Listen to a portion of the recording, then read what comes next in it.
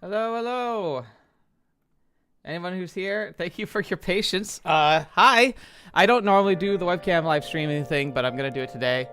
Yeah, so ironically, just as I hit like start streaming, my wife called and like was just wanting to chat, and I was like, "Sweetie, I'm about to start something.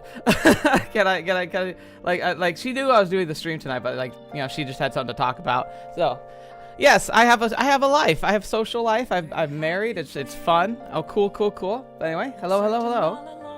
Anyone who has been here? I can see. I still don't know how people do live streams full time, but yeah, trying to like have some good background music that's not too distracting. So let me know if there's any adjustments that need to be made. But hello. Okay. So we're gonna get the nastier business out of the way, pretty much right off. I only say nasty because this is emotionally charged. It's good charge. I'm really glad that everyone's so passionate about stuff, but it means people are going to be upset. And I personally could get very like anxious about making people upset. But first and foremost, happy birthday to the channel. It's gross, but 10 years ago is when I actually founded the channel. I didn't post a video until sometime mid-January, really, but like I did post like my first introduction, I think exactly 10 years ago today, where I basically, with a crappy little Asus computer that I got for college, and a tiny like $20 webcam, and I think an $80 snow globe microphone, was my starting kit, because I had no money and I was going crazy because like I recently moved and all that stuff. I had moved, I was in a new location, I was away from family. I was kind of really stressed out and decided, you know what, that YouTube thing I'd always kind of daydreamed about, I'm just going to do it. And I started, and it was really rough, and you can still see I kept all my videos up. You can go watch my first playthrough. It's Sound of Drop Fall into Poison. I still think it's a very good visual novel. I highly recommend, if you haven't, just go check it out, just so you can see how far I've come, because my editing skills are so much better. Oh my gosh. But I'm still proud of where I started. And so I'm never going to take those videos down, as embarrassing as they kind of are. I still think it's important to keep that legacy as long as you can. And yeah, so thank you. Someone even went and commented on my very first video today. They kind of did their own, like, hey, congratulations on 10 years. I hope you find more success. You're like, I think the quote they says, you're still too underrated of a channel. You deserve more. And I'm like, I appreciate that. But deserve more, not really a thing. You get success, you cultivate, and a lot of it comes down to. Oh, actually, I think that's actually that was you actually. Like, I think that you're the one that left that comment. I think your name on here is Biotrix. But thank you if that's you, because I recognize that profile shot. So thank you. But yeah, like it's one of those things where, like, deserve more success. I think so, but I think a big part of it is sometimes you have to be willing to do what it takes to succeed, and a lot of times the stuff that YouTubers do to make sure they succeed, I'm just not willing to do. Getting on. Oh yeah. Glad people are missing out. Thank you, I appreciate that. But it's just good to note that like a big part of it is going to be this idea of like, that people respond more to negativity, hot takes, to controversy, to I don't know. I guess a big part of the problem I see too is the jokeification of a lot of stuff. Like, a lot of people don't approach video games with a sense of like, I want to be immersed in the story. It's more about like finding the next joke through line. I think the two creators I find that balance that the best are RT Game, which he can lean more on the joking side, but I feel like he does it in really solid taste. And when it comes to like the plot, he actually pays attention, where a lot of YouTubers don't, or creators don't. And the other one would be Many a True Nerd, who's probably my spiritual inspiration for the channel. It's because he does long plays, he does challenge plays. He's definitely a funny character, but he also is very immersed in like, I'm playing a game to enjoy the game. I'm playing this game because I love the game, or I'm discovering something to be passionate about. And I can really appreciate that. By the way, though, Biotrix Trick 6, You mentioned how you hadn't seen anyone in the poll who had voted from India. I'm guessing this was you because somebody did. All right, here. One vote for Chaos Child. Now, you'll notice we're here. This is the poll. This is the poll results. We're down here at the bottom because I need to talk about it. Now that we've gotten like the intros out of the way. Hello, hi. We're going to have to scroll up to the top. And on the theme of negativity, unfortunately, there's going to be a lot of people who might be upset about this. Again, I'm probably going to do like a formal like announcement video or something. But not for this. This live stream is just mostly about having fun. But I might do like a little like cut video or something about what's coming out next. But we're going to go up here. Well, not all the way up here. We're going to talk about the results. And then I'm going to show you the results. Because we're going to talk about it. Because again, we have to have a talk, and unfortunately, this is going to mean we just more things for consideration in the future that I'm gonna have to take care of. So here's what we're going to do. But first, I would love to have a miniature drum roll, and you guys brace yourselves for those of you who are here. Yeah, so Brian554, you said you'd mainly be disappointed with Chaos Child ones because you're not even going to watch a single of those videos. Hey, that's unfortunate, but it's the thing. Like, there's a good amount of people who every time I start something new comment saying, well, I'm not going to be watching for a while. And that's the downside, too. Like, the downside of making content like mine, because I do, like, really examine the story and I really get in depth. It means the series run for a while. So if it's something you're not interested in or you haven't played yet, I'm going to lose a significant portion of the audience. And maybe that's part of why a channel like this will never truly take off. But that's okay, because I make content I love. So I'm going to go over the results. I'm going to talk about like why that went on. But first, I'm going to go down in order of the results. And then I'll show you the graphs. So, final poll count. If everyone's ready, brace yourselves. Friday night apparently is here. It just... Yep, okay. Hyped up. There we go.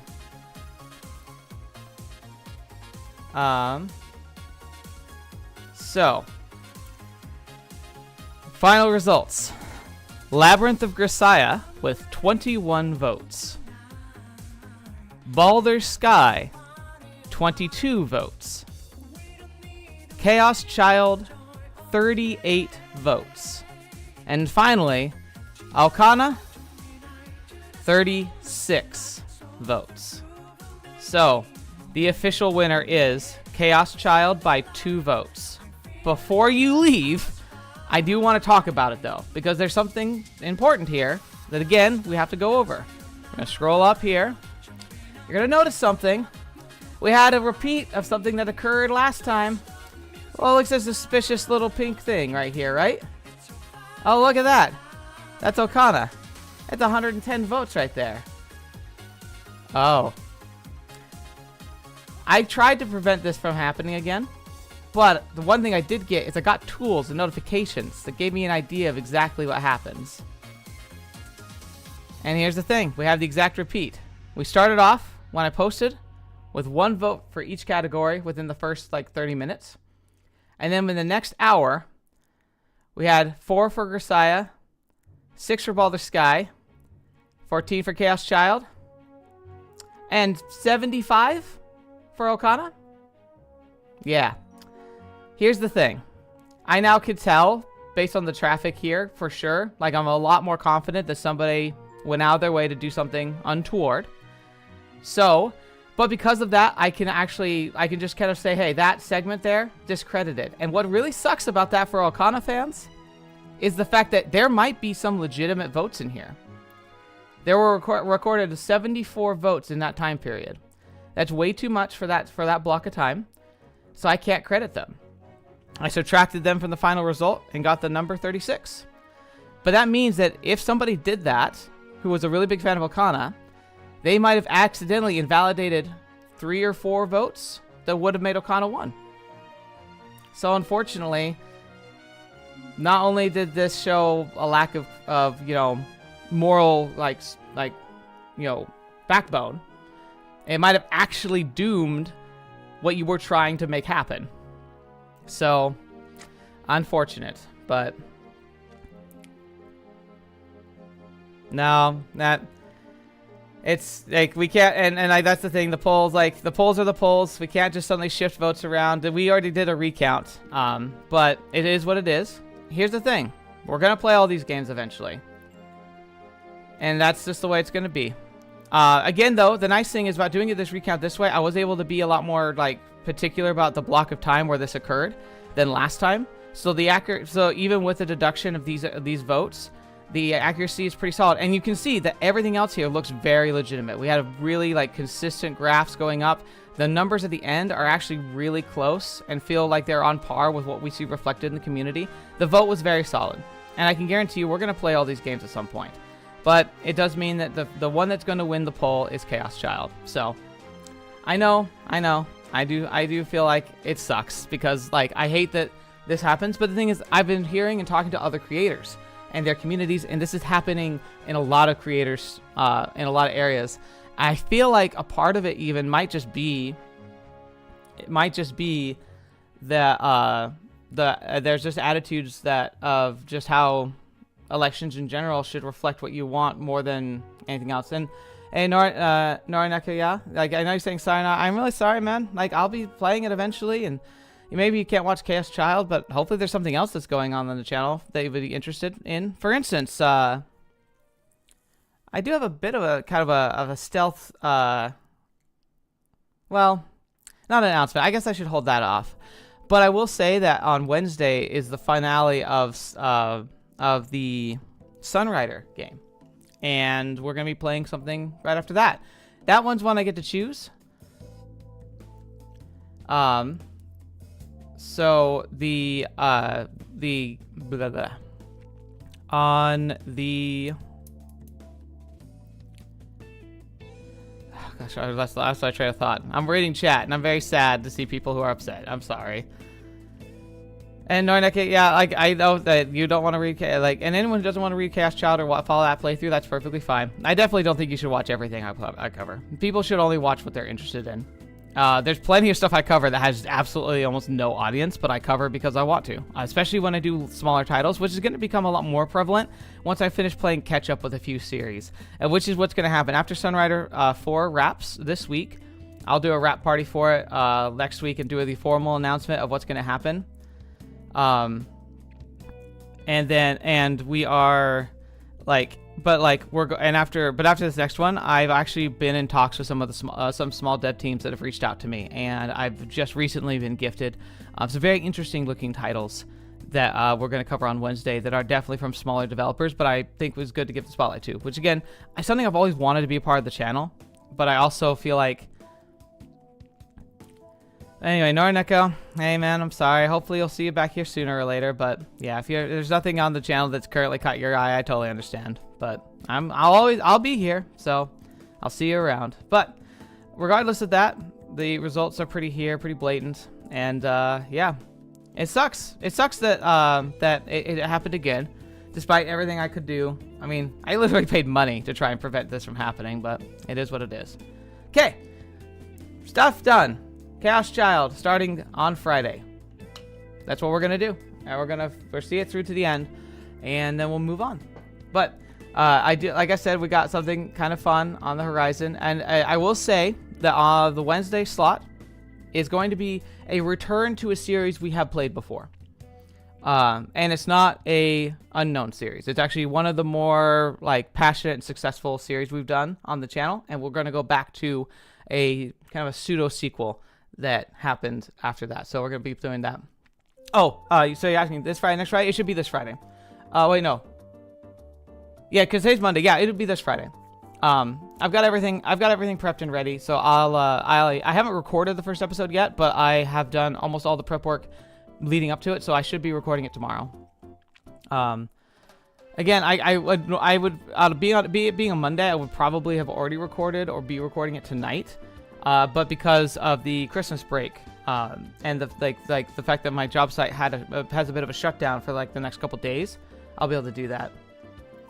Doki Doki Literature Club sequel. I don't know what other things that have sequels on your channel. Yeah, I mean, I'm gonna be vague on purpose, but there's a decent amount, and it's like, again, it's not a hardline sequel, but it kind of is. It's an official sequel. It's, oh my gosh, like you'll just have to wait and see. for next week, because again, I'll do the. I don't want to overshadow the rap party that will be happening next Monday for Sunrider. Because by the way, if you've been following the Sunrider series, this final episode is fantastic. It's nice and long, really fun, and I feel like I had a good payoff, and it was getting a little frustrating for me. And I actually kind of go on a bit of a rant about it at the beginning, but I feel like I had a good payoff. If you've never played the Sunrider series, I highly recommend it, by the way. It's free for the first 2 books. Like, you can just grab it on Steam and play the whole games for free. Fantastic. Very well done. Good blend of action, story, fan service. It's also not the most, like, ridiculous game at all. It's pretty fun and enjoyable, so highly recommend checking that out just because it's good to support games, especially when they're free, and they've clearly put a lot of work and passion into it. But yeah, I think there's a lot of good stuff to play in the future. I think it's going to be good to cover. All right, there was something else I would want to go over. What was that? Hang on a second. Let me put up my blast shields so I don't accidentally flash you guys with something that's like actually important. Oh. Well, I guess we can talk about this. So here, I'm going to just bigify myself real fast. Okay. So, I still don't think I could touch this, but I just want to say again, like, it's been a while, but remember, like, when I started Trails in the Sky, part of the reason why it was so heavily recommended to me, and somebody, like, when they even heard I was planning on playing it, they sent me, like, these. Like, the art books. Like, this one's the Legend of Heroes, Trails in the Sky, Trails of Zeo, Trails of Blue illustrations, and the same 3 set for the characters. And I have not even opened them, because they clearly have spoilers in them. They sit here mocking me every day, because I'm like, look at this, this is probably really cool, and I can't look at it yet because it's taking so freaking long to get through the series. But I'm having a blast with it. Again, I have to say that that's part of the reason why I love these votes. Like, it sucks that we're having drama with the votes, but, like, truly, the votes have been so much fun because some of the games I played, I might not have ever given as much time as I did if I hadn't, like, turned to the community and said, hey, like, let me know what you are interested in playing. And some people get disappointed in the results, but ultimately, like, it's been only a good thing for me and for the channel, and so thank you for that. And so I just kind of thought I'd whip that out as, like, nostalgia again, because, like, that's just such a fun thing. Yeah, the books are teasing me. They taunt me. There's like, look at this. You could, like, enjoy this cool art, but you can't, because you'll be spoiling yourself if you do. So it's, like, clearly not going to happen. And, like, it's like 3 of the arcs are in there. It's like, how many years do I still going to take to get through that? Like, I could just play the games on my own, but no, I want to share the journey. So it's gonna take me? It's gonna be so long, especially because I also want to play Yakuza. Oh my gosh. Yeah, it's gonna be interesting, but very, very happy with all of that. I'm also thinking we might try and double stack a bit once I finish the Baldur's Gate, like, challenge playthrough. I really kind of want to do more challenge playthroughs. Like, I love the idea of doing something that's, like, different than just playing through the game and just immersing myself in the story. But at the same time, like, I want to play more Trails. And so maybe Trails Tuesday could become a thing. Yeah, I don't know. There's a lot to do, especially with jobs and stuff too. Like, my full-time job really throws a whole lot of, like, I'm really happy to be having a full-time job, but it definitely makes it harder to manage my time for content. And, like, that's fine. That's the way life should be. But it also sucks because it's like, what do we do? Brian 554, I don't know how dark you like your games. What if you don't want to try playing Fear and Hunger in a non-VN category? I don't know if I've even heard of Fear and Hunger. Hang on. Let me see. I'm going to look it up real quick. I actually have it on my wish list. I wonder if someone already recommended it to me.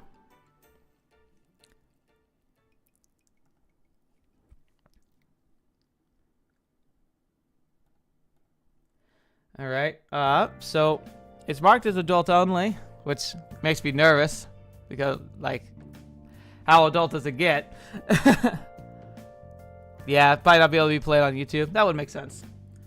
So, Now we're gonna go step away from that real quick.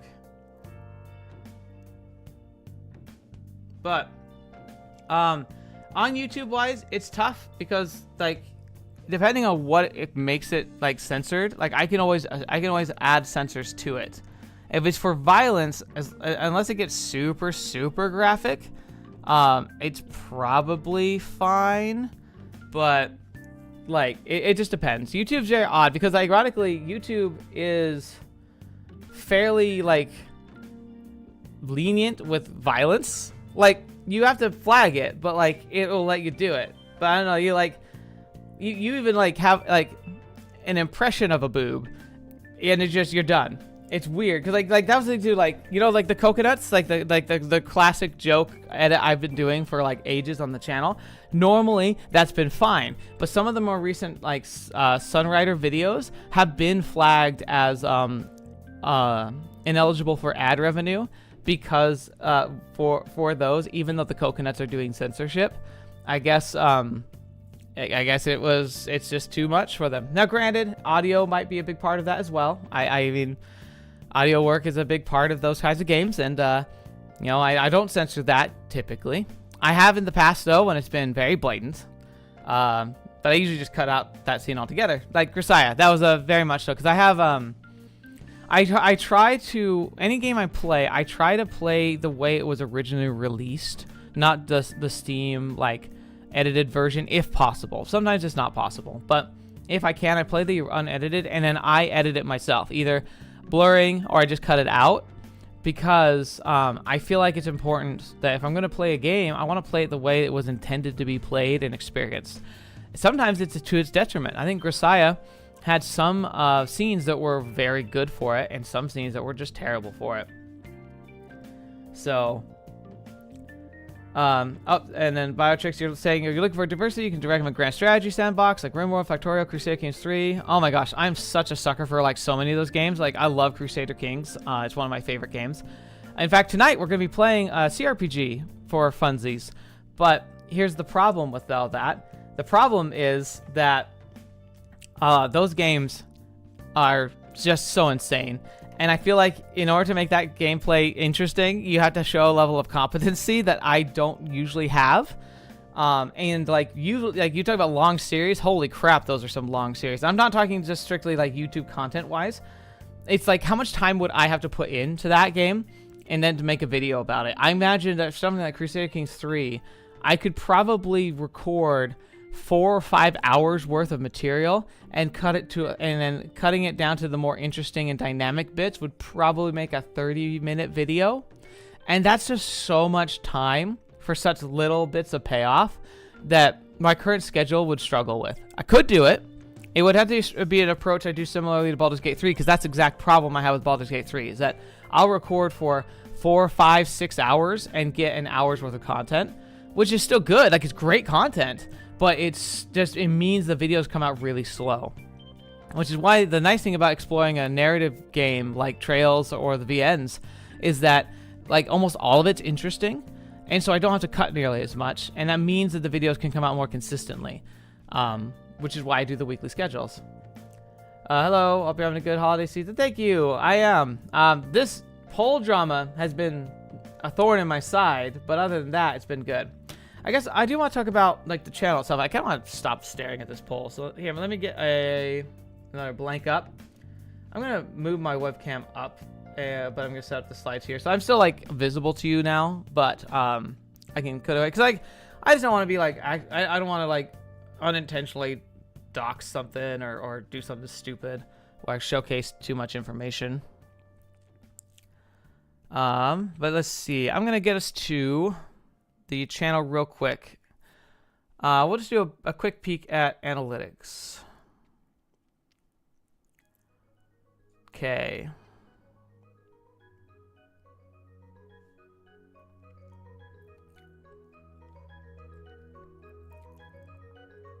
All right. So this will be kind of basic, just a quick overview, and then we'll do the only fun stuff. Like after this is just the fun. So. Let's see, I'll move myself over here. Okay. So, this is basically analytics for the 10-year mark. Pretty cool. We have 1.1 million views so far on the channel. You can see that the rate increases, but it's plateaued more or less. I get some spikes here and there, but it's not like we're not doing a massive upward trend. The channel is growing, but at a very steady, measured pace. Nothing crazy explosive or anything like that. It's basically the stuff that YouTube can't hate, but they never support because they want making big revenue, big bucks, big views. But I'm also not small and insignificant enough that I could be just kind of pushed under the rug, which is great. Still have some of my top performers in my on the channel's history. This one is the most successful single video. It is based on lore and Cosmere stuff. I did split that off into its own channel. That channel is starting to get a little bit of love as well, but again, that's also very tough because it's time-consuming content. But once that channel is fully on board and operating 100% again, we are going to phase these videos out. I'm probably gonna just delist them, so we are focused on the gameplay. But then I still think the second crown jewel is the finale of Muv-Luv, and my gosh, what a great game! So fun. 28,000 views. I'm so proud of that series. That series, it's actually kind of cool because Muv-Luv Return of Finale, 28,000 views, but the first episode of that series, 16,000 views. That's really solid.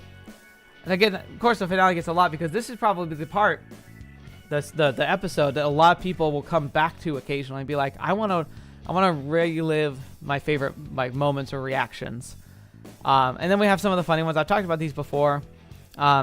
Honest Whispers, it's interesting, because this first episode for the House of Morgana, there's a massive spike for this video back when the game it got put on Switch, and it won didn't IGN or some site gave it basically a perfect score for their rating, and it just everyone suddenly was like, what is this game? And my video skyrocketed in views, but almost nobody went past the first episode. So I mean, that's probably good. I imagine they were looking at it because they wanted to see what the game was about, and hopefully they bought the game and got to play it themselves, and that's awesome. And then of course there's this one, this video here. This is a Enigma, one of those small developer games that I was gifted, and I wanted to highlight on the channel because it was from a smaller team. Very interesting game. I wouldn't say it's one of my favorites, but it was definitely an enjoyable experience.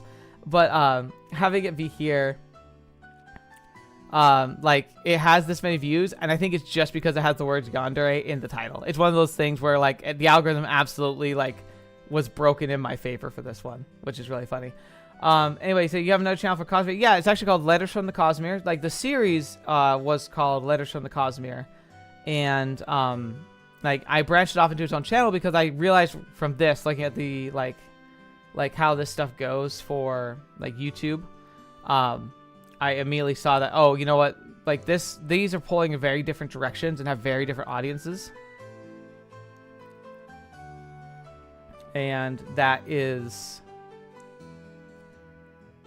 I don't like that it pulls, I don't want people coming expecting one thing and finding something else because they are so very different. So I split it off into its own channel. That channel is definitely very small, but it actually, I think it has almost 1,000 subscribers. So I mean, I should give it more TLC, but I love that. But I also feel that community can be kind of not toxic, but it can be kind of a little gatekeepy, especially online, and I don't like that. And so it's harder to feel as much passion for that as I do for visual novels because you all are such a fantastic community. It's so much fun being able to share those games with you all. So yeah, very happy with things overall. Watch time's pretty good. That's another consistent one. Subscribers, it's basically marginal growth is the word. It's nothing crazy, but it's still very fun. This spike back here, I remember I feel like, because there was a long time where I'd get no subscribers most of the time, and then there was a spike where I had 12 or something in one day, or no, it looks like 16 in one day, and I guarantee you that was when Muv-Luv first started coming out, because that was definitely a channel header, which is very fun. But then overall, yeah, it's just been pretty good. I'm very happy with all this. Brain554, you haven't watched Muvla playthrough apart from a few earlier videos in the extra? Tried to watch and find it funnier. The tempo of the progress of the game was even slower back then than today. Yeah. Yeah, I've gotten better at being a content creator as well. I feel like I've gotten a better sense for like pacing, having more to say, having more interesting stuff to say. I'm very happy I did what I did back then. I still feel like I did a decent job, but I definitely was not as good as I am now, and that's good. Anyway, Anime Simp, hi, how's it going? Good to see you. Okay, that's all the stuff. Let's start having fun. Birthday celebration. I totally understand if at this point most of you want to check out, because I know a lot of you came. All of you wanted to come and play, watch the to know the poll and just kind of hear how things are going, and that section is pretty much done. I'm really grateful to have that and share that with you. From now, for the rest of the evening, as far as until I feel tired, I plan to just kind of do something for funsies.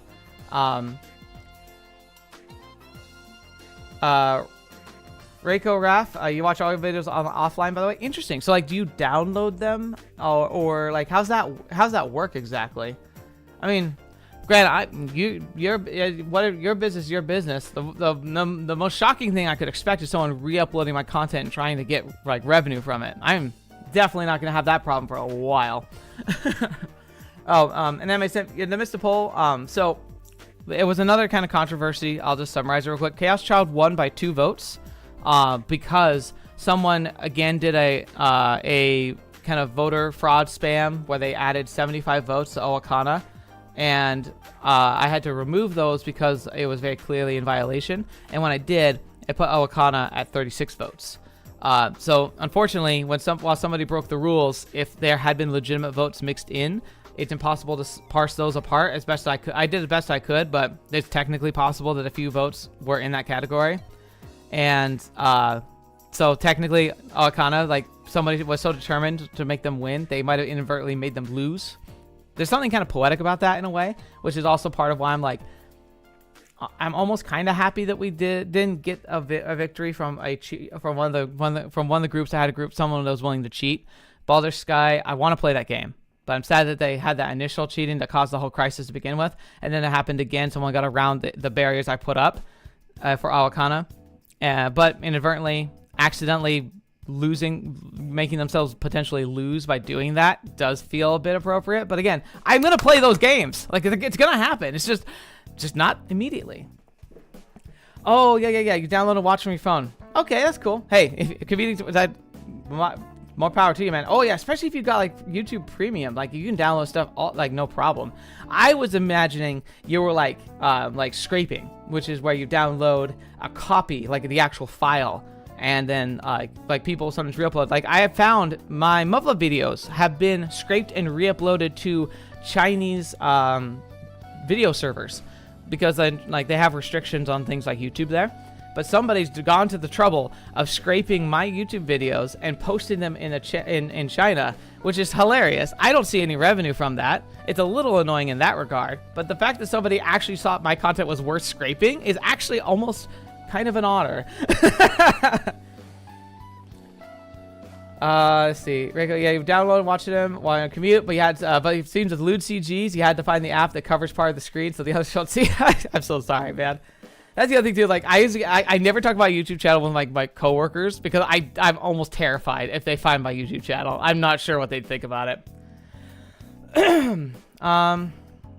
MA50 said, it's really sad, but at the same time, cheating shouldn't be rewarded, so I'm super excited for Chaos Child playthrough, like, immensely excited. I'm glad. I mean, there's clearly a good support for it, and very happy to see it. But I know it makes other people sad, and that makes me sad. Well, now other people are sad. By Biotrix, he said, it seems you have an audience in China, make an account of Billy.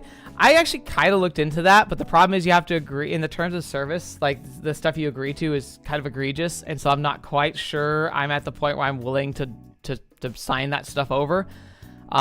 Just because, you know, it gets very, like, you don't actually have any privacy type of stuff. And, like, granted, the internet, you don't typically have much privacy anyway, because regardless of how you try, your stuff's out there. But, like, having it so strictly on those terms of services, it's a little, like, It's kind of the same thing to like TikTok was exploding, and like shorts format videos were doing really good on TikTok and helped driving traffic to YouTube. But I had the same kind of hesitation there. It's like, I just don't know if I'm willing to like throw that, like to sign on board with everything in those terms of services. Granted, not like YouTube's terms of services are that much better, but at least like I have a legal precedent to take care of myself and defend myself here, where in China, I really don't. Like, if they decide to do something or object to something, like, I don't have any real say in that. Okay. Enough. We've been chatting. I'm going to do something fun. Now, we can keep chatting. You talk to me, just say anything you want, but we're going to be doing something a little bit different as well. So, we're going to be switching off that music for a bit.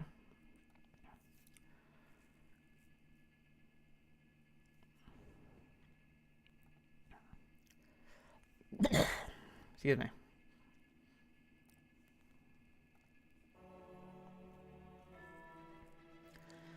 All right, so we're gonna be doing something kind of fun.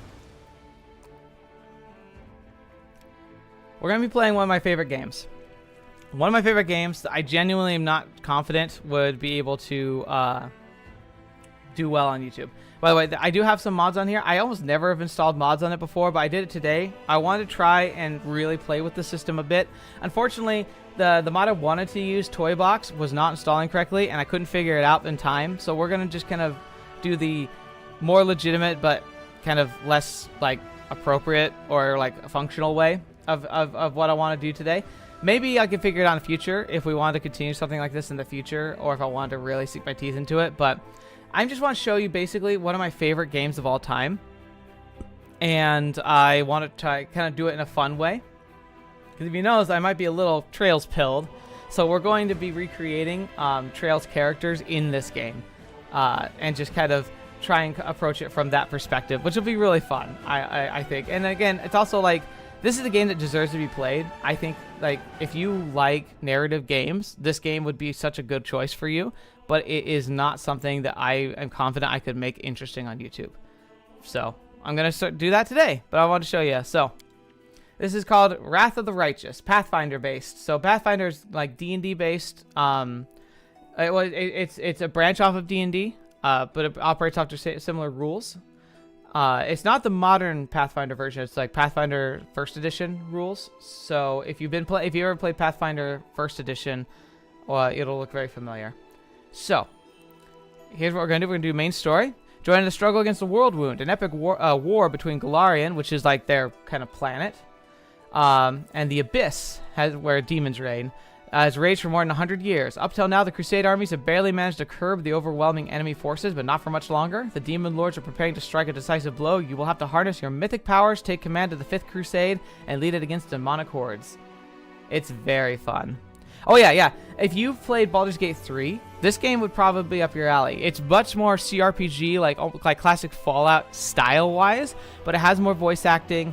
And the gameplay itself is going to be very reminiscent of Baldur's Gate 3. Just Baldur's Gate 3 is just a lot more, like, they focus a lot more on, like, having a more cinematic experience. But this game has so much depth. Like, if you think Baldur's Gate 3 has depth, this game has, like, Mariana Trench depth. Like, holy crap. And the thing is, too, is, like, it's technically the second in the series. Owlcat did Kingmaker first, which is really good. But this game and Kingmaker are not intrinsically linked in any way. You can play either one, and this one's got a lot more. It's a lot more streamlined. Has a lot more options. So it's really good about this, like, playing this. Like, this is a really good game to just play. And if you love it, I would say try Kingmaker, but you'll find it's a little more annoying just because it's more restrictive and less, like, open. I'm gonna keep things very basic. Just gonna keep it on normal because it's gonna be a bit challenging because, like, I'm not doing anything that's remotely optimized. It's just gonna be for flavor and fun, and we're just gonna see how it goes. And normal is pretty challenging on its own. I've done a playthrough on daring, but ironically, daring, like, you'll notice here, like, critical hits. Like, when enemies do crits on your characters, they only add, like, 0.5 extra damage instead of normal, which is double damage. Which even daring doesn't even do that. Like, it just, like, it scales it to the point because, like, the fights can just get ridiculous. So normal is a good place to start. All right. Now, you get to have over here. Yeah, I'm going to move my... Oh. Yeah, every time I click off, for some reason, even though it's windowed, it does that. But I'll probably move myself over here for now. You can get like pre-built characters, but you always have this lovely button, custom characters. And then you can do a little work behind the scenes. And you can go in and you can change your portraits to be this. Be customized. So we're going to be building Estelle.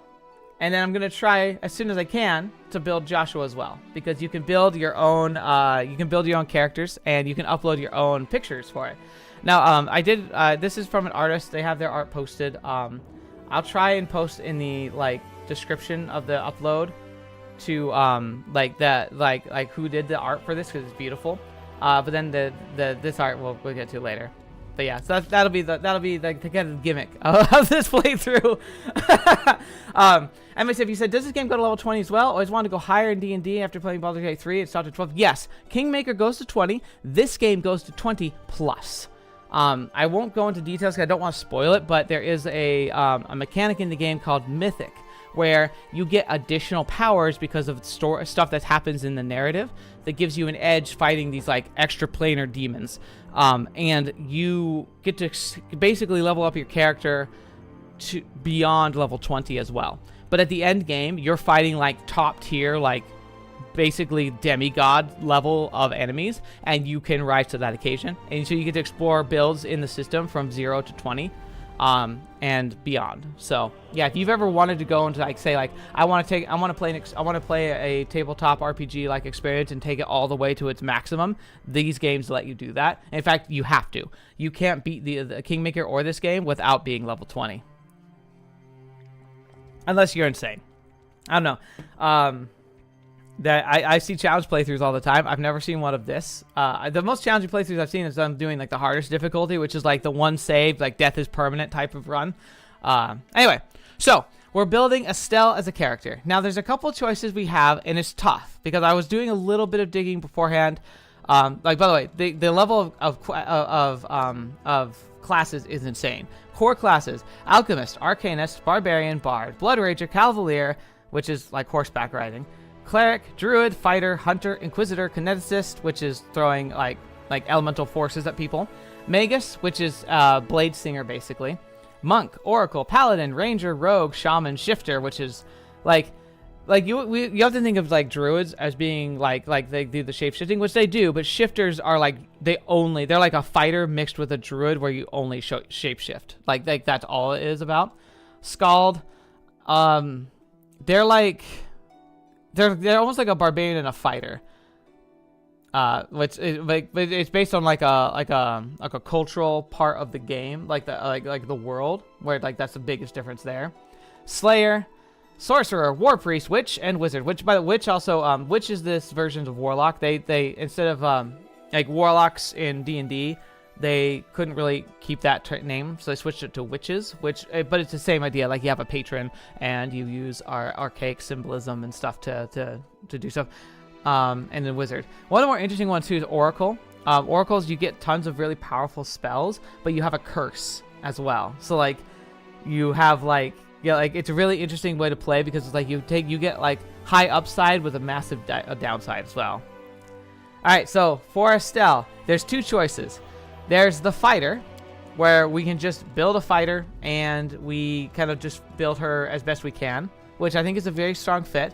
The other one to consider is monk, because they have a quarterstaff master. Now, what's cool about this is monks get the flurry of blows, which gives them basically extra attacks when they do their strikes with specific weapons or unarmed. But the quarterstaff master, it's with the quarterstaff. So it basically just is her whirlwind, spinning and attacking people. Really seems like a good fit. But the downside to monks, at least in Pathfinder First Edition, is you have to be lawful good. And in this game, alignment matters. So if you aren't lawful good, you could lose your abilities, because this game is harsher than a lot of modern systems are. So the downside being, if I do quarterstaff master monk without the mod that would let me kind of break the system a little bit, because that's kind of what Toybox was going to let me do. She building while this has all the flavor you'd want for Estelle. like the fact of the matter is that like it would lock her into a lawful good playthrough, which wasn't too bad. She's a good person, but lawful good characters are the people who are like, they don't really tend to show mercy, they just execute justice. They're the who is in Lave as Jacques Cousteau, like he's the inspector who's like hounding after Jean Valjean, or like the guy who became Jean Valjean. Like, despite the fact that Jean Valjean like has done so much good, he's like rescued people, he's taking care of the sick and the poor, and he's using his wealth to like be a good person. Like Jacques Cousteau is like, no, you have to like, yeah. So like, that makes, if you're saying Estelle's more chaotic good, I guess I would agree. Yeah, I'd say she's more neutral good, but leaning more on the chaotic good, because like the way she interacts with people, and especially how willing she is to forgive people who are actively trying to kill her, that's a lot more of a chaotic good. Neutral good is probably where she really resides, because I think she's a blend of like wanting to do what's right and follow the rules, but also being willing to break the rules if it means that a greater good is served. And plus, she absolutely was willing to break the rules, you know, when the Capitol got overrun by the Intelligence Division. You could argue the Intelligence Division is a good example of lawful good gone wrong, where they utilized the laws to do what they thought was right and punish people whom they thought weren't doing good enough. And this game actually does a good job in the story of exploring the idea of like does following the law mean, is following the law and being good, like, is that good enough? It's very cool how they explore it. So that's my gripe. If I could have done the mod, I would have done Quarterstaff Master for the flavor of like how it fights, but letting her make choices without having like without risking losing her abilities. Because it's like I feel like it says it in here, like, yeah, like you have to be any lawful good, lawful neutral, lawful evil. If you sway straight out of that, you're done. So I do think we're probably gonna lean towards fighter because of that.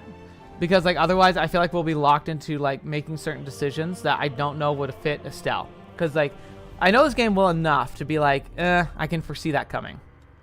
The other one we could take a peek at are some of these. So Slayers, they're focused on like studying down and taking down specific targets. Not sure that's a good fit for her.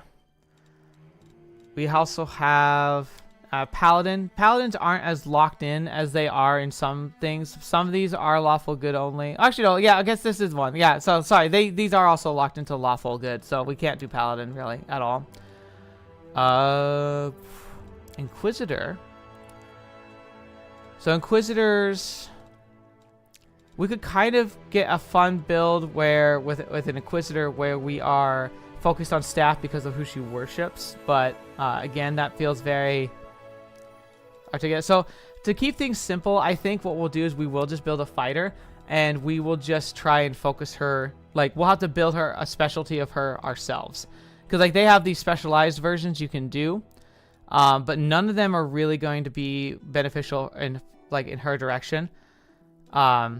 Because like Titan Fighter like wields giant weapons, and it's like that's cool. Tower shields, but she doesn't use shields. Two-handed fighter.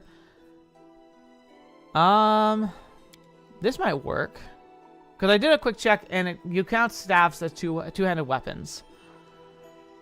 Harness the weight of their massive weapons for maximum impact. I apply with using two-handed weapons. So what does Strong Grip give you? Get +1 bonus on sunder attempts, on disarm attempts. Okay. Two-handed fighters make single attack with a two-handed weapon. That doubles their strength bonus on damage rolls. That doesn't feel super useful. Attack, +1 attack on damage rolls. See, I'm not sure if that does a whole lot more than what we could normally get ourselves anyway. And we would give up things like bravery, armor training. Okay. Oh, that's interesting. Yeah, it like there's like I don't see her being built as like a heavy armor wielder, so it'll be interesting. God, like I really feel like that monk is the more fun one, just because the idea of her just like smacking people with her with a quarterstaff like so fast they can hardly see her. It just feels so right? But like there's some pretty big choices you make in the game, and I don't want to lock her into one just because I want to keep her abilities going. We could argue that she could be a barbarian. I mean, she's like, she does get angry. That could be fun as well. Let's see.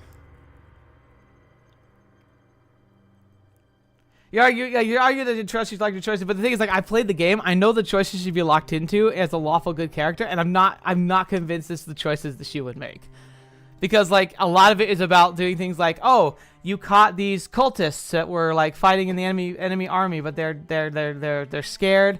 They were like they felt like they had no choice, and they just want to go home, and a lawful good character executes them, versus like you know, trying to conscript them to become good guys, or like sending them away and like sparing their lives. Like, I don't see Estelle being the kind of person who says like, oh, you were evil, I'm going to execute you even though you're surrendering. Like, that doesn't feel like an Estelle thing. And that's the type of choices that a lawful good character in this game tends to be presented with.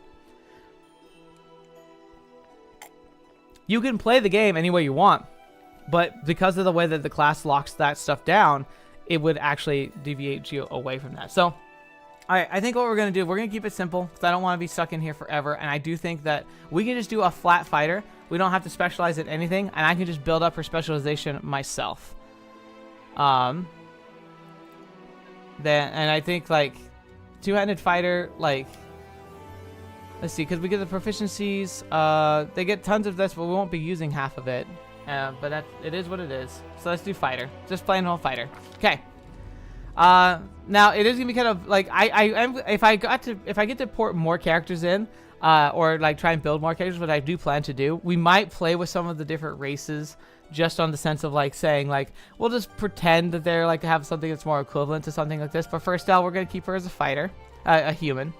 It's just a solid one in general.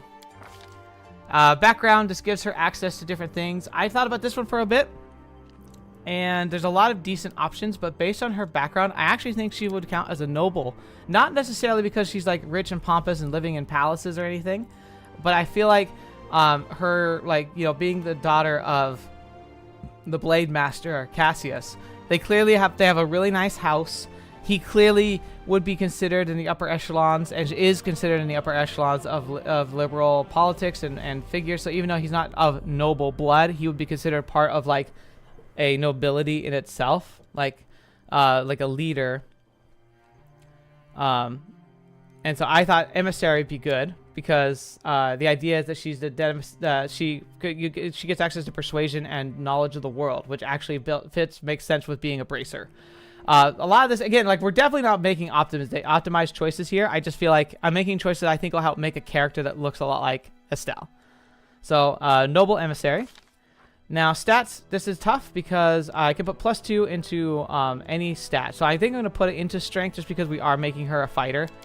We'll just get that cranked up. I think I'll keep it at 18 because I want to keep some of the other stats for some of the other points as well. I don't see us putting her in lots of heavy armor. I'm thinking maybe medium armor. I just don't see her being running around in plate. Doesn't really make much sense for her. So we'll give her a bit of dexterity. I think we should knock down intelligence to 8. She definitely was not a scholar, but she has good wisdom and good sense of like, kind of like keeping an eye on like on her surroundings, understanding like the world around her.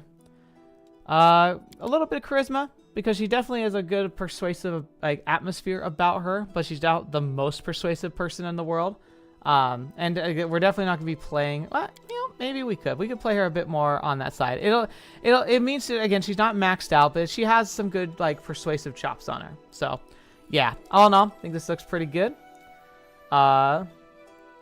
Yeah, charisma 2, I was trying by her at least. That's fair. Yeah, okay, yeah, well, charisma 14. Wisdom, charisma, pretty good. Intelligence 8. I think that makes a lot of sense. Fetch me. This is the downside. That if we did the monk, she gets more skill points. So we're going to put skill in persuasion and athletics. I'm going to put a point in knowledge world later. And maybe I can get a feat that gives her, because, like, her being like stronger than she looks makes sense for her. That persuasion like just makes sense for her in general. But I feel like I want to give her like at least some boost in this knowledge category, because I do think she has a good sense of the world around her. Even though in the first game she spends a lot of time like learning about the world, it's mostly for the benefit of the player. It's very clear that she actually has a good understanding of like how politics works and how families works and how like, all of that happens. And that's what kind of this is all about. All right. Now, obviously, we get tons of optional feats, and there's tons of great ones here. But because of the build we're going for, we're going to go for weapon focus, and we're going to focus her in quarterstaffs, because that'll make sure that that will always be her best option, and it makes sense because that's just her background. Now we get a secondary feat for her being a human. That's going to be challenging, actually. Fast learner could be good because then we get additional skill point. History of terrors, nah, not too much. Persuasive would be good just to give her better persuasion, but usually I think we want to like just emphasize her ability to throw everything. That's funny. Power attack, like I might get power attack because it leads into things like cleave, dreadful carnage, corrosion smash. Like there's a lot of stuff it builds into that she could use. Sundering armor, that's really good, taking away people's armor. So power attack in itself I think is like a net loss, because you sacrifice your ability to hit in order to do a little extra damage. But I feel like it's not, like I'd rather hit more often than hit harder when I hit, especially early game. I feel like this is almost like a trap, but we'll see. And then focus strike. When you're wielding a two-handed weapon or one-handed weapon with two hands using a power attack feat, you do not suffer power attack's penalty. There you go.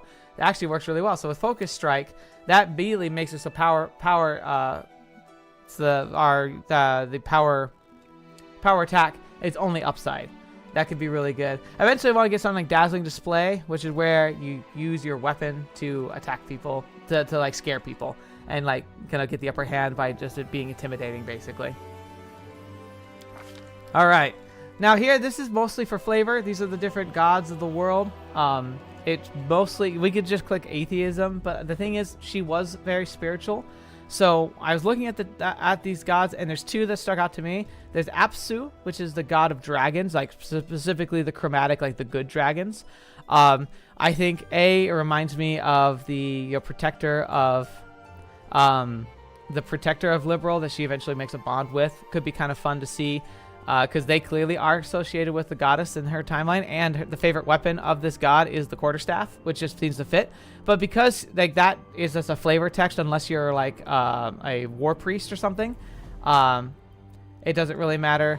There is Desna, which is great, but she's like the god, the dreamer and the traveler. So she's all about like exploring the world and like finding your own path and like doing taking things at your own pace.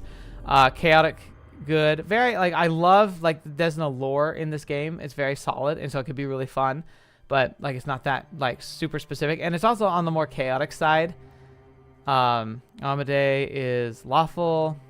Estelle is like there's so many potential choices here.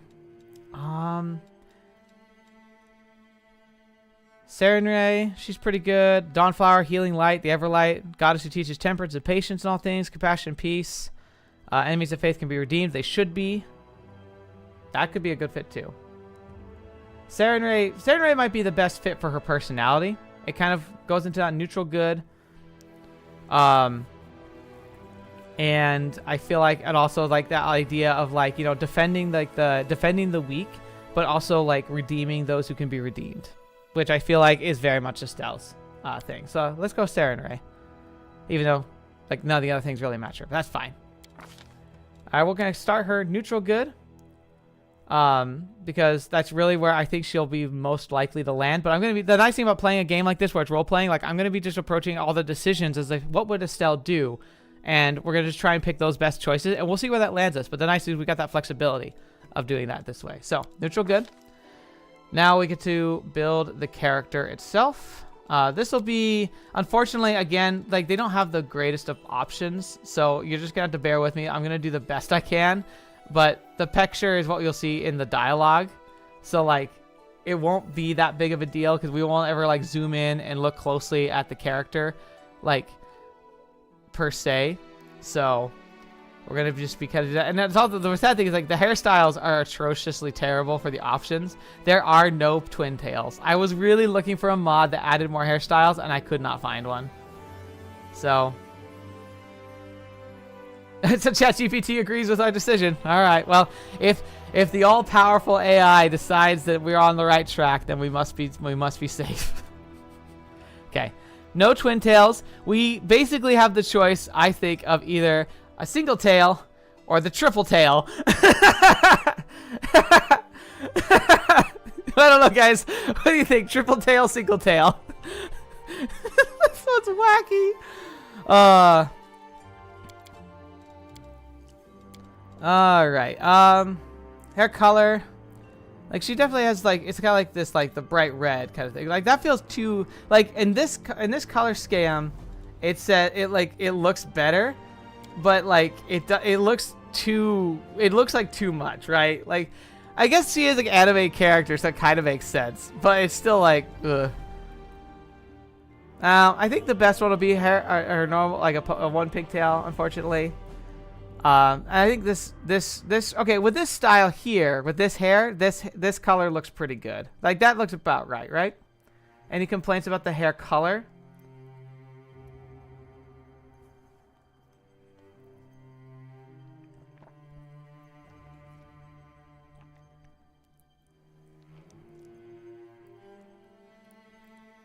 I think the hair color is all right. It's like, again, we're gonna be so pulled away from this, like it's almost never gonna become a thing. But we can do that. No war paint, no tattoos, clothing colors. All right, so this is tougher too because like there's two different outfits for Estelle. Her first outfit it's serviceable. Yeah, it's the best we're gonna get, guys. Like I said, I looked for mods. I was really hoping there would be more mods that would give us more options, but there just isn't. But you'll see, like the art will pair way more than anything else. So it like in character dialogues, it'll be the Estelle's like face. So it'll still feel a lot more like Estelle talking than anything else. And she'll probably be wearing a helmet most of the time anyway. So it's not perfect. Clothing color, she's got like I feel like it was red with like a yellow highlight, or it's like became this kind of teal with yellow and red. So maybe we do like the off teal with the red accent or the yellow accent. I think that's doable, right? Either because this is like second chapter Estelle, or we could be going for first chapter Estelle, which would be more just this red and yellow. I think she looks a bit better with the teal in this one. Yellow with green accents? Okay, let's try that. Okay, that works. That works. Yellow with green accents also works pretty good.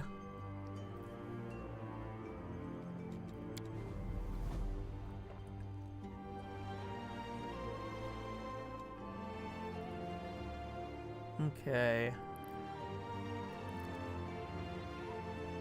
I think the not having her wearing red clash it would clash a lot with her hair. So I think we'll go with the yellow with the green. Follow if you dare. And we get a voice. Cover me. No. Out of my way.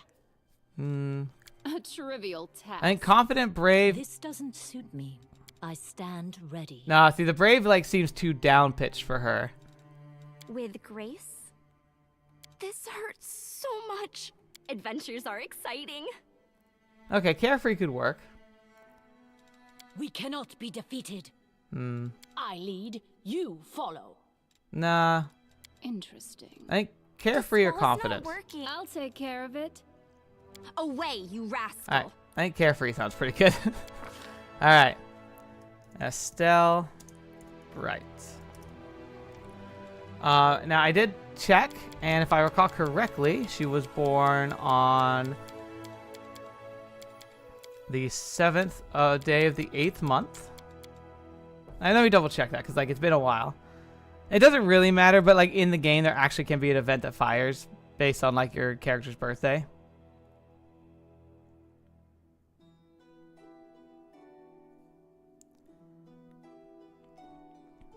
Okay. Yeah, it's the 8th month, 7th day. Okay. All right, looks good. Hey, have a look. All right, here we are, our Estelle. All right, I don't even know if there's anyone else still here. Excuse me. But I think we're about ready. So I think you're in for a treat for the intro here. Like, it's very, yeah, I'm gonna move myself over a bit. 1 second.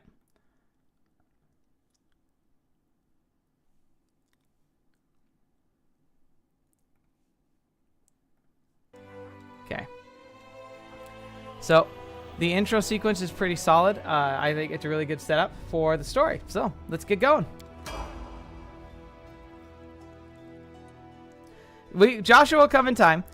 You start off with like only one character, and then we're gonna meet like scripted NPCs. But there will be a point pretty early in the game where we can hire mercenaries, where you get to custom build like other characters you can play, and then and when we get to then, I'm gonna add Joshua. So I will be able to add other characters, but we have to start with one. So we're starting with Estelle first. Make way, coming through. Fetch a healer, quick. Hey, somebody!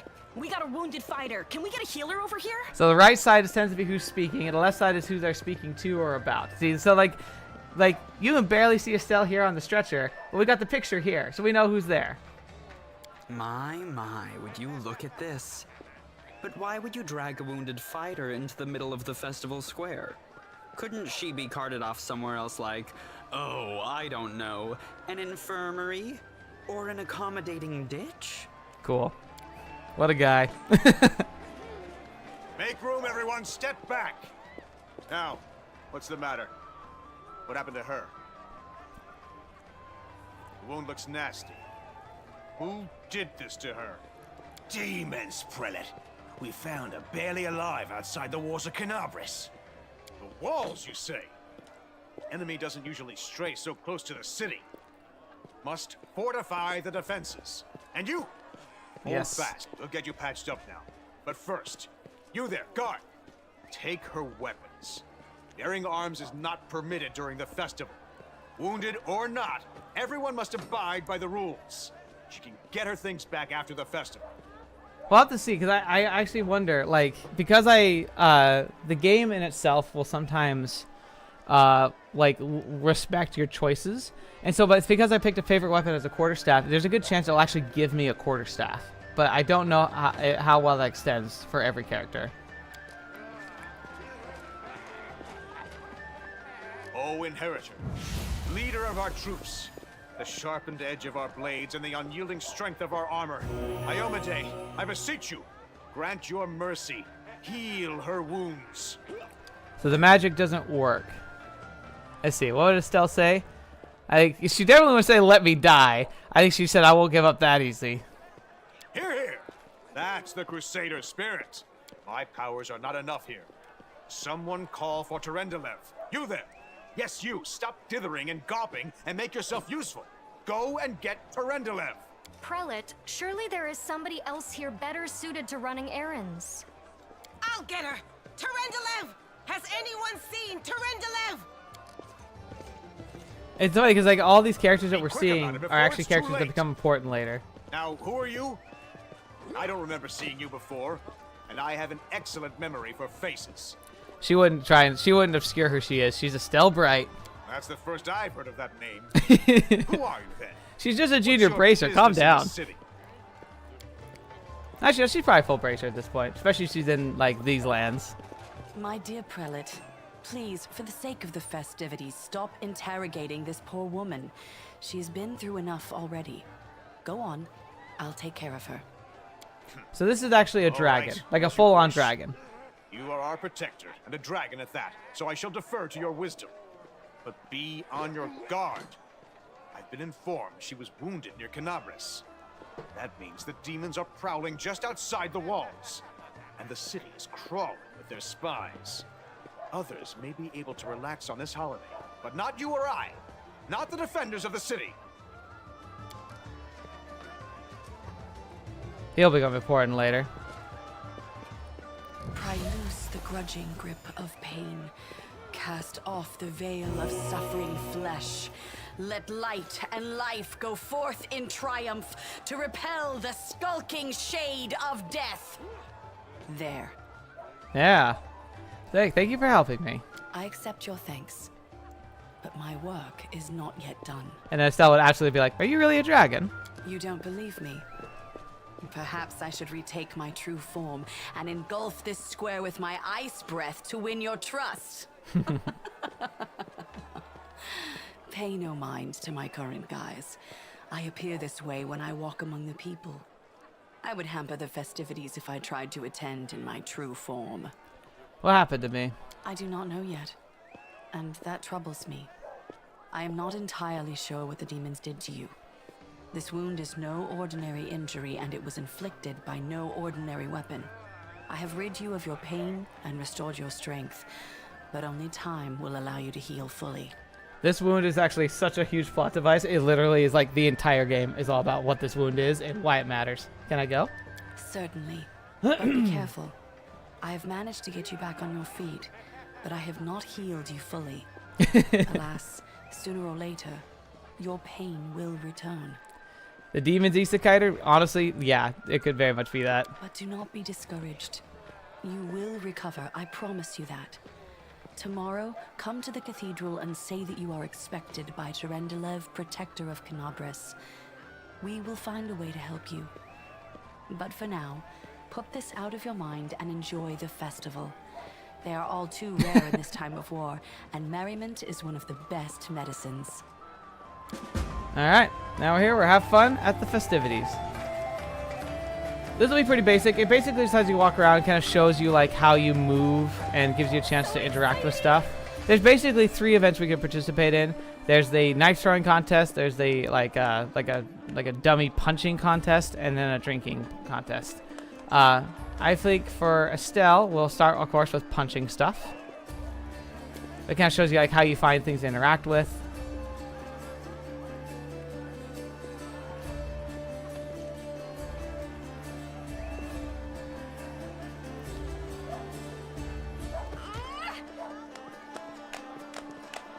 Yeah, that's pretty much it. Just shows a little sequence there. We hit the mannequin, and then we'll have her try and throw a dagger. God, I hate that she only has 1 tail. I wish she had twin tails.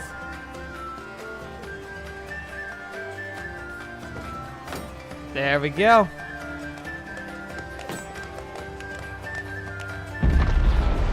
Now the fun begins.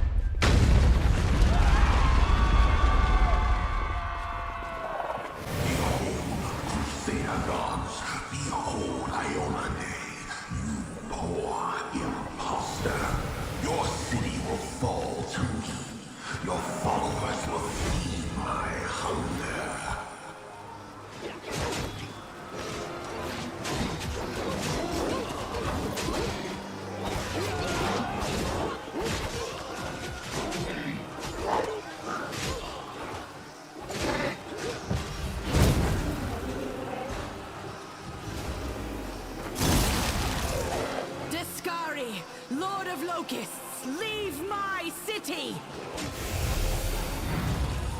There he is.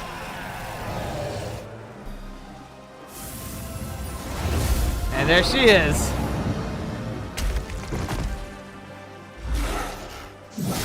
Let the feast begin. You imagine if the Siege of Bose started out like this? Discari's here. Discari himself. Blimey! 1 minute we had a dragon, the next, bam, she was gone. What are you gonna do? Fight or flee? If fleeing's your plan, let me help you out. I've got a scroll here with a good protective spell. I've seen you somewhere before. Yeah, you have. You owe me your life. I'm the one who found you outside the walls and brought you inside to be healed. Yep, dragon's already dead. I see they patched you up. Good thing they did it before the attack, or else you'd have been done for. And MSF, you said, every D&D thing I see makes me realize how much it would suck to be a regular person in D&D world. This one especially, because basically what the setting of this is they have what's called the world wound. Somebody ripped a portal that's just permanently open between like the normal world and where the demons are. And they just kind of constantly are pouring out of it, trying to just kill everything. So these people are living like on the front lines of a like 100-year-long war against demons. And what's happened in this city is the demons have attacked the city that was or should be safe. Clearly not anymore. But yeah, no, being a normal person here, awful. Just awful. Who is Discari? You must have got a good drubbing around the head, friend. Discari's a demon lord. The most fearsome enemy of all crusaders and all living things, come to think of it. Lord of Locusts. Yeah, he's rough, bud. Anyway, we know what Estelle would do. Let me a weapon. I'll fight. Sure thing. Here, take this. Best crossbow I've got. The person who made it said it could pierce the hide of a demon lord even. Good luck! Try not to get eaten now! Alright. Load the crossbow. There you look how big he is. He's like 4 stories tall. A mortal gnat snaps its jaws at the Lord of Locusts.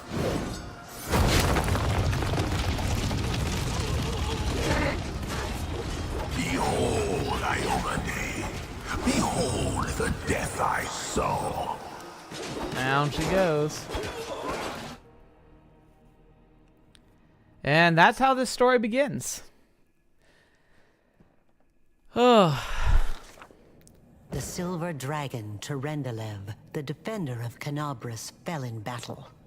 Hardly surprising, as she had to fight the demon lord Discari himself. He willed the land to part and swallow all who dared to stand in his way. But the war was still far from over. So MSF, you said that you're learning some of the lore in the 9 layers of hell. Interesting. So that's actually where the devils live. So the devils are the lawful evil entities. So like they're the ones that'll like make deals with you. They want to like have your soul. You know, very typical stuff. These are demons. They are chaotic evil. They just want to watch the world burn. They just like their whole point of existence. They're kind of like the chaos gods from 40K. The idea of like everything must burn. Now they don't really have layers as much as realms, but they have like you almost imagine like in a sea of like chaotic darkness, they have islands of their own power, and the demon lords like live there as like demigods almost. Discari is the demigod of rot, disease, and infection, like locusts, and like the idea of like of plagues and such. There's other demon lords of other kind of different types. Like there's the demon lord of the succubi, you know, about like lust and such. And then there's the demon lords. There's a demon lord of mysteries, which is like he lives in a labyrinth, like he looks like a big minotaur. Yeah, you see the difference. Yeah, the blood war. Yeah, exactly. Like the realms, basically the different alignments that they used back in the day. Each had their own like basically divine like order. So, chaotic evil has like is like the demons. The lawful evil is the devils. The lawful good are angels. The chaotic good are deva, which are, you know, almost like god level fae, and then the neutrals kind of are somewhere in between. But yeah, now starter dungeon. Oh, hang on, gotta remember the controls here. Okay, so here we are. We don't have anything in our inventory besides the light crossbow we were given, which at this point she would be better at punching people. Like her attack here, +5, damage 3 to 7. If I gave her a crossbow, the attack was +2, and it's 1 to 8. So yeah, she is absolutely better at punching things to death, which is good. But hopefully we'll get an actual weapon shortly. Go over here. Holy mother of... Small woman with messy brown hair winces in pain, uttering stream of curses through clenched teeth. She's pinned to the ground by a couple weighty boulders. Hey, stay with me. You actually got pretty lucky. You fell down into a black hole. But at least you're not on your own. You've got a great companion. Sela. Everything's going to be just fine. Tell me something. Can you feel your legs? I feel them all right. When say no to a little less feeling in them. My ankle's killing me, but my back seems to still be in one piece. My head, too. Aniva also. She'll be a important character, but not nearly as interacted. That's all that matters. Now, we're going to... Hey! Fancy meeting you down here. You're the one that Terendelev healed today, right? You aren't injured, are you? Will you help me get her out from under the boulders? Then this is where you start seeing the choices and skills and how they work. So like, why should we help her? But Estelle wouldn't ask why. Athletics, 12. So like we have to. So basically, the number says like how like you roll. Like it does the standard like D20 roll, kind of like Baldur's Gate, where you roll 20 and you have to get better than a 12. And then when I hover over it, it tells us that Estelle has athletics +4. So chances of her being able to succeed, pretty decent. Knowledge World is also 12, but she has +0, so she'd have to roll 12 or higher. And then you can get an evil option with Diplomacy. And she has Diplomacy 7 because I gave her Persuasion. So this would be easier, but I can't imagine her telling her to ignore an injured person and leave. So we're going to try and help her off.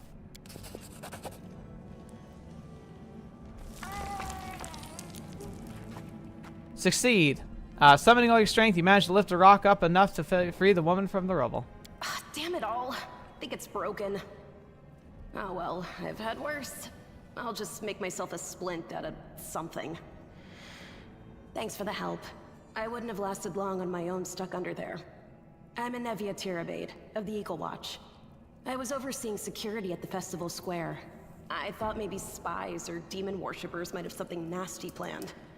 I'm glad that you're inspired to get the game. I have heard that on console the UI can be a little tricky, but because it was kind of built as a CRPG for the computer, like a computer RPG. But I've heard that it definitely works. It's just like it might feel a little clunkier. But yeah, if you want to play it, absolutely play it. I highly recommend this game. So good. Well, I'm Sela, paladin by the grace of Iomedae. I crossed the whole continent to come to Mendev and fight demons. And well, I've been fighting for a while now. I don't even want to think what might be happening up there in the city. Canabres has lost the protection of Terendelev, and of the Wardstone too, looks like. It's a relic without equal. It was placed here personally by Iomedae's herald, with the goddess's blessing. I really wanted to go see it, to pray before it. But there's no point worrying about a stone when there are people dying in the streets. So this is important because it mentions it, but it kind of glosses over it. But you can hover over keywords to get like more detail.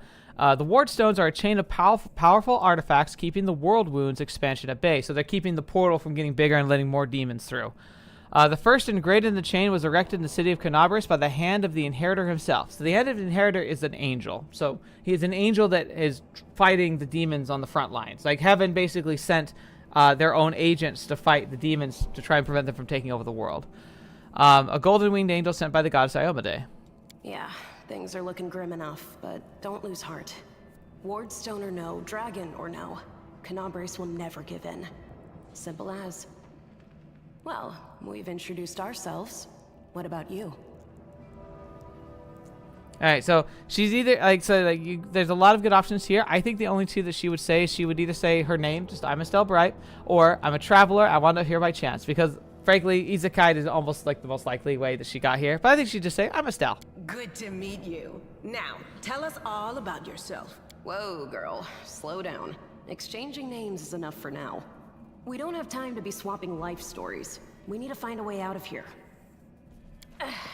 Now then, I'll hobble my way out of here somehow. The city ain't far, only 30 paces or so. That's if you're going straight up, of course. I'm afraid we're gonna have to go the long way round. To summarize, there are 3 of us with 5 working legs, 3 pairs of decent hands, 2 clear heads, and 1 made of wood. That's mine. Underground monsters beware! Anevia, you stay behind us. You're in no fit state to fight. If we do come up against anything, the 2 of us will try to manage on our own first. Well, onward! May the good deities lead us back to the open sky soon. And dialogue. Okay. By the way, Biotrix, I saw that you were posting like which one I should choose, but like I think I'd already chosen by then. That is the downside to doing live. I've never gotten a good like stream rate work with without like a little bit of a delay. So if I feel like I want to wait, I might wait to see if you have any input on decisions. But I primarily was just gonna be kind of playing as normal, like doing a playthrough. Now we can do our own custom like setups here. I'm gonna have us both be in the front since we're both fighters. We should now have the ability to like I should be giving a like some gear here in this chest. Perfect. Yep.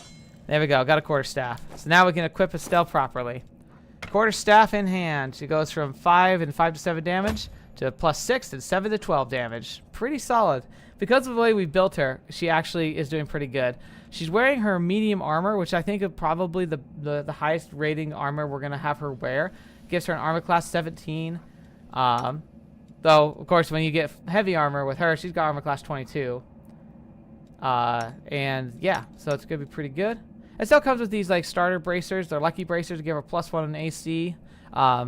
Pretty good for a while. And we also get cloak of resistance. We might as well give that to her. She's got her backpack on, everything. She's all good to go. I think I can toggle it so that we can turn off the backpack, and we can also change the gear color if we want to. So like, let's take off the backpack just because it fits better with her, like her kind of outfit. I do like the idea of the backpack, but I also think it looks like good for her to not have it. Then we have this here. This is a Talendalev scale. It's like it's a healing item, but lets you resurrect somebody who's about to die. But when you see this golden shimmer around it, it also means it's a quest item. If it has that, you should be very careful not to whether you throw it away or give it away or sell it. It also usually means that they're not going to be weighing as much because it like has importance to a plot. So like you could use this to like help somebody, but I almost wouldn't because it becomes very important plot-wise later. Of course, you can find a few more, so.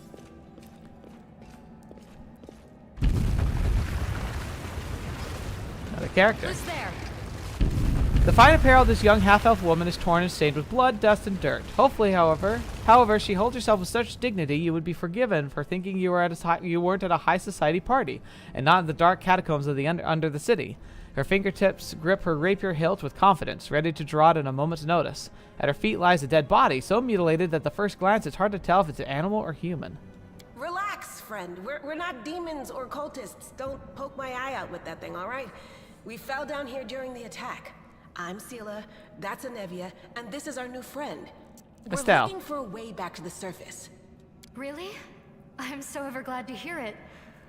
Allow me to introduce myself. I am Camellia. I was also in the square when... I can scarcely believe it. How did all those demons get into the city? I thought, naively it now seems, that the Wardstone protected us from attack. And Tarendalev, I can't wrap my head around it. What happened to this poor man? Who is he? I don't know. He must have been in the square when disaster struck. I tried to revive him, but he was already dead, sadly.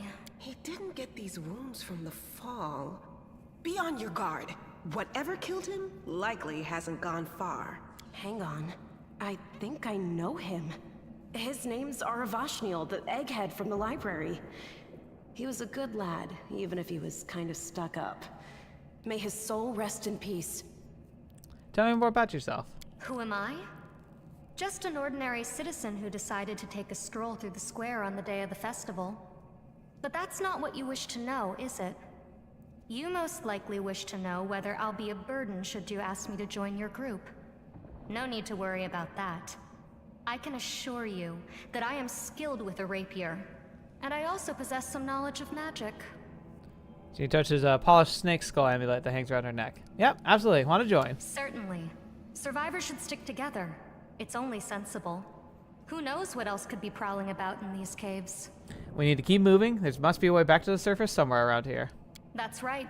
It would be the height of foolishness to survive a demon attack only to perish under a pile of rubble. Let's see if this poor bloke has anything useful on him. Not to sound like a heartless brigand or nothing, but we kinda need all the supplies we can get right now. Yeah, she's got a point. Alright. He has a dagger on him, that's it. Now, it gives you a tutorial where it kind of like, it'll do a pop-up here normally where it shows like, oh, like Camelia's wounded, you can heal her. But we really don't need to heal her quite yet. Resources are scarce, and we're going to be feeling the pinch here shortly. Now, obviously, here's an enemy. There we go. Do not fear. Combat. Do not Now, waver. you can do it in non-turn-based mode. If you do that, everyone just kind of rushes forward and does attacks. But I guarantee you, despite the fact that it takes combat way longer, doing it in turn-based is better because then you can utilize your abilities much more efficiently. But for now, we're going to be focusing on just kind of keeping things going. So we got like charge here, which is really good. But like when they're close like this, you can't charge. So Sela's going to attack here. She missed. She won. She had to roll higher than an 8. She rolled a 1. And that's all she's got for now. Now you come forward here. Camellia, stab. Boom. One shot, one kill. And Eva, she's a neutral. She's not controlled by me. She's not part of the party. Oh. So I keep holding my mouse down here, like, because I don't want to be like hovering over too many buttons or like having all of these icons flashing around. But it's making like the screen scroll because it auto scrolls when you hit the edge of the screen, which I could maybe fix honestly. Let's see. Let's turn that off. There, that's more helpful.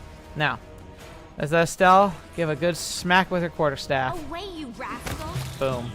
Instant death. Nice and easy. Good first fight. A single gold piece, some basic padded armor, and basically junk we can sell. How cute! There. Another scale. I will say this. So we look. Turn around, please, Estelle.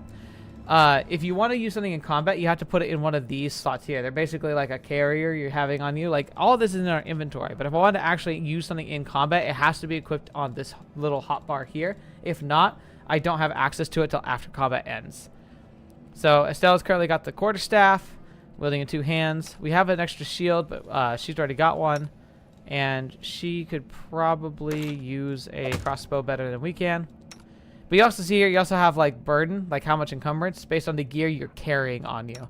So like giving her that crossbow, she's barely like at this point where she's not experiencing any fatigue. But if we put it much higher, it'll be like it slows them down. All right, let's go. Save the last one for me. You are today's sacrifice. She only had to get a 3. She got a 1.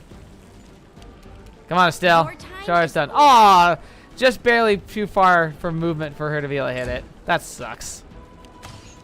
Ah, it doesn't really matter anyway. Now, a lot of this is going to be super easy at first because it is the start of the game. But it does, like, the challenge does scale pretty quick. You offend me. Man, she hits hard and consistently. I love that. So the green is how far you can move and still use an action to attack. Yellow is basically like a dash where like you can just keep moving, but you won't be able to have any other actions.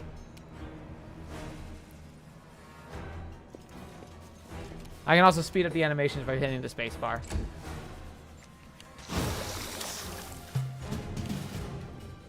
Stand down. Estelle, you need to move faster. The inheritor. There we go. Another body. All right, we got bracer armor, some healing potions, a light mace, and some gold. All right, so I guess I want to give you one of these healing potions. You already got one. I'll give Estelle a second one. Camellia can cast scrolls, so like she can use this and not use use one of her casting abilities. And I have the worst armor class. Gosh darn it. But I can't wear another set of bracers, so the bracers I'm currently wearing are a bit better. So I'll give this to you. Oh, nope, never mind. It adds, oh, okay. So certain types of armor classes don't stack. So anybody who wears these, it will have this little flag saying like, hey, it won't stack because the banded mail is armor and gives us +7 armor. And this is adding +1, but it won't work on that. So maybe we should get bracers on ourselves. The thing is, like, she already comes with bracers. She came a bracer already. Engraved lucky bracers. This is her her bracer symbol. She just has on it. It gives her protection. Alright. Now we go back. So exciting. It is sad. I've played this game enough. I know these maps like the back of my hand. The first blood. So we literally went down there just to get some of that loot.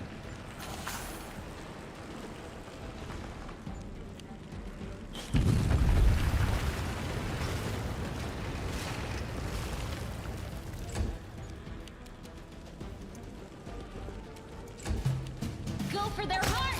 Whew, there it goes. Get it, Estelle. Away, you rascal. Oh, more loot. They do have crafting in this game. You can make potions and equipment and stuff. Save the last one for me. Alright, so actually here, I'm going to come over this way. Because what I'm going to do here is I'm going to use the charge ability. So as like when you hover over this, it shows you the field of where you can like have your ability effect. And with charge, if an enemy is within this field and there's nothing obscuring your run, like there's no object or something you have to step around, you can charge, which lets you do an attack into an enemy. It lets you get a lot further. Now Estelle could do a charge, but now that Sela's here, she counts as an obstruction, and so she can't charge. Now I'm gonna see if I can move a little bit and still charge, but no. You basically have to be able to move straight there. So charge is a little annoying because it's very strong, but it's so finicky. I've often find I don't get to use it. No glory without risk. And then some animals you can skin them. We failed, so no good there. Now we get to meet some new characters. No, I can't just walk away. It's got to be here somewhere. All right.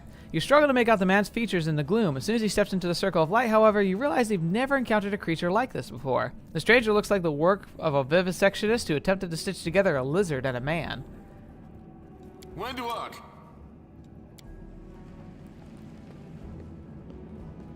Lan, did you find it?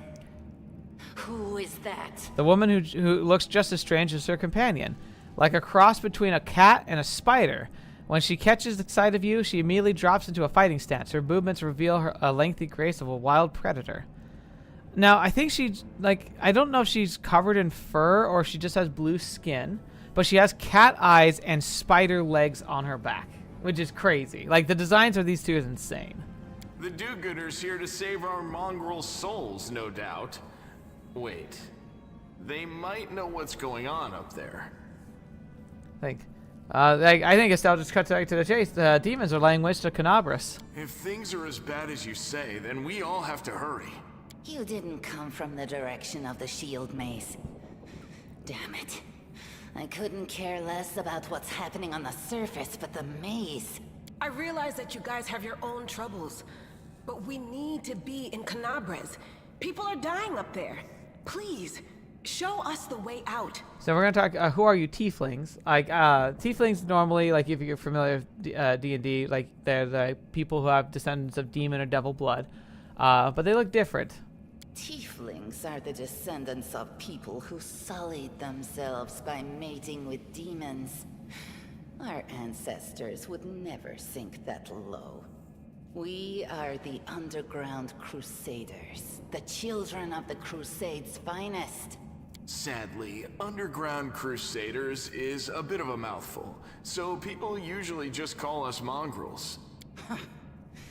You just love repeating that, don't you, Lan? Mongrels. That's what the Uplanders call us. But we call ourselves Neathers. No matter what you call us, it's not gonna stop our horns, hooves, or tails from growing. Alright, what is this place? This is the hall where we remember the glory of our forebears. Sorry about the mess. It doesn't usually look like this, trust me. Sometimes we even wipe the dust off the exhibits. This is where the relics of the first Crusaders are displayed. Our lives are short. Our glories are quickly forgotten. But this place helps us to remember that we are just as worthy as anyone else. And that our lives are not lived in vain. Alright, so they live underground. Is he supposed to be a mixture of a Drider and a Tabaxi? They're kind of their own thing. Driders are... Okay, so in Pathfinder, they did have Drow, and I don't know if they had Driders, but they've since had to, like, kind of wash that away because, like, Wizards and D&D tried to change their, like, gaming license to, like, claim, like, certain things, and so Pathfinder no longer recognizes Drow, even though they are in this game. But no, there's something different. Part of the plot of the game, you get to realize more about what they are. So I'm not going to say anything specific, but they are unique. They're not tieflings. They're not drow. Basically, all of their citizens live underground. They have shorter lifespans than typical humans. They all are like have like sentient, like human-like characteristics, but are blended with a different animal of some kind. So they are intrinsically tied to the fight that's going on here, and the energies of like this whole conflict with all the demons had some type of effect on their ancestors, and you actually get to learn more about it as you go through the story. The first Crusaders? You've been down here that long? That's crazy. What are you doing here? That's none of your bit. Did you like how you could actually pick to attack them? Be like, monsters like you don't deserve to live. We're looking for a holy sword. It was here, in the center, sticking out of a rock. The sooner we find it, the better. Some kids from our tribe took off for the shield maze. They figured it had collapsed, and now it's their time to go up to the surface, like all the legends foretold. Except they don't have a clue what's waiting for them up there. They're not fighters. And Saul, the chief of our tribe, is dead set against it. He says that now isn't the time for the underground crusaders to take up arms. If we get the holy sword, we might be able to change the chief's mind. Anyways, if you imagine this kind of game that you don't want to make enemies like that, you want as big a party as possible, yes and no. You absolutely would probably want, like, it's like good, especially because like the writing for a lot of the companions is pretty good, so it's nice to be able to interact with them, but it also doesn't lock you out of anything, because death can be permanent in this game. You can have a lot of fights where like people can drop, and you can usually like resurrect them with magic, but it costs a lot of money, and there are story points where they can die permanently. Like an event will happen, and based on your decisions or like the types of interactions or like the progression of their quest up until a certain point, characters can permanently die. But the game will never lock you out of having a full team, because you can just hire mercenaries, which is basically you just hire and custom build your own team, which is, when we get to that point in the game, I was planning to do that at least with one character, probably more, but it can be pretty expensive, so I imagine it was going to take time. But the plan is, as soon as I get to that point, I was going to build Joshua, and then maybe build up an entire team. We'll see how long it takes, though, because like that's the thing. Is like we've already been streaming for almost 2 hours. We've been doing the game for a while, and we're like, I'd say we're like, if this underground section up at like, so the whole Canabras segment is basically a giant tutorial. That tutorial alone probably is about 5-6 hours worth of gameplay. This first part in the underground, which is like the tutorial of the tutorial, is probably going to take us another 30 to 40 minutes. So, yeah. It's a big game. It's a fool's errand. None of us will be able to hold the sword, let alone use it to save anyone. It's not an ordinary weapon. It's made from righteous heavenly flame, and will burn anyone who touches it. Yes. You think you're special, lad? We are moving at a leisurely pace as well, so yeah, it's going to take even longer. I'll pick it up with my teeth and tie it to my hand if I have to. It doesn't matter. An angel's sword and a troop of stalwart mongrels will be able to work a minor miracle. Speaking of which, you're still here, Wendu, which means that deep down, you know it's possible. Wendu shrugs and turns away. Alright. A maze, does that really lead to the surface? Yes. There are other ways up, but they are far from here. And after the earthquakes, there's a good chance they've collapsed. But the maze... There's a legend among our people that when the walls of the maze fall, that will be a signal for us, the underground crusaders, that the time has come to go up to the surface and fight the demons in the final confrontation. Until then, the people say the maze is shielding us from taking rash actions. I'm the only one in our whole tribe to have been in the maze. And even I don't know if it's true. But the further I went in the maze, the fresher the air became. That means that it really must lead to the surface. When the ceiling and walls started shaking, the young ones in our tribe lost their heads. They figured the maze was going to collapse, so it was time to go up to the surface. They grabbed whatever weapons were on hand and ran off toward the maze. They think the maze is no longer a danger to them. They've been listening to Wendwog too much. Don't try to blame this on me. Yes, I told them that our people are capable of making our way through the maze. In the future. But I always told them to wait until I had made a map of all the maze's dangers. I warned them 100 times.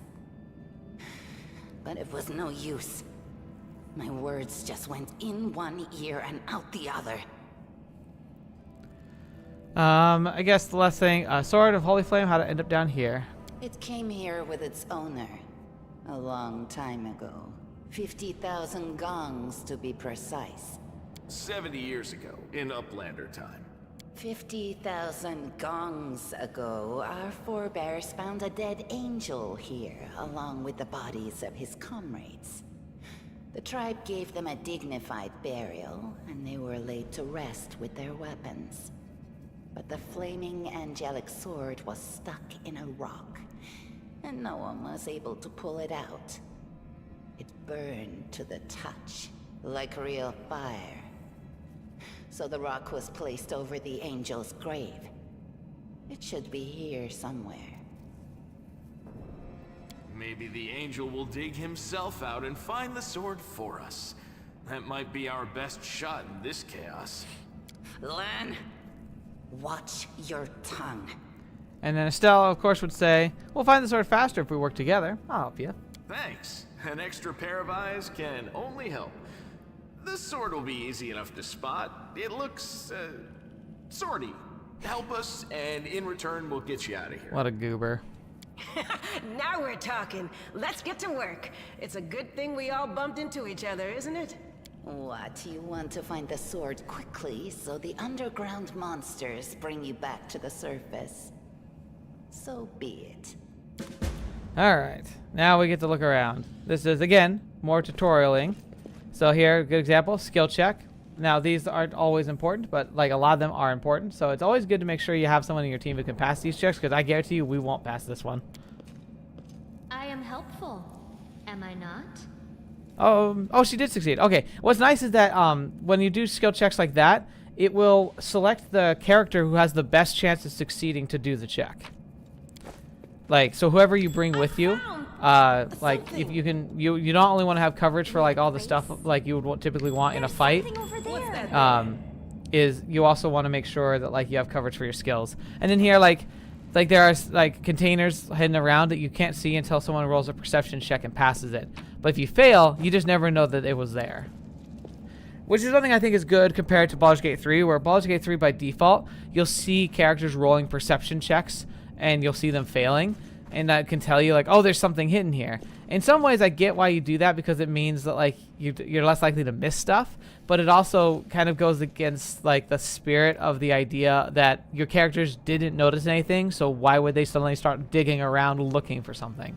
It doesn't make sense unless you know, unless you have meta knowledge that yeah, there's something that was there, but your characters didn't spot it. Something. Hey, have a look. What do we have here? So I'm getting little things here that we can sell. Yeah, the conversation sections are longer than usual, almost like a visual novel. Yeah, you're absolutely right. This game alone has so much dialogue. It's incredible. It's so much content in this in these stories. It's so good. It's so deep, but it takes so long. The characters didn't notice. You didn't notice, basically. Exactly. Yeah, that's the way it should be. But I also get why people don't want to play that way because they want to miss stuff. Oh, look at that.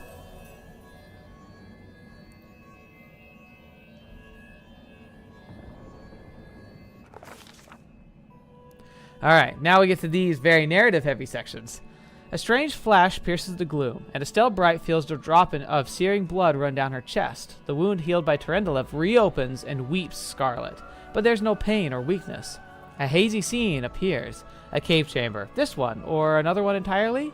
Estelle Bright's heartbeat quickens, and the stream of thoughts suddenly bursts into her mind, thoughts that clearly belong to another. Treachery! They betrayed me, trapped me, and stabbed me in my back. My trusted allies, my trusted friends, the people I swore to protect, the people for whom I descended from heaven to come and came to this turbulent mortal world. There they are, up ahead in the gloom of the cave. What are they waiting for? Are they afraid to draw any closer? Do they believe I am about to die from their traitorous blows? Next to me, a quiet moan. A girl with a golden braid lies on the rock, clutching her slashed side. She refused to join with the traitors and paid dearly for it. I could have tried to run, but I will not. Whilst I still have strength, I must. While recognizing the foreign origins of these thoughts, Estelle Bright intuits that she can control them somehow. Let's try to. And then this is starting to... These types of choices will also shape the character. So what would she do? She's in the memory of somebody who was stabbed in the back by their friends. Would she try to heal the wounded girl who got wounded and might die trying to protect her, or furiously call out to the traitors and like get angry at them? I think she tried to heal the girl. A spark of healing magic illuminates the eerie, murky scene before Estelle Bright. The wounded girl opens her eyes and whispers, "Lariel, you just said that everything was going to change soon. You said that you and the other warriors of heaven would be leaving us on the grand mission to stop the demons forever. Is that true?" The frenzy of foreign thought comes faster and faster, like a rushing river. The images flash by one after another. A priestess in a colorful robe observing the stars. A young female paladin praying and clutching her glowing sword. A majestic golden-winged angel gazing into the distance, his face covered by a helmet, but his voice ringing clear. "Only if you're willing, and only if you're ready. There is no going back." "Then don't waste your strength healing me," the girl whispers. "Your mission's more important. You, take care, it is near." There in the vision, the darkness in the cave stirs into motion. Something massive appears from within its depths. A vague shadow, an outline, a nightmare come to life. A wave of odious chirping and rustling emanates from the shadow, the sound piercing like hot irons lancing through flesh and bone. The traitors fall to their knees before the shadow in reverent ecstasy, and the wounded girl thrashes in her death throes. The yawning chest wound burns white hot. Estelle Bright's head pounds with pain. It's no longer clear whose pain it is. The person called Lariel who sent the vision, or the one unlucky enough to receive it. Then you get to choose your action. Willpower 10, so she has +4, she has to beat a 10. But Estelle Bright is determined to fight off the illusion. Can't throw off saying like, hey, this isn't real. Knowledge Arcane 10, but she has -1 because she's not smart. But Estelle Bright knows how to resist the malign influence of such as this, no matter its origin. Or Estelle Bright can do nothing to fight off the illusion. I think she'll try and fight it off because she knows intrinsically it's not real. She succeeds. The force of the attack, though originating in a vision, is terrifying, but Estelle Bright is stronger. She shakes off the pain and torpor, but alas, the one who sent the vision cannot claim the same. He is broken and exhausted. The monstrous shadow emerges from the murk of the cave. It's not real. It exists only in the strange vision or memory, but the thrill of fear it provokes is more than real. The shadowy features starkly resemble those of Discari, who we saw in the city, the terrifying demon lord. In a movement as swift as thought itself, the monster's hand is wrapped around the throat of the one they called Lariel. The foolish angel struggles on a rock, like a fly with its wings torn off, intoned in shadow. Its voice changes as it moves, shifting from quiet whispering to sonorous shouts, becoming young, then old and quavering. Where's your goddess, angel? Where's her self-assured herald? How is it that you are dying here alone, so far from the light of your heaven? A strange calm envelops the thoughts of the one called Lariel. He recognizes who stands before him, and he knows he will never bow down before this enemy. The flaming sword flares to life in his hand, bright, pure, flickering with multicolored sparks like the sunbeam through the stained glass. Slash! The blade slashes through the demonic creature's flesh, and the monster recoils with a howl, releasing its grip on Lariel's throat. The angel falls back heavily on the rocks. His vitality is ebbing, but his pride remains undiminished. He grips the sword and with his last burst of strength plunges it into the rock. Estelle Bright senses that the vision is fading, the rush of thought diminishing like a river running dry. The last thing she hears is this: "You will kill me, monster. This I know. But one day someone will come here and raise up my sword. They will raise it up and..." Now the choice: punish evildoers and traitors, or save and protect the innocent. We know what Estelle would do. She would save and protect. The vision disappears, vanishing in a burst of color. Estelle Bright does not hear the final words, but she seems to complete the thought, taking it to heart. The words fly from her lips, and within them something else. The heat blazing at Estelle Bright's chest fades away. The edges of the scarlet wound close, leaving not even a scar behind. Looking down, Estelle Bright sees the flaming sword in her hand, or rather its outline, the memory of what the sword looked like. With a final surge of warmth and soothing light, the sword vanishes, and the light is drawn into her hand. Estelle Bright senses that it will return. All she needs to do is call. Okay, so Biotrixic, you say, I realize this is like a Fallout New Vegas questions where they ask the developer to develop the character, or any other game that does that. Exactly. Like, this is built on this game is built in the spirit of the original CRPGs, like Fallout, Arcane. The game's like, it plays like that, but it's a more modern version, and it's brilliant. And like the ending is very similar to that as well, where like your little choices along the way lead to different types of endings and resolutions for different groups. Are you all right? You were kinda glowing just now. So Sela kneels before the light, offering up a prayer to Iomade. That's her god. Then Iomade is the god that's kind of taking forefront in this fight. That was it. The light of heaven. But how? What did you do with it? Where did it go? And then Estelle be like, you saw it too, the traitors, the dying girl.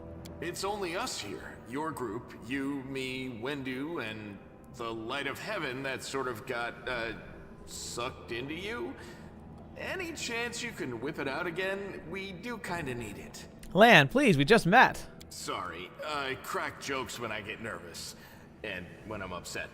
And when I'm happy. Anyway, what I said, it came out wrong. We need to bring you to Chief Sull. You can show everyone the light of heaven, we'll rally the tribe and go into the maze, and we'll get back our kin. And what if she can't make it happen a second time? What then? The tribe will just say we're crazy and turn its back on us. I think I'm going to say this one too for the story's sake. I think I saw the memories of Lariel, the angel who died here. Lariel? That really was Lariel? The angel from the legends. The ancestors even got his name right on the gravestone. The chief will be thrilled. You. Thousands of gongs and no one's been able to touch it. And now you, an ordinary creature of flesh and blood, no different to us, get the sword and start talking about visions. Now, Wenduog, don't be a sore loser. She is clearly different from us. The sword appeared before her, along with the angel's name and all that other stuff.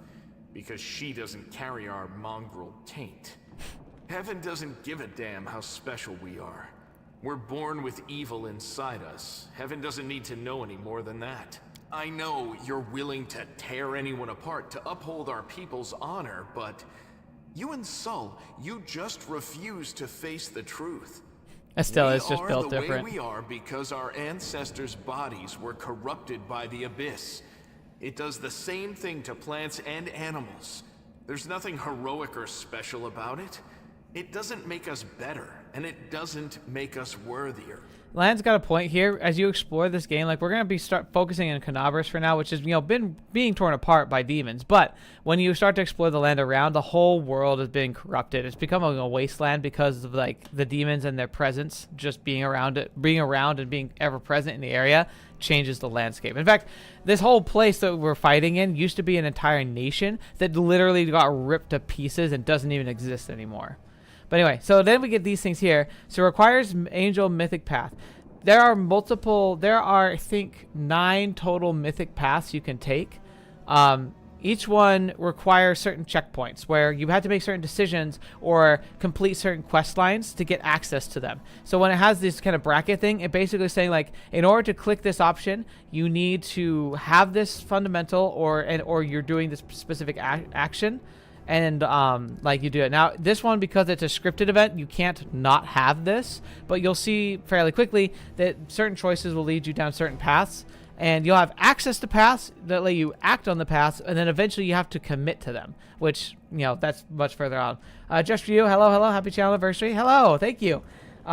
We are, yeah, basically Estelle got isekai to one of my favorite video games that I just don't think would make, it's so dense with content, but it's also so, like, lengthy and, like, stuff, like, I don't know if it would make a great, like series for the channel, but I wanted to do it for funsies for the channel theory because this is one of my favorite games of all time. Anyway, that's because we qualified because we found the sword and we can make this choice. It seems I can control it. That is just... wow, I mean, that's amazing. Heaven has truly blessed you. This power is the most majestic thing I've ever seen in all my life. Is this what the sun is like, Lan? Yes, it's similar. But this light is more... golden? Chief Sol needs to see this. Now that we have the power of angels on our side, he can't say no. He'll have to assemble a troop to storm the maze. You Uplanders care about your kids, right? Help us save ours. Without them, we won't survive. And then, the perils of the maze won't be so bad if we go together. We'll make our way through it and find the way to Canabras. Lead us to your chief. I'll decide if I'm going to help you or not. Let's go. We'll take the short route. Well, the only route, really. All right. Now we're going to help them. Okay. So now we have for her, we have this new ability. It's the Light of Angels. All target creatures within 20-foot burst. You summon Soothing Light, warms the heart. Every ally gets a temporary hit point for an hour, and enemies get dazzled, which means that they have a hard time seeing you. Lan's growing on you. Yeah, Lan's pretty great. He's funny. The mongrel did it. All right. Now we've got this new team. I'm going to, well, there's a big spider. Gonna set up ourselves a bit. Lan and like Wendawag are both ranged characters, or at least they can be. Lan is built to be a ranged archer. Wendawag, what does she even have? Yeah, she also has a bow. So they definitely are built for ranged combat. So they'll be our back line. Your time is Right against our resolve. All right, we got 2 big spiders here. Oh, I can charge though. Charge!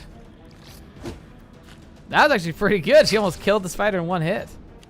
This is meant to be a tougher fight, so it actually is pretty impressive. I should have these 2 setups like start like more separated, so the charge because like you could absolutely charge your ally on accident, and I think you actually hurt them. Do quartz not work in this world? Not traditional quartz, no. There are classes we could consider for Estelle, and for other characters I try to bring in, I'm going to take that into account where there are classes that are magic based, and so we're going to do that. But I figured while Estelle could use orbments, if push came to shove and she had a limit, she would be much better. But I think a fighter with a quarterstaff is much more her MO. She can use quartz, and she's pretty good at them, but ultimately the magic orbments that she'll equip will be magic items, like a quarterstaff that lights things on fire or something like that. No match for me. I don't know, you missed, so seems like they're a match for you. You've crossed the wrong mongrel. Lan's pretty cool because like, he even at a low level, he has the ability to fire 2 arrows in 1 attack, so he actually is really strong for this part of the game. You offend me. Well, shoot, this isn't gone well. We're just all missing. There we go, finally. How cute! Sorry.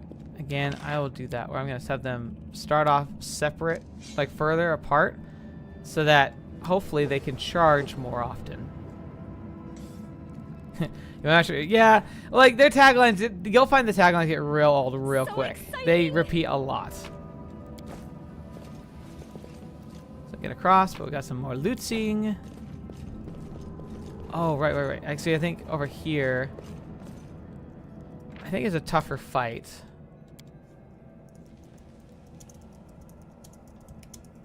Because I have a ton of different games.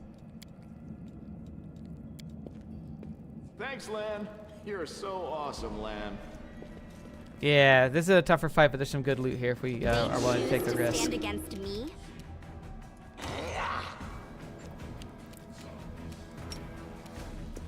What's that there?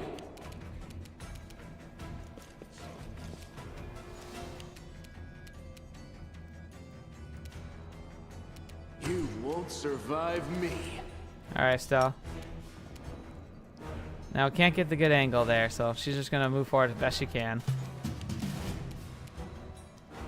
They'll beg me to There, you finally hit one, Doug. into the fray. Nice. You are today's sacrifice. Boom. That was good. Those things are actually hit really hard, so like if they'd had a turn, they actually would have probably done a lot of damage. Wand to cure light wounds. That's actually very, very strong. So like wands, again, to use them in combat, you want to give them to somebody, and then it gives you fields too. Like the red field means that they don't have the ability to wield them. Does the game have romance? Yes. And in fact, I would argue that the game has one of the most wonderful and annoying romance systems in the world, because it all comes down to like the types of interactions you have, but it doesn't always flag very clearly if you're going to start on the romance path for everybody. Sometimes it's very blatant. Like you basically say like, hey, I really like you. And you start like exploring that romance. But there's a couple characters I won't spoil whom I accidentally started a romance with because I was just being nice to them, and it literally started a romance. It became so obnoxious. You cannot romance the mercenaries. So if you take mercenaries, mercenaries don't get to have any fun character lines. They don't get to say anything. They're just bodies, which is sad. So that's the other thing too. Like the mod I was looking into, like if I could get it to work, you could technically reflavor people. So I could like make Lan into Joshua. Like I could respec him, give him like the character art, but he would just talk like Lan. So even then, you can't even do that with that. But no, like I would not have Estelle get into a relationship with a character that is not Joshua. Again, this is like a goofy playthrough. Like if you did a serious playthrough, like you could explore that. The other thing too that I love about this game is character motivations. You're gonna meet characters that are good or evil or lawful or chaotic, and they respond to your choices. And you can actually make companions leave your party if they don't like the choices you make. Stand down. This game really like I know Baldur's Gate does that, but Baldur's Gate like usually has like a lot of ways where you can kind of like work around it. But this game is not shy about the fact that like, hey, like you make like certain decisions, people are gonna decide are like either chains of decisions or like specific decisions are gonna be deal breakers for them, and they literally will not be a part of your team from that point on. Which I do love. I love it because it also gives you a lot of characters, like a lot of companion options. So you usually can always have a team no matter what, like how you play your character. So arguably this game has a better replay value than Baldur's Gate 3. I would actually say absolutely it does. Not even like arguably. This game is Wrath of the Righteous, Pathfinder Wrath of the Righteous by Owlcat. Very solid game. One of my favorite games of all time. This game has better replay value too because the game itself also tends to point you in towards 9 different like endings, and the way you even reach those endings is individual to each of the character you play. But the endings are so narratively different from each other that you almost like have to like play the game multiple times in order to see all the potential like directions the story could go. Like you could play one playthrough, have a fantastic experience, be done with it, and never play the game again. But I've done 4 playthroughs now because I've enjoyed the game enough. I wanted to see like different character builds, different types of like different like methods of like building a class and what kind of class to play as, and like different endings at the same time. And it's just so fun. It's genuinely one of the best games I've ever played. Kingmaker is also in that level where it has a lot of different endings, but this game really takes it to another point. So, Light of the Angels. That, I believe, is a free action. Nope, that took my attack. But Estelle did that as her ability now. So now, like, they're dazzled, so like they're a lot more likely to miss us if they attack, and everyone else gets extra health. You won't survive me. I'll cut you wide open. Into the fray. They'll beg me to stop. Miss. All right, Estelle, smash! Yes. Estelle is consistently doing the most damage so far. It's really good. I'm glad that that my words are making it sound fun enough that you want to play the game. Like, it's such a good game, and it's another one of those titles that, like, I feel like it's an underdog in the circles of people who like this type of game. It's well known, but if beyond that, not many people know about it. Wendawag. So some of the lines aren't voiced, by the way. Like, there's a lot that won't, because, like, frankly, if they tried to voice all of it, I imagine the game would triple in size. Wendawag glances at Lan, who's fixing his slipped bowstring, and quickly walks over to you. Her cat-like eyes glow from beneath her hood. Listen here, you. I don't know who you are or where you came from, but you and I are the only two people here who see things clearly. That's why I'm asking you. Don't show the light of heaven to Saul. Which is crazy if you think about it. Oh, okay. Ul-tra-vi-o-lence. So the winner of the vote, which will be publicized later, but the winner of the vote was chaoshead by 2 votes. Alcana was 2 votes behind, but somebody did circumvent the system with Alcana and artificially inflated it by 75 votes. So what could have happened is during that inflation period, it might have, like, legitimate votes might have been caught up in that, and I wouldn't be able to tell them apart, unfortunately. So inadvertently, because I was able to identify that somebody, like, cheated the system very easily with the new mechanics I was able to unlock, Alcana like might have lost simply because somebody cheated, because it might have gobbled up some of the legitimate votes, and all it needed was 2 to tie, 3 to overcome. And if it had been a tiebreaker, it would have been up to me. Now, I won't say which one I would have voted for, because I would have thought about it a lot harder, but I will say, like, unfortunately, I think someone tried to cheat the system, and inadvertently, they might have actually made the system, like, they might have lost because of that.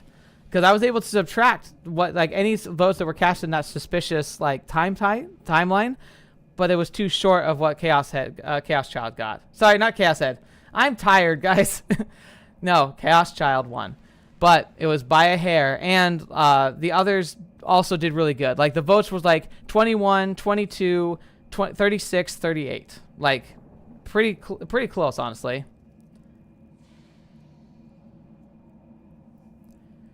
Yeah, no, there was definitely a lot of, like, good hype that came up for it, but it was such a strong amount of, it was 75 votes within the span of 30 minutes. So unless you, like, had, like, 75 people in the wings ready to jump on and just immediately vote, like, it looked so sus, and it was all like the sourcing it was coming from with the IPs just looked very, it was very suspect. All right, okay. So she's saying don't show the light. Lan is sure the light should be shown to the mongrels. Lan, he wants to play the hero. His first idea, if you remember, was to grab the sword, run headlong into the maze. Does that sound like a plan to you? To me, it sounds like suicide. The worst part is the tribe might actually take his word to heart and follow his lead. I thought you considered the mongrels to be great warriors. Okay, well. Okay, so, Aoki, like, tell you what. If you think you have evidence that could support this, basically, I would need to see when you made a post trying to rally people, send me a link to that post, and I can compare it to the time I saw the votes come in. And if I can verify that, like, that could have happened, then I'll reconsider, like, what the actual tally. But the space of time where those votes came in was so sharp and so, like, planar, where afterwards the rest of the voting was so on par with what we would expect and saw with the other votes as well. The track record, we'll have to see. But yeah, send me a link in Discord if you have something like that. I believe my people are worthy of greatness, but they're strong and can do many things. That's why they were chased down here. We scare people. But it's one thing to go hunting in the caves and another to fight the shield maze. When Doeg leads closer, her pupils dilated. I've been there. I've spent my whole life training, so I can make it through all the way to the end. There were more of us trackers at the start. We were young and stupid. What's a couple monsters when there's a whole world out there waiting for us? That's what we thought, but we weren't prepared. The maze isn't just a physical challenge, it's cunning and full of traps. It's dark as the primordial night, and if you close your eyes and listen, and hear whispers right behind you, and soft singing in the distance that seems to rise and fall with the beating of your heart. Wendog looks away. I had to learn from my friends' mistakes. I had to step over their bodies and go further. I didn't want to have to do that again, and it will happen again if a crowd of ill-prepared fighters burst into the maze with no idea where they're going, all because Lan believes in a glowing sword will solve all our problems. Don't you want to go save the kids in the maze? I do want to, but I'm not going to risk the future of the tribe for the sake of a few stupid kids. Chief Souls is hesitant, and for good reason. He also understands how dangerous this is for the tribe. Lan's the only one who benefits from these childish games of heroism. I'll go alone if I have to, and find them, and whoever's left of them, without any heroics, relying only on myself, risking only my own life. Wendog slows. You and your friends, you can come with me. Perhaps we can make it to the end of the maze together and find a way out to the surface. So she basically wants us to lie to everybody about the fact that we found this holy sword, and make sure that nobody goes to go through the maze, and she'll personally escort us. I'll think about it, says Estelle. Don't show the chief the light. I'll lead you through the maze to the surface, I swear it. So, this is the first major plot deviation, is would Estelle obscure the truth in order to try and protect the civilians from hurting themselves?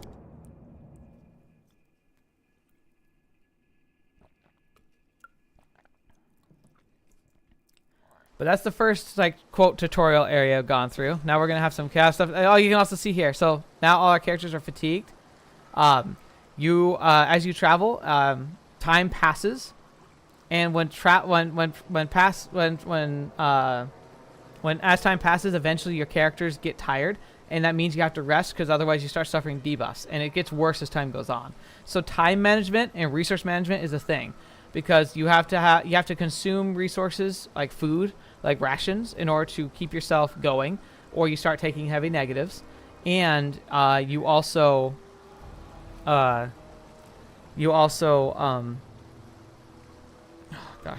need to get rest to reset your spells and stuff. But time also matters in the game. There are quests that have time limits in like days, weeks, or hours, and so if you wait too long or take too long, you can fail quests like irrevocably. Like, there are quests you can just hard fail and can't do anything about it if you don't manage your time well in this game. Like, it's not super harsh, not at first, but slowly you have to really start paying attention to stuff. So yeah, this is interesting too. Yeah, like the world question here is very tough. It's like, yeah, would Estelle, like, would she hide information to protect people, or would she be more concerned about the idea that you would hide things from people that they might have the right to know?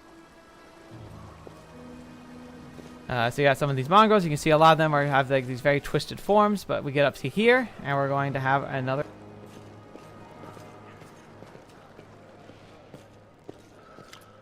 Your first impression of the mongrel village is that of a squalid dump, with odors to match. Unblinking, glowing eyes watch you from the gloom. The deformed shadows slope between the huts. You see mongrels gutting white, eyeless fish, while others are repairing fishing nets. All the signs of a normal village life, but tense expectation hangs in the air. Chief Skull. Heavy-set, aged mongrel slowly shuffles his way toward you. The hair on his head is grown in limp, wispy strands. His face has a distinctly rat-like appearance with pronounced teeth, and you hear a rattling sound in his chest with every breath he takes. One of his eyes is white, fully scarred by cataracts, while the other gleams with moisture. Yes, indeed. Chief Soul, we found the Angel's Sword, and we found the one who can wield it. Lan points to you. She had a vision, and now the Angel's Sword together with the light of heaven are somehow inside her. Gather the tribe, anyone who can hold a weapon. The young ones are still alive. We can go save them. So here's the question, too. Wendog said she specifically thinks that the kids are already dead. She says it's so dangerous, there's no chance they survived. You should dismiss the interests of the team. When things quiet down, I'll escort you through. So the question also could be, does Estelle want to rush in with everything they've got to try and save the children who went into the maze and haven't come out? Or do we take the safe approach to try and make sure nobody else accidentally gets hurt trying to save them? Sol raises his hand with a ragged, bony fingernails. Ah, man, always dreaming, always talking. You're too hasty for your own good. It's going to get you in trouble. Julie eyes you up and down. And that planned earth light o' heaven. That's too good for us. The kind that don't have good things happen. It's always the catch. Lan trusts people because he likes to believe. He's in that right, Lan. I'm the chief. I don't work on faith. Show the light. Wendoark stares at you intently, cat-like eyes watching like a bird, and shakes her head in warning. Is there someone else from the surface here? Sully points off to the side. There she is, tall and hearty and prime as a peacock. Just like me, he laughs, quite quick, but quickly returns to business. Trust no, good. Too many finders, sure good, sure right. I hate his lines, they're so hard to read. And we said Blue VA for the year. I love it. I'm so sorry. What are you up to? You're not one of us. You're not your kind. Where the time comes, you'll come to you, not you to us. You really like Blue's VA work too? Oh my gosh. Guys, stop it. Yeah, actually, okay. I will help you find the lost Mongols in the maze, but you... okay, so, okay, here's the question. And again, here's the thing, like, lawful is like, it's a lawful choice, which changes your alignment a little bit to show the sword of heaven. Land speaks the truth. Chaotic, Land's mistaken, we didn't find the sword. Or the neutral answer, I will help you find the lost Mongols in the maze, but you can quit hoping for a magical sword to appear. So, this is the debate, and this is where it's going to get controversial because these questions are really good moral questions. It's not like the I like Mass Effect, but the Mass Effect is like, it's either Paragon, Renegade, or a-hole. That's all there is. So, this one feels like it's actually challenging because, like, I'm not sure what Estelle would do 100%. She wouldn't do this chaotic answer where she just tries to make Lan look like an idiot. But she would be committed to trying to rescue the kids. But I also think that she wouldn't want to hide this because, yeah, maybe the idea of this fulfilling of a prophecy could make the clan do something dangerous. But isn't it their right if they sent Lan to look for this sword? They've had stories about it for all their life, being told that the sword would become an important part of their legacy. And when the sword has actually appeared, like it's actually real, would she hide that from them? Because she is worried about them acting on this knowledge? It's like... I don't know. It's like, maybe a good example in the game is when they discovered the black orb, right? And how it can shut down orbital technology. There's a choice that could be made there that was too dangerous to be told to other people. On the other hand, she also had a good motivation to want to run it to the capital and immediately talk about, hey, this is the thing. What could happen here? It's tough.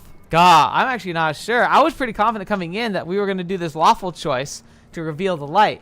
But I also want to be careful that I don't use meta knowledge to try and decide what feels best for Estelle. It's tough because here's the thing, again, about this. I would be a lot more likely to click on number 2, except for the fact that she's flat out lying to them that the magic sword doesn't exist.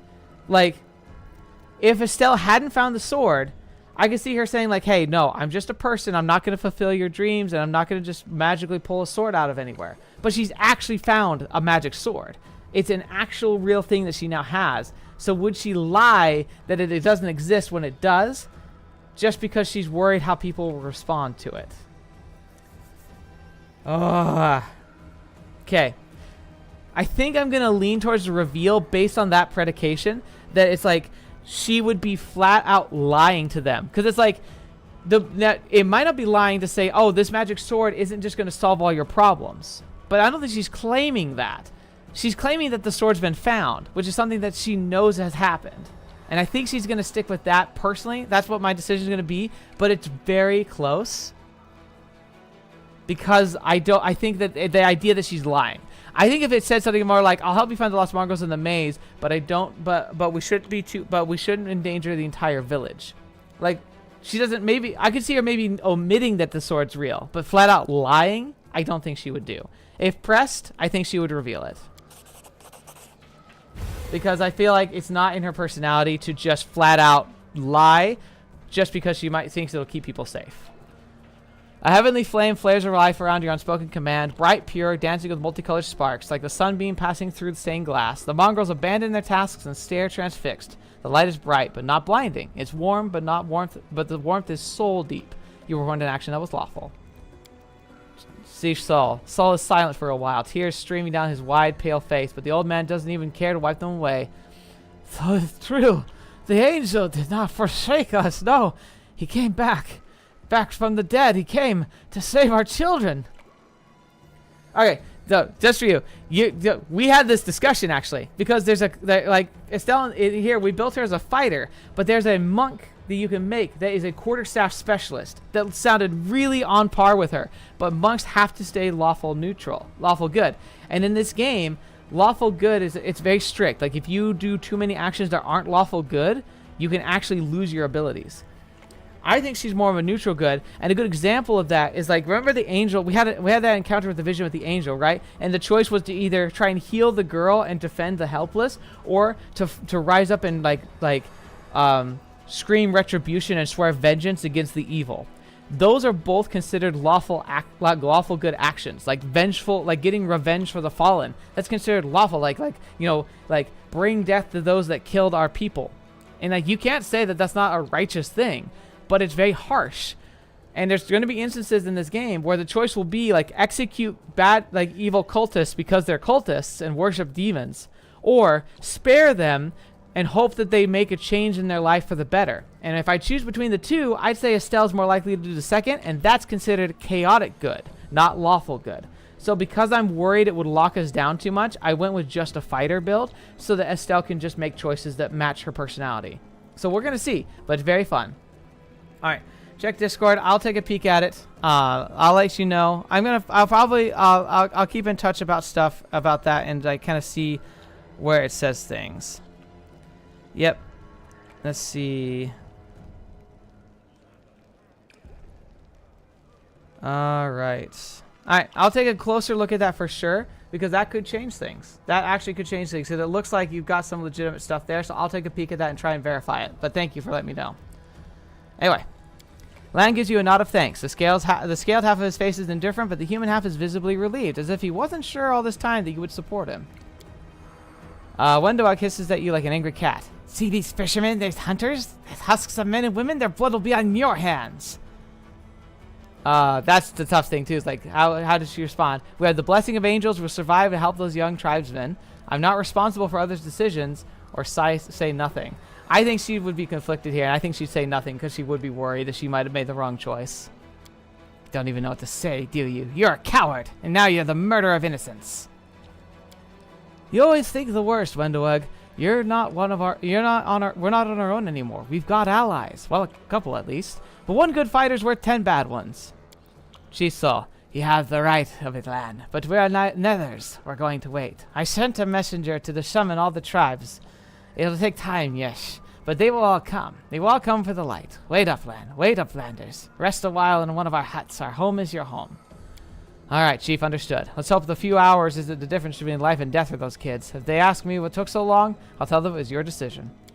Wendowag only grits her teeth in silence. So that's the other thing, too, is like, maybe going with Wendowag there would mean we'd go immediately, but like, we actually kind of need the rest. We're exhausted. We literally are taking negative penalties if we don't rest. I think it would require us to rest as a game mechanically. I think it would have us rest anyway, but it feels like we are taking more time than we need to.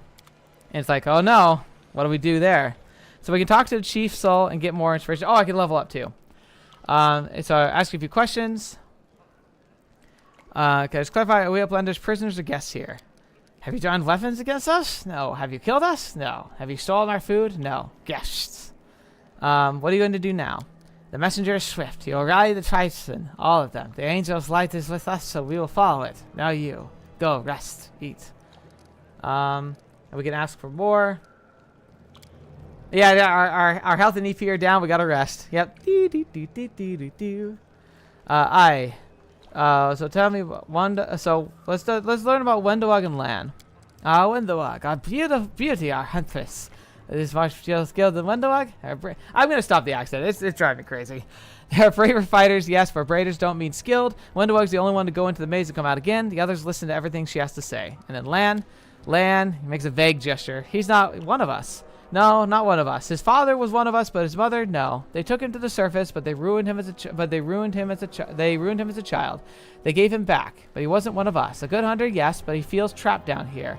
But he can't go up there either. It's not safe. He wouldn't last long. So that's interesting. Lan was born on the surface, but because of the way he looked, they brought him back down here and exiled him to eternal darkness.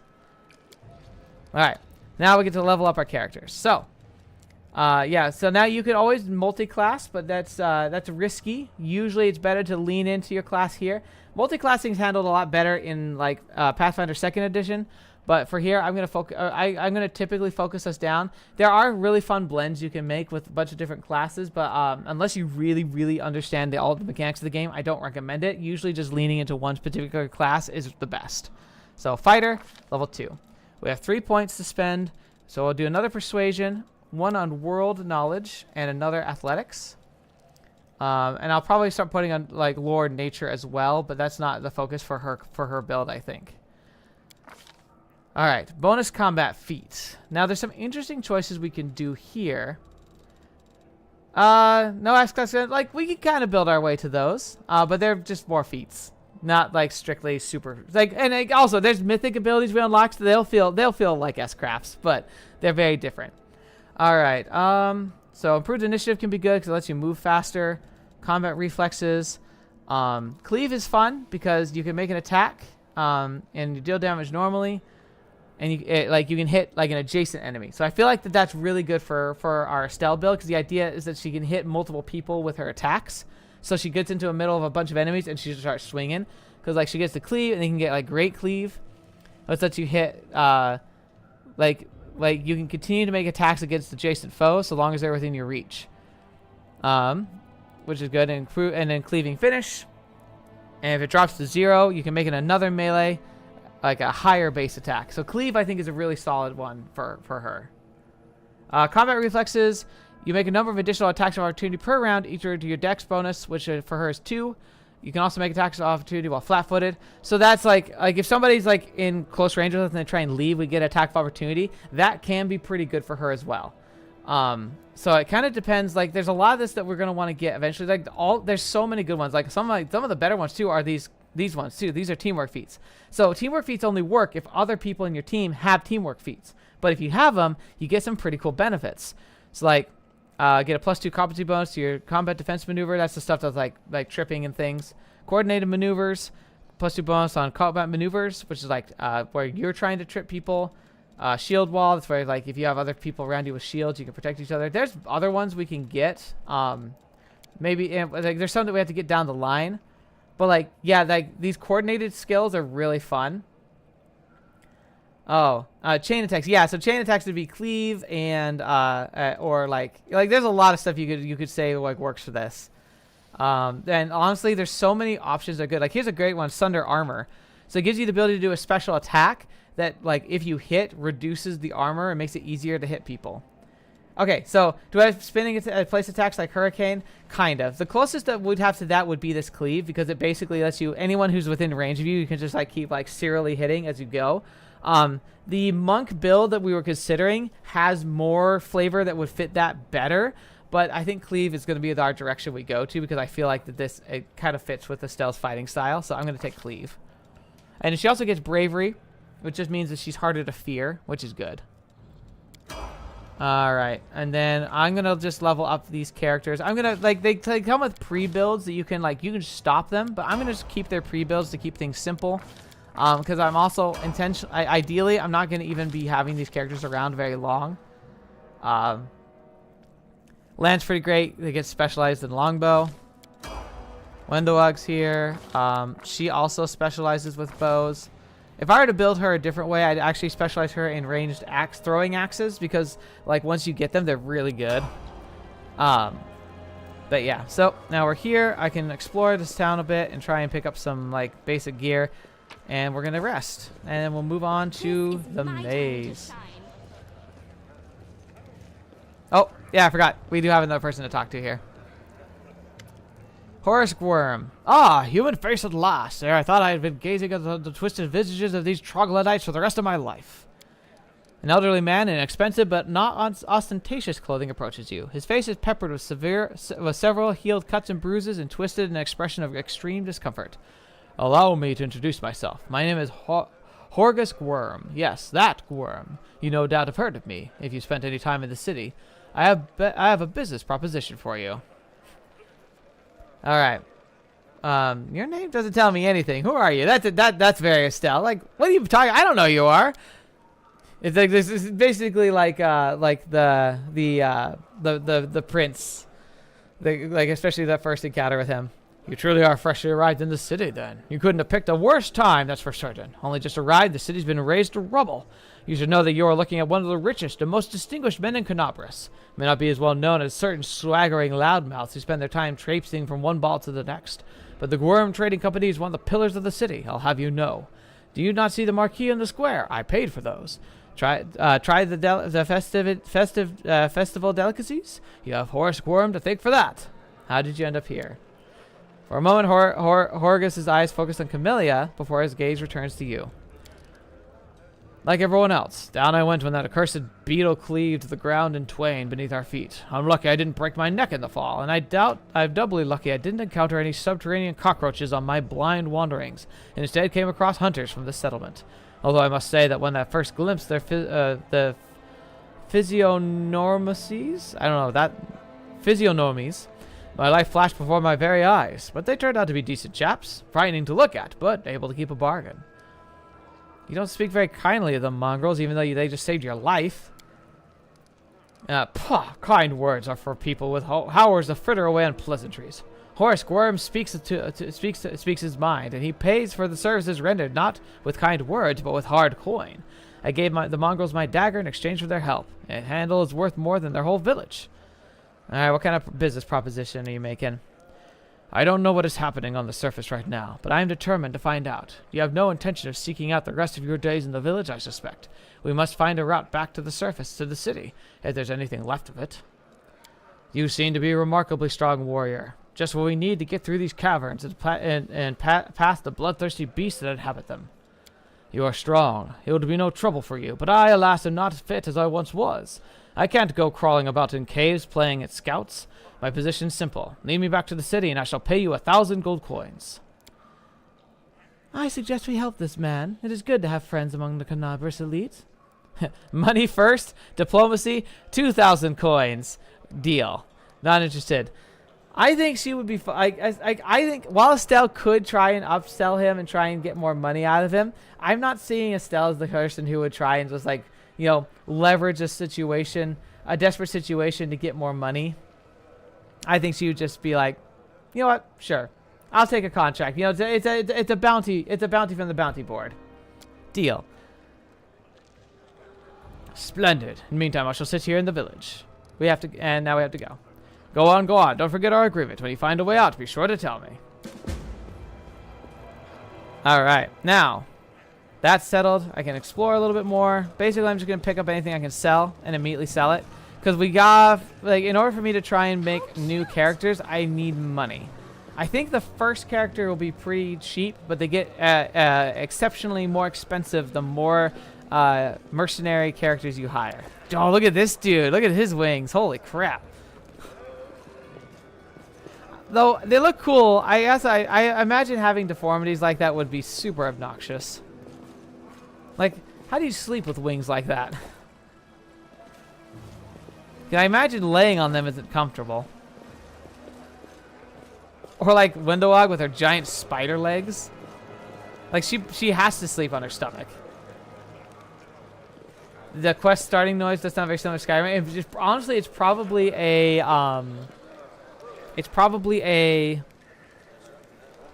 default noise, like a default like setting, like a sound that you can purchase out of like a kit. So like, I wouldn't be surprised at all to find out if it is the exact same noise that's in Skyrim.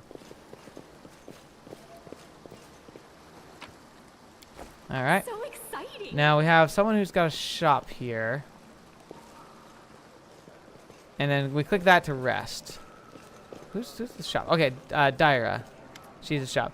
You there, tall woman with a face deformed, an enormous swelling smile broads before you, showing off her double row of small, sharp teeth. You're from the surface. You must be tough to make it all the way here. Never thought I'd see you all day. Call me Dara. Let's trade. Let's trade. She's just a salesman. This thing, they do have this. You can sell bulk. This is basically stuff that has no like use beyond just like being worth some money. Everything else in here is stuff we could have. I'm gonna sell a lot of this like gear that we don't need because we have better stuff already equipped. But it's nice. It gives you all these different options in case you want to try out some different types of weapons. Then there's stuff here. They are used for crafting materials, so we'll hold on to a lot of that. First aid kit can be used. If it has a golden shimmer, it's usually a plot item. Now, I think a first aid kit is a plot item in the sense that having one on your inventory you can use it in certain checks in conversations. Not necessarily like, oh, you better have a first aid kit with you at all times. It's just this idea of like, hey, if it has the gold ring, you might not want to sell it because it could be important to a plot line down the line. Though sometimes you'll find that the golden shimmer won't go away if you have an item that you can't use anymore. So like sometimes you'll pick up an item that's like for a quest, but then maybe you miss the quest or or the quest expires, then like it'll just sit in your inventory forever and you're not sure what to do. What happened to one temporary character whose leg had been injured again? Oh no, she basically goes and sits at the table. I'll show you her in just a second, but we're gonna sell all that. Let's see if there's any interesting items here. Like since the beginning, there's not going to be a lot of interesting stuff here. Yeah, and I don't see anything I really specifically want. And the most thing I could want perhaps would be some potions, but I feel like on normal difficulty we should be fine. Anyway, so the character with the wounded leg, she's here, Aniva. She's just sitting at the table. And they're having a conversation with Gorm. This tragedy may not have happened if you had spent less time surveying honest citizens and more time tracking real spies and demon worshippers. Brilliant idea. How come I didn't think of it? Now if only the cultists would tell us they were cultists, then we wouldn't have to waste time investigating honest citizens who decided to go cloak and dagger right under our noses. So Horgus and Aniva sit in some distance apart, snipping at one another in idle fashion. That testifies to their long acquaintance and mutual dislike. When they notice you, they quickly fall silent. What's with the bad blood between you two about? It's an old matter. Miss Tyrobaid here had the notion of spying on me, then rummaging through my goods. I ask you, do I look like a cultist?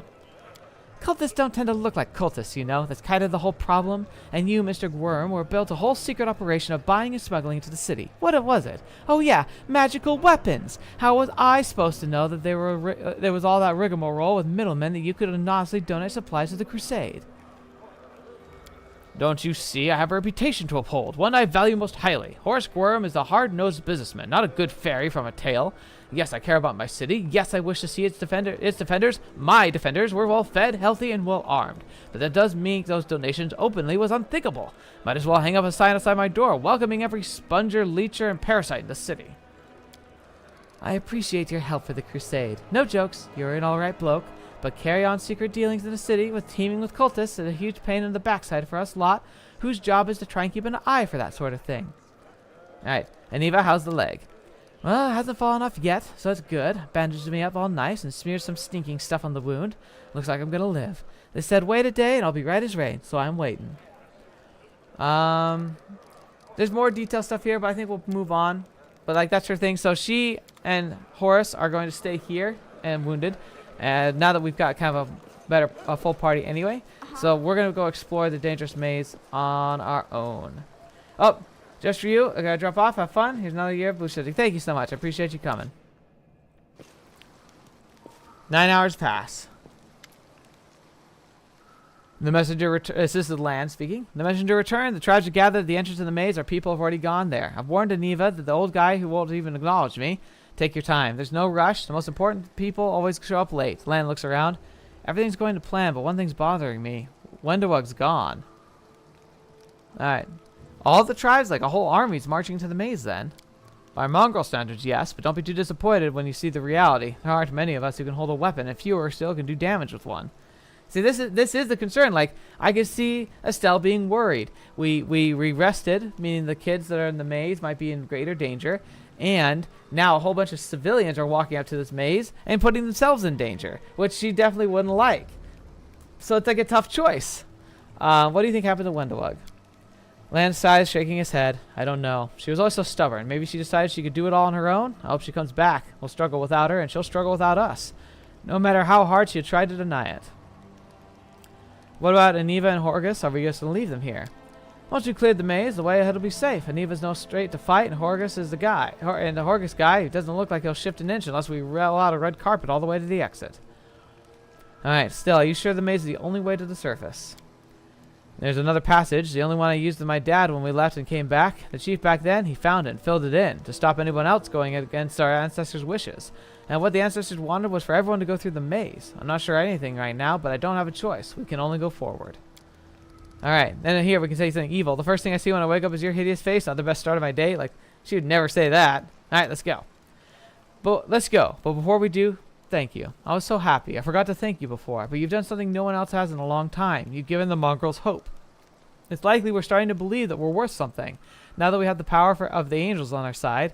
Lance's face grows sullen. It won't change anything, of course, but at least you'll help us save the young ones, hopefully. Let's go to the main gate. The straight road is the shortest. Alright, here we are. Our tried and true troop. We're going to have our little squad here. And we'll have Lan in the back. Okay. Now let's move out. My time to shine.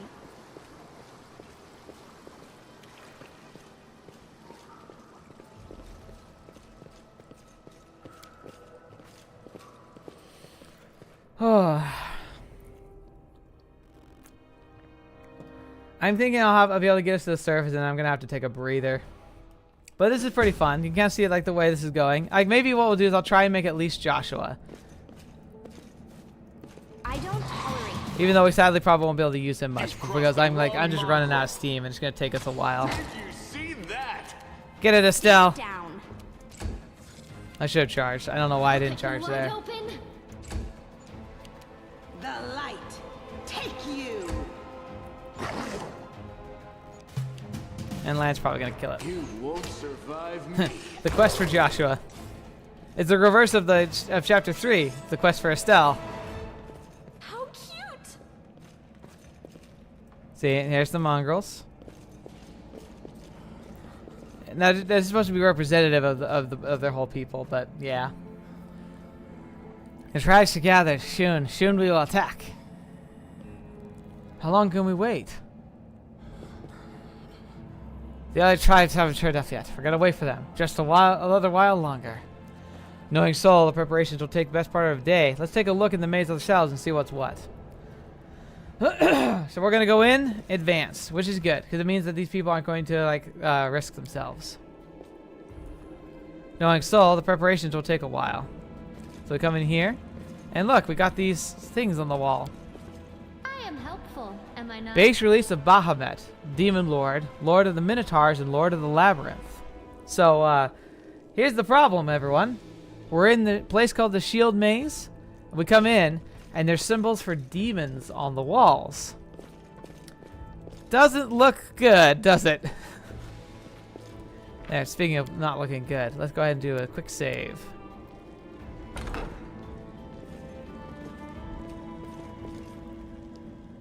Yet another obstacle.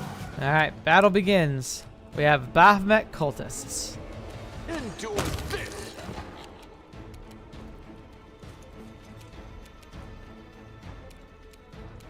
The spirits demand your blood. Alright, Estelle, can you charge? Nope, out of range for charging. But you can get Away, close. You rascal.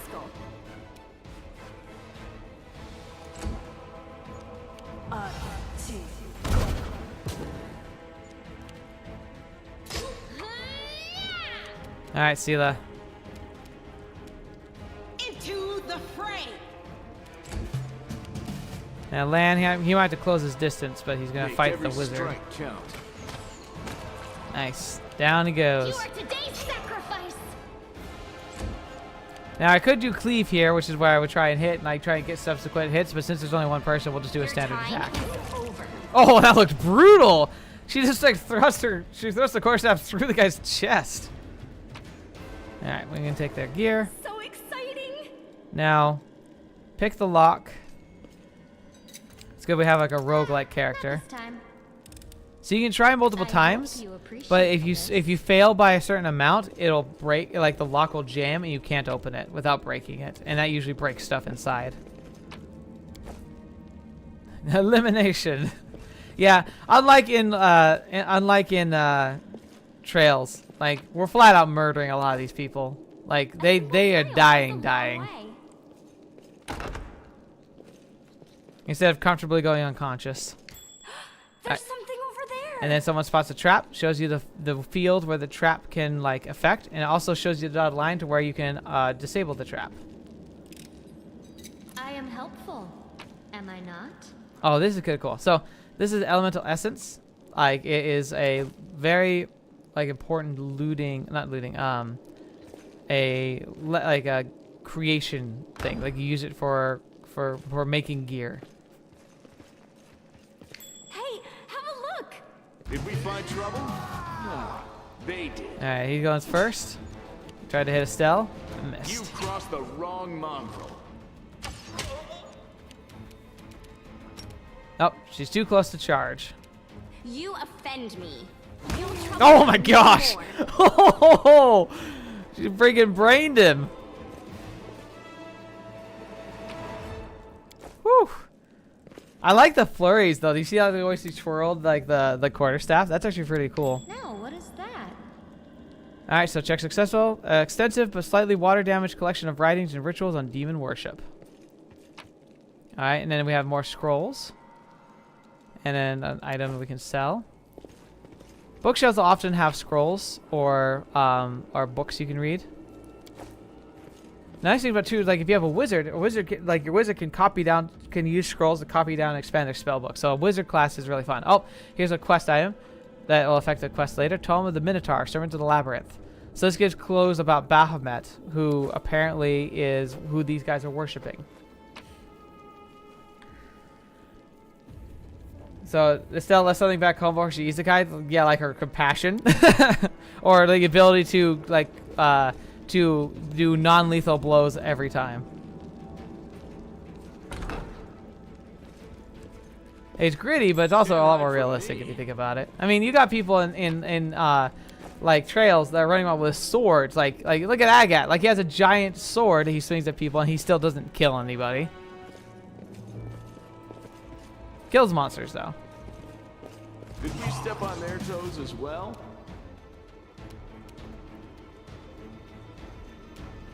Okay, I want to see if I can get over here without getting in the way of charges. But she gets to attack as well. Oh, these guys are called corrupted mongrels. Uh-oh. That doesn't bode well, does it? Charge, Estelle! Nice. You won't survive me. Down he goes. Now, I don't think I can charge because Estelle's in the way, but... The Inheritor, guide my blade! Ow. I'll cut you wide open. So, we just killed mongrels. Lan stares at the dead mongrel with sorrow in his eyes. Holven. His name was Holven. Did you know him? Yeah, he's not from our tribe, but we're both hunters, so we'd cross paths from time to time in the caves. We'd share news, leave supplies for each other, then he just disappeared. He used to talk about wanting to try his luck in the maze. I thought he was long dead, if only he had been. Why would mongrels attack us? Aren't we all on the same side? Something's wrong with them. Look, their bodies. It's like something eating them from inside out. Sure, maybe these guys just ate something weird, or we're having an off day, but I think something drove them out of their minds. Or someone. Seems like the sealed maze of yours is crawling with cultists. How did they get here? I have no idea. This is our first time here too. Maybe they fell down here the same way you did? Lance shrugs awkwardly and looks away. Wendell comes here all the time. I'd ask her about it if she were here. Come to think of it, where is she? Let's go. This place may be more dangerous than we thought. And I was hoping we'd be able to meanest things in here. Lan's laughter sounds strained. These mongrels and cultists. No, I did not expect. I need to find out what's going on here. Alright. Now we get some loot. And the bloodstains still mar the ground. Around them are comfortable benches with pillows. Someone clearly enjoying themselves watching others suffer. So before we got here, there were already bloodstains, and people were set up for like a dining experience whilst that was likely happening.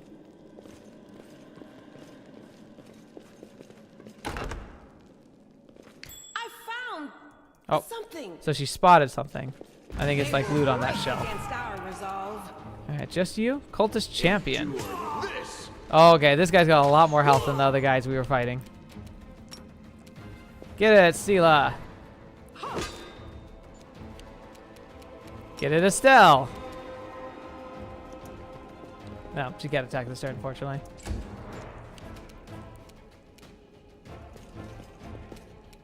The spirits demand your blood. Woo! He missed, but barely. Make every strike count. Alright, Sela. So she has the ability to do a smite evil. In this game, it's not an actual hit. It's a you add damage to your attack rolls against that target. The light take you.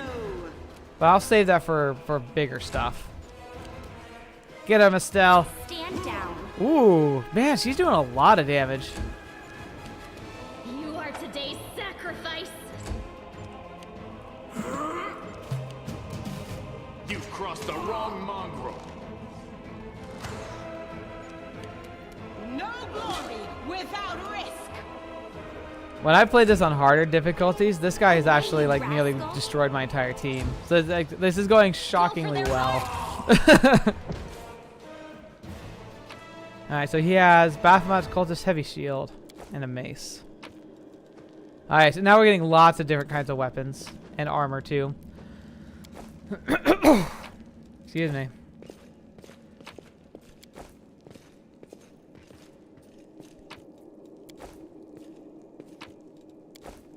So this is nice too, because it kind of finishes out this tutorial's ability to like give you just like a plethora of options. Make sure that your character is wielding exactly what you want them to wield, at least in a basic form. Here's me. Another reason why I might have to slow down. My voice might be gone. So we can't wear medium armor. Oh, we could. This will be better. Gives us more armor class. We just don't want to overcome our dexterity bonus. So as long as the armor doesn't have a max dexterity bonus of like higher than 1, I think it's free game for her to wear it. And would be good for her. She could technically wield almost all these weapons too. She'd be great with a spear. She'd be fantastic with a glaive. But we're sticking with Estelle. Estelle beats people with her stick. Let's see though. You can wear light armor. Change shirt, armor 4. That's 2. And we got another change shirt, so you don't need that. And you don't wear armor because you're a monk, so. I'm so sorry. I wish I could cut those out or mute it or something, but. Oh, look at that. There's a trail here of a trap that's on the other side of that door. I am helpful, am I not? And now we can safely go through this door.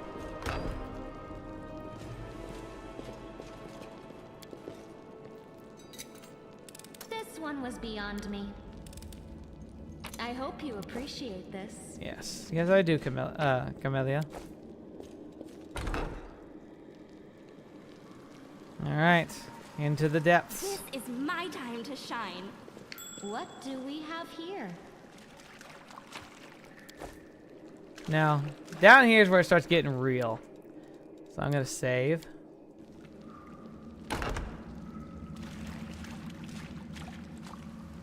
Save the last one for me. Ah, Estelle's in the back for some reason this time. Your time is over. You won't survive Oh, he exploded. Fetch me. Wide open. Into the fray.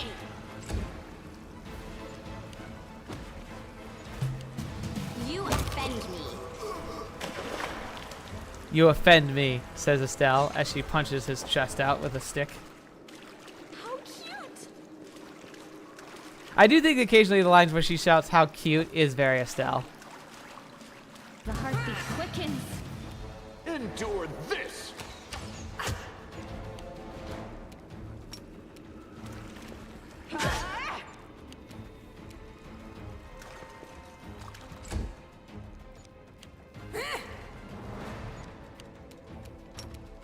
Dang it.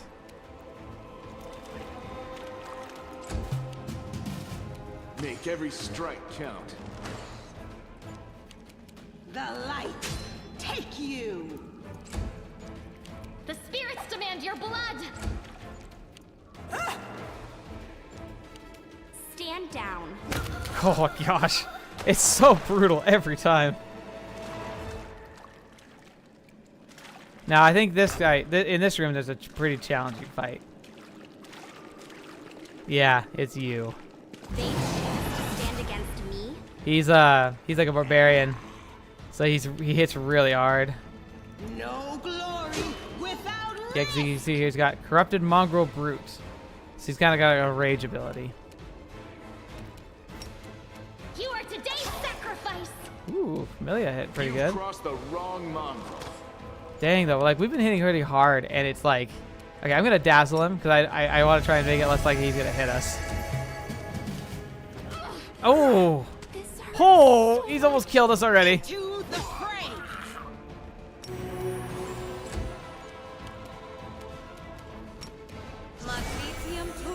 Oh, attack of opportunity. I forgot that you get that when you cast a spell.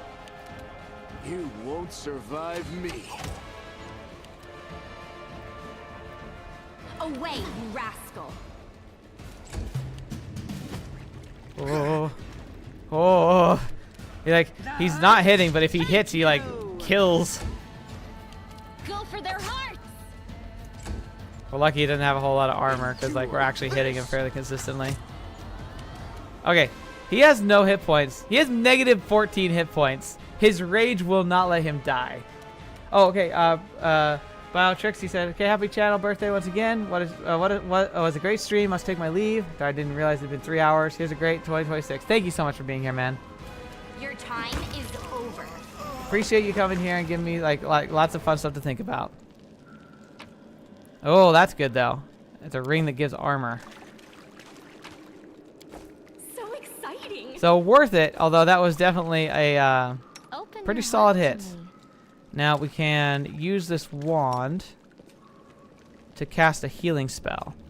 So it doesn't take a spell slot, but eventually, when that runs out, it becomes useless. But that'll keep Estelle from like passing out, and we don't have to drink a potion for it. Because potions are really good because I can use them as healing, like in the middle of a fight. Now let's see this. Okay, so this gives. Oh, it's unidentified.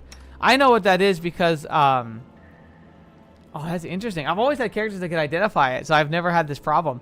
But yeah, I know what this is because it adds armor class. But I wonder if I can't put it on.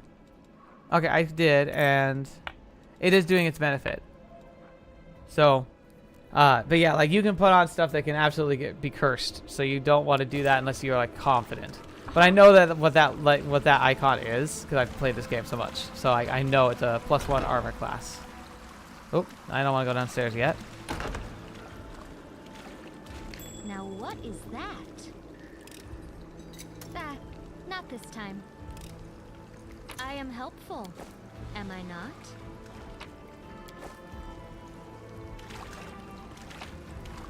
Very good. Getting some good supplies. Follow the flow of water down the stairs. This is my time. Sorry for all the spinning. I'm just trying to get good angles on like so I can interact with stuff. Come at me. I dare you.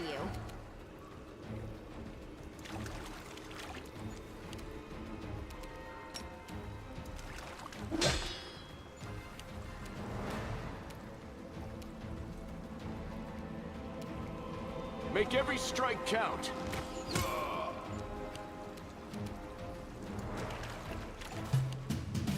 I'll cut you wide open. The Inheritor, guide my blade. You've crossed the wrong mongrel. Darn it, I was gonna try and do the cleave that time, but we killed them too quickly. I'll get it. Oh, okay. Halicia's orders. Follow these simple rules or you will die. 1. Don't bother me unless it's strictly necessary. 2. Keep the door at the shrine locked with a key I made. I don't care which one of you holds it. Only you can tear each other to shreds over it for all I care. 3. Don't even think of setting foot in the ritual chamber ever. 4. Keep the door to the unfinished section of the maze locked at all times. As a reminder to your feeble-minded vermin, the entrance is sealed using a hidden lever. The torch on the wall next to the door. The door itself is in the next room. Is in the room with the blood pool where I sometimes relax. 5. Do something about the darn water elemental already. Do whatever you want with it. Just make sure it's gone by tomorrow. 6. Find a better hiding place for the paladin sword for the surface. I'll deal with that later. 7. Remember that your life means less than nothing to me. I have plenty of people vying to become the hand of Estelle. So, she's probably the cult leader here. Sounds like we got a hidden door with which we can access with a torch, and a hidden paladin sword that we can discover. And there's a puzzle to that, which I will absolutely cheat because I've solved it before, but I'm not. I don't know. I don't remember it. I just want to solve it. Now this is a tough fight. I don't know if we can do this. We're gonna try though. I don't tolerate threats. Water elemental. And let's see. Enlarged person. Plus size bonus to strength. Penalty to dex.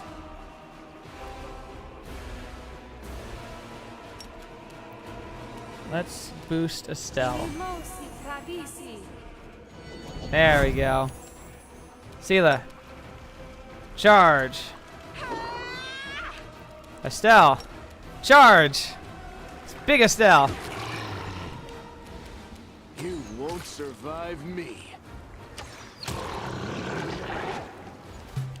So this thing hits like a truck, The spirits and demand your blood. it's and like most of the damage we do to it is reduced because it reduces non-magical damage, and most of us can't do damage to it. I kind of want to use Smite Evil, but I feel like let's use it. Into the fray. There we go. Stand down. Ooh, yeah, we're doing good. Endure this. Protect Woo! someone, anyone. Okay, so Sheila's out, unconscious. Estelle is basically dead.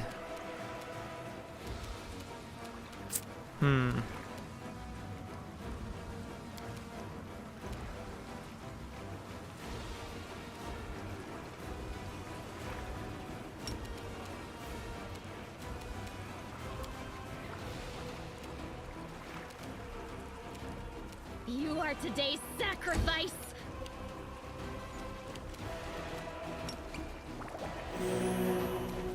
That's done nothing. This is gonna be Make bad. every strike count. This is how it feels. Oh boy. It's up to Lan. You've crossed the wrong mongrel. I think we're dead. You won't survive me. This was unexpected. Yep, we're dead. Gosh darn it, that's tough. Alright. I'm gonna try again. This time I'm gonna try and dazzle it with use Estelle's like sword to dazzle it and see if that can help us like not get hit as much. Save the last one for me. You've crossed the wrong mongrel.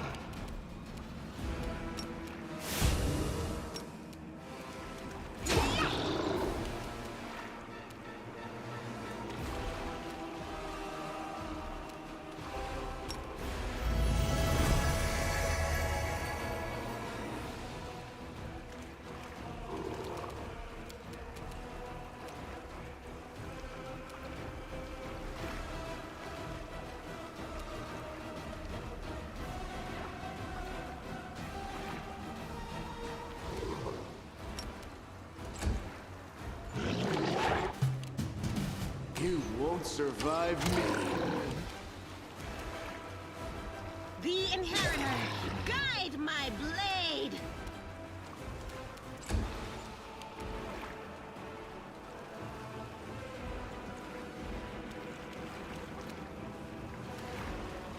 Away, you rascal.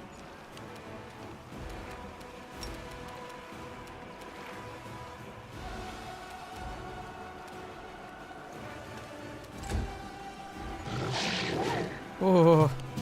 Okay, we're doing a lot better because I'm stacking bonuses this time, so it's actually going a lot better.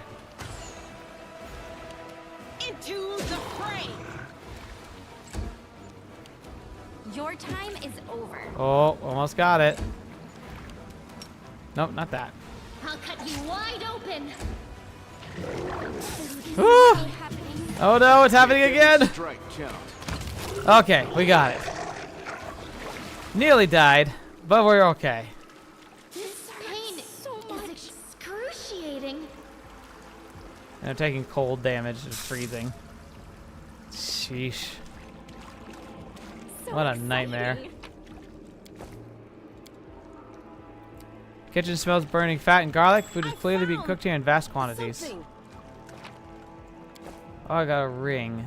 And I'm unable to identify it, so I don't even know what it is. That's so cool.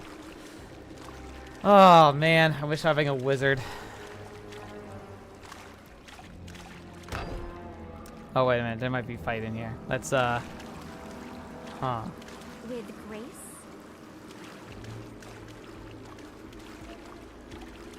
We can? Alright, I have to camp upstairs. Kinda makes sense you can't camp in, like, water.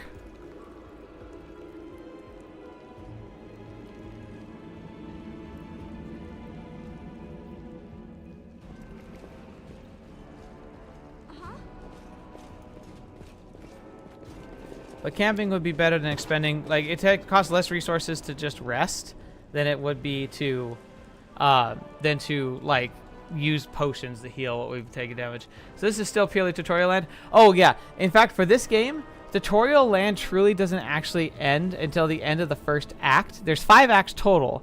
This is like the first maybe quarter of the first act. Like not even that actually, because you're gonna be in Canabras, and then after you like do everything you do here, you eventually leave and it starts showing you how you do the management system where because you start like working with the Crusades, so they have like armies that are moving around. You have to like outmaneuver other enemy armies. You have to try and capture like territory, and then you have like a city builder type of mechanic where you build up because like you can harvest resources from the different like fortresses that you capture. But the fortresses you have to maintain them, so you have to make sure your armies are like patrolling and keeping them safe from the enemy armies that'll spawn up. Like it's a whole thing. It's actually so much that you can actually select story modes where it will automatically run the Crusade side of things for you because some people find it overwhelming. But it's so fun. And like when you run it yourself, you can do some really cool stuff. And you can really customize everything for it. Yeah, the game's really massive. It's even bigger than Baldur's Gate 3. Not really the type of thing you can fully dig into in one stream. Definitely not. No, this is just a small, tiny sliver. But the other thing, too, is like it's also so long. Like I found a creator who's doing a full playthrough of this game. I think he's on episode 286, and he's at the end. But his episodes are like 2 hours long each. Like he spent so much time in this game. It's kind of incredible, actually. Camellia is a plant, right? Something like water. Oh, and the other thing too is like the combat. I was talking about how like you have like armies that move around. If you've ever played like a horned toad. Sorry, I'll let them talk. There you go. When you have characters that are like when you have the armies meet on the battlefield, it plays basically like Heroes of Might and Magic. If you've ever played those games, you get a field, it has grids, and then you have stacks of like units. So you have like a stack of archers, and you have a stack of fighters, you have a stack of like cavalry, and then they have stacks as well, and then they clash and they like reduce each other's numbers. And you can like try and heal and restore like health to kind of get your numbers back.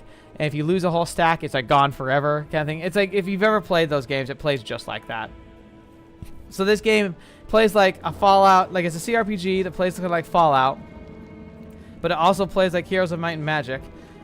It has text like a visual novel, and it has a city builder mechanic with the Crusade. It's crazy. And it literally is city builder. Like, there's loot I've been missing apparently. I need to go back for. You literally are building up a city. You decide the buildings they have and like the buffs and debuffs you accept with that. You have to manage it all and everything. It's crazy. Again, you can turn it off if that's too much for you. Like you actively can turn it off. Another obstacle. All right, Estelle. Get the ranger.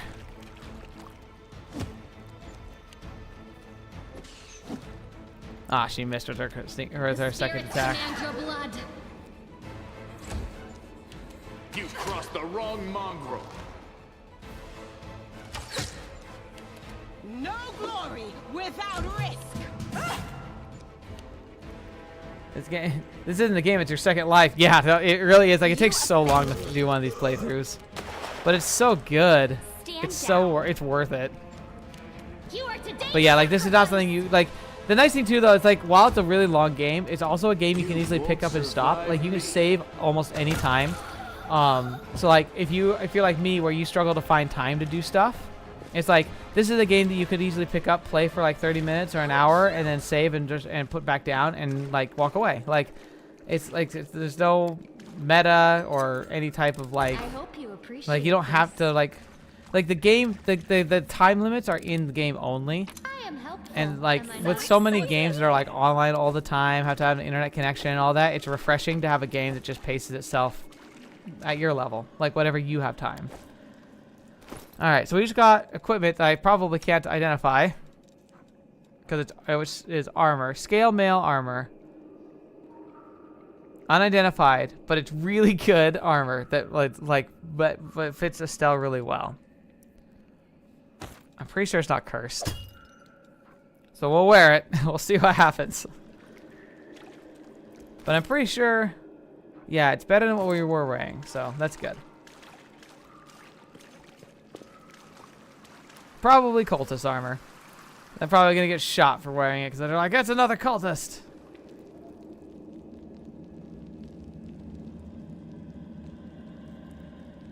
Yeah, no, this game definitely seems like it sounds like it's gonna hit all the right buttons for you. So I hope you get it, and like, I'd love to see, like, make sure you post in like the Discord or something, like if you like, or like, just let me know. I'd love to know what you think of the game if you're able to play it and put some real time into it. The heartbeat quickens. Get that archer. Oh, she beheaded him. Fetch me. Endure this. Oh man, I could get a cleave here if we don't kill these too fast. If they don't die too quickly. Go for their hearts. They're gonna die too quickly. Make every strike count.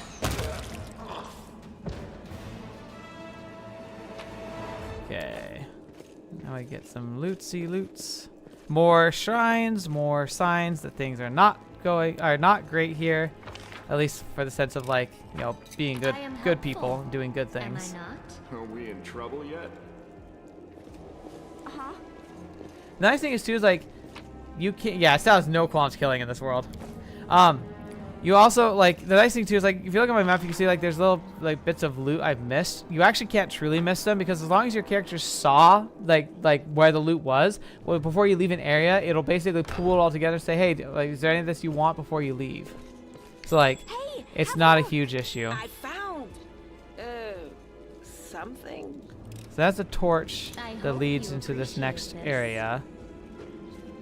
So I'm not sure if we wanted to. I might come back here later, because I'm not sure if we want to do it right now or not. Like, this place is a bit convoluted as a dungeon. It's not crazy, like, it's definitely not the craziest, but there's like a direction we want to go first before we go to, like, basically if we find a ritual room, we don't want to go there yet. Ow. I feel like we surprised you, not you surprised us. I'm not sure why you guys got to go first here, but. Oh, and then here's kind of cool. So, like, see, like, I'm trying to do the pathing. If you see that red appear, that means if you pass by there, they get an attack of opportunity. So I can show you, where it's dangerous to walk. Oh, I didn't mean to do that. I was just giving giving support. Oh, fetch! I don't know how you make someone explode with an arrow, but Land figures it out. I'll cut you wide open. Away, you rascal! Away, you rascal! Such an Estelle thing to say. The inheritor, guide my blade. The spirits demand your blood. Ouch. Your time is over. This guy's got a lot more armor. He's harder to hit. I still feel like we should be hitting more than this, though. Glory without risk. You are today's sacrifice. You offend me. There we go. Make every strike count. The light! Thank you! Thank goodness. Sheesh. I'll watch your back.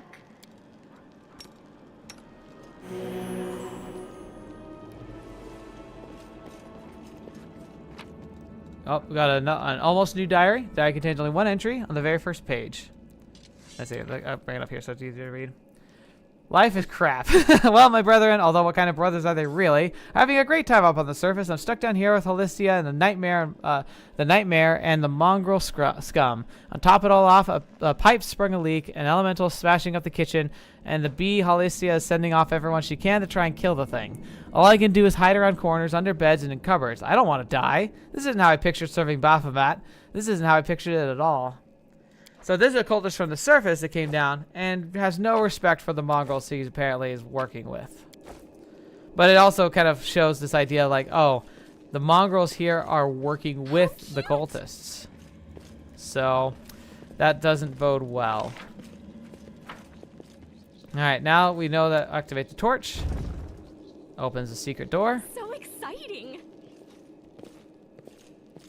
Now, there's a nice thing is, like, if we come in here first, there's a chance the character would have noticed that that latch was there, but because we read the note that says the latch was there, it flags it so that, like, characters will automatically notice it, which is a great way for them to use, like, in-game storytelling to help also make sure your characters don't get completely left behind when something comes up.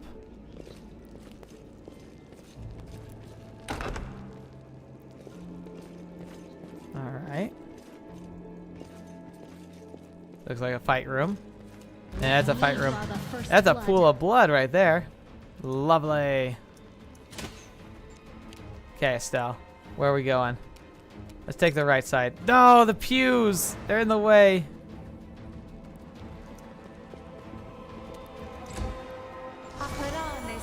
Ooh, we need to get rid of you.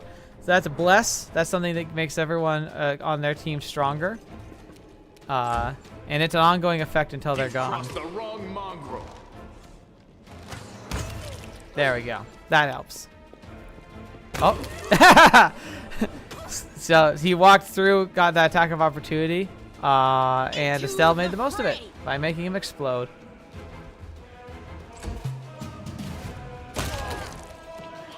Stand down. Sheesh. That was a brutal round. Alright, so he has a scroll of fire belly, which I think lets you like breathe fire. With grace. Ritual pool filled with fresh blood. Ah, another torch. So that's the one that was in the note. To the unfinished section of the maze. There's something over there. What? What? Oh, it's a trap. Okay. I was like, what do you see? 'Cause I don't see it. What's on your mind? I wonder. I am helpful, am I not? This is my time to shine.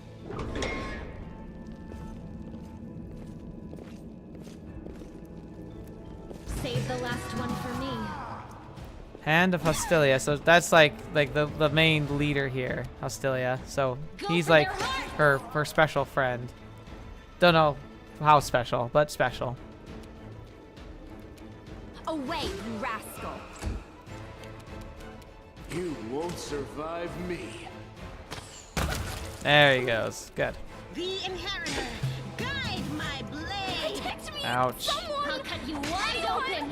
I need to heal Estelle. Your time is over. Oh, it's so freaking brutal. All right. Hostilia's orders. Okay, we have that. We have the key. So that's going to be the key that we need to get the heart of to the heart of the maze. So we now have the path to the end of this dungeon. The bodies of maze builders lie where they were caught by the earth elementals and enraged by the earthquake. The builders' tools lie scattered next to their bodies. So they are actively building, like the cultists are building this place. They talk about the maze like it was always here, and yet what we're actually finding is that it's actively being built and being built by cultists. So the stories that the villagers were told do not at all line up with the actual, like, what's actually happening here. There is something very disturbing going on. The heartbeat quickens. Endure this. Ferocious monitor lizard. The spirits demand your blood. The light, take you. Oh, can I get there? Can I get in there?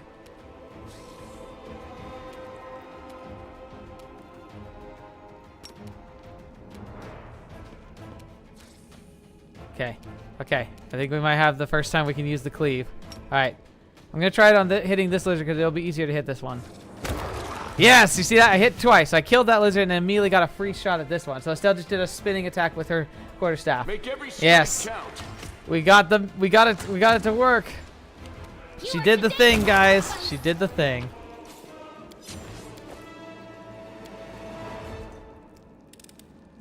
I am helpful. Oh, Am I not? another necklace we cannot identify, but I know what it is.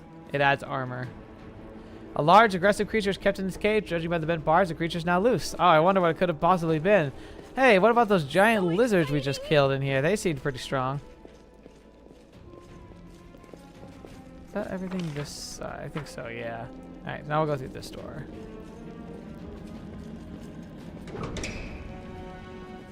Did we find trouble? Ah, there's a nice Baphomet statue right there. You've crossed the wrong mongrel. Cambion. Oh gosh, that's an actual. These are actual demons. Oh no. Hello. Into the fray. I guess it is a demon war, but it is a little shocking to just have demons running around down here. You won't survive me.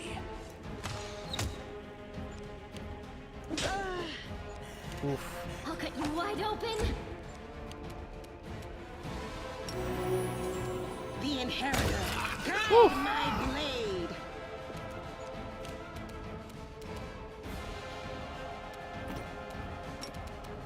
Charge, Estelle.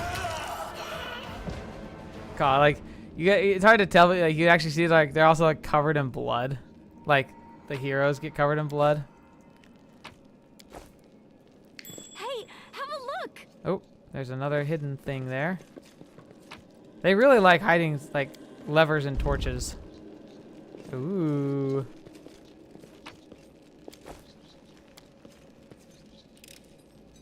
I hope you appreciate this. Potion of blur. That's good.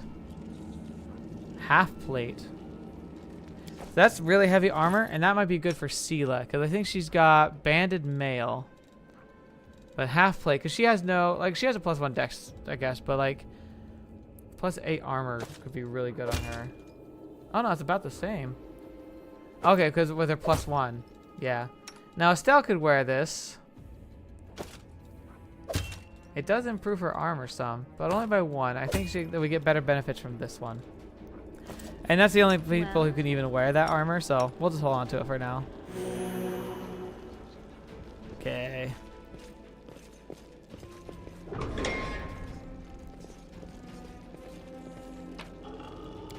Oh, hello.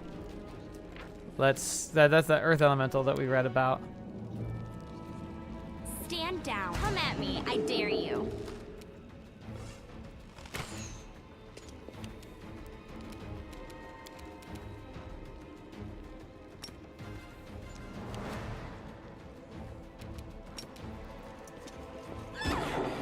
Oh, that was actually a really good hit. Man, Estelle's actually really, like, she's a solid fighter in this game so far. Like, she's doing a good amount of damage. Spirits demand your blood. I'm surprised because most people wouldn't think of using a fighter to wield quarterstaffs. Oh my gosh, we're almost dead though. Away, you rascal. But it's actually working pretty well.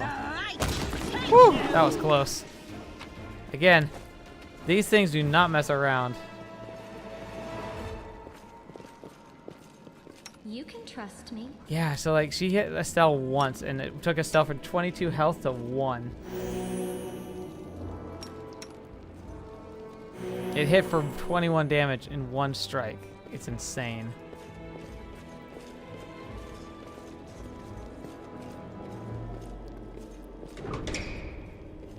What's that there? I am helpful, am I not?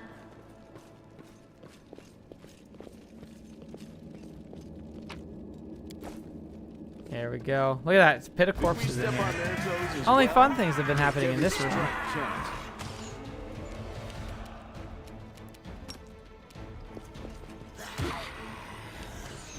Oh, there's another one.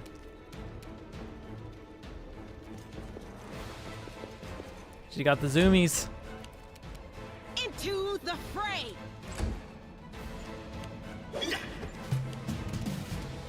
You've crossed the wrong mark. Your time is over. You are today's sacrifice. The inheritor, guide. Gosh darn it, we keep missing this guy. Yeah, he keeps missing us, but You won't survive me. You offend me. there we go. Go for their hearts. The light, take you. Endure this. Stand down. I'll cut you wide open. There he goes. He went down laughing. Makes sense for a demon. But yeah, pits full of corpses, vivisection tables, bodies in cages. Yeah, we're getting real. Look at this. Look at this. This is the straight out of Higurashi When They Cry. Oh no. All right. So this is a puzzle here. It's based on pictures that you find throughout the tunnels.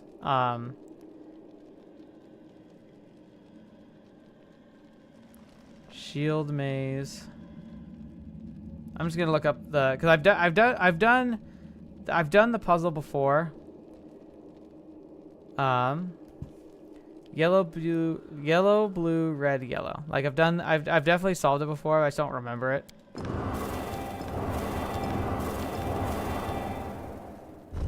There we go. You come in here, and there's a sword.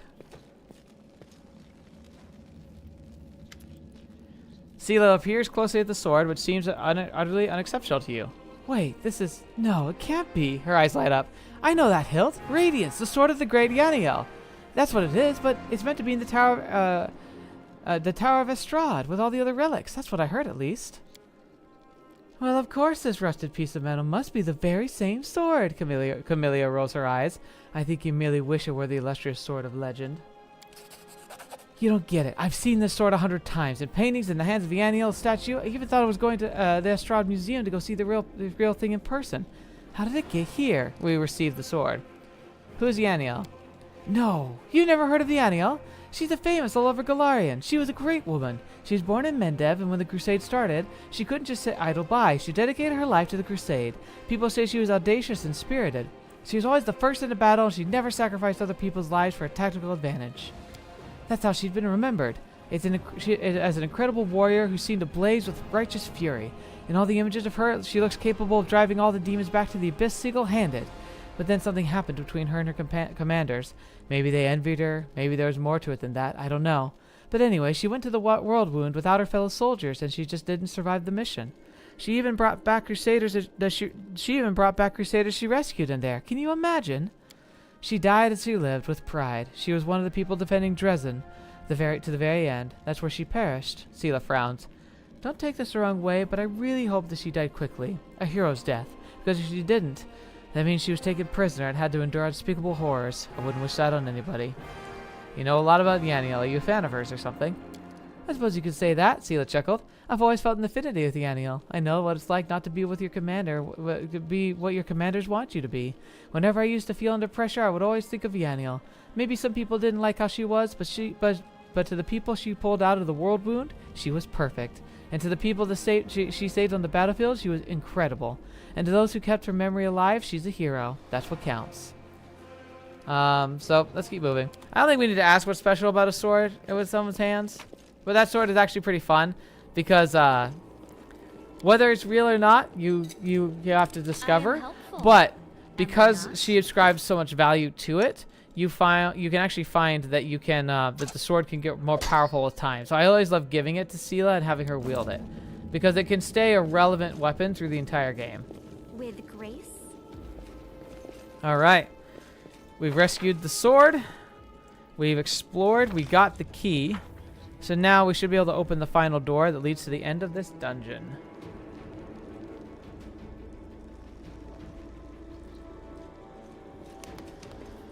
All right. Again, just in case something happens, so we don't have to go back and revert a ton. Now is Oh. my time to shine. I also like how the game will stop you.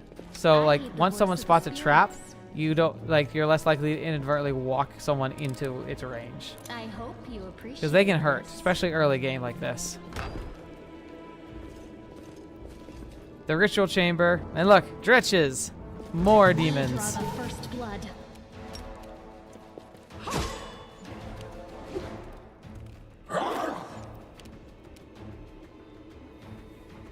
The spirits demand your blood.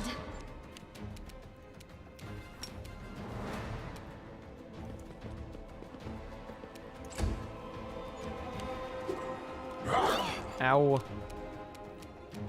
Make every strike count. Into the fray! These things can hurt pretty good because they get multiple attacks. So like even if their attacks aren't the most amazing, they're on par with some of the stronger things we fought in this dungeon so far.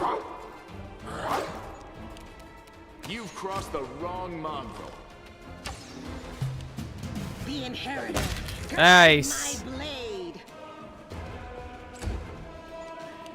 Go for their hearts. Come on, Estelle, finish Your this. time is Yes. Alright, let's see here. Judging by the corpses littered around the summoning site, the cultists did manage to summon a demon in the end. So they summoned something. Dretches aren't things you usually summon with circles like this. This is a big circle. So in the lore and for the game's sake, it's giving you a heads up here Death is that there's likely a stronger foe ahead. And I enjoy surprising people.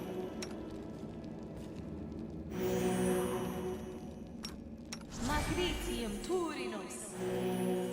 Matricium Turinos. Okay.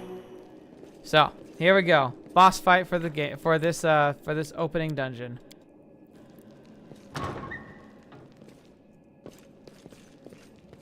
And we get to learn the secret to what's been happening in here this whole time.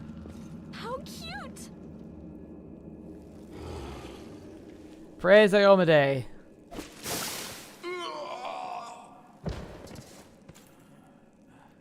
Here you are, huddled together like herds of animals, pitiful monsters, not a human or demon. Even tieflings are less defective than you.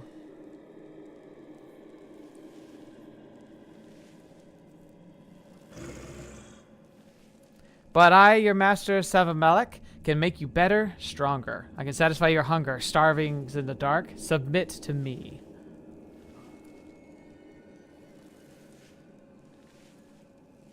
No, we're the descendants of the Crusaders. Trusted a demon would be a betrayal of their memory. Holistia?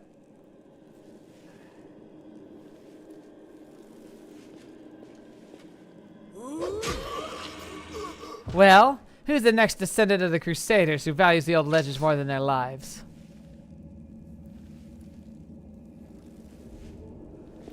Beasts, monsters in human guise, reveal your true natures. This is the sweet, wholesome flesh of a righteous ASMR. So it's a righteous person. Eat, underground crusaders. Eat the flesh of the crusader from above. Find your true strength. So he's guiding them into cannibalism. Specifically of a holy person. Somebody who worshipped a good deity.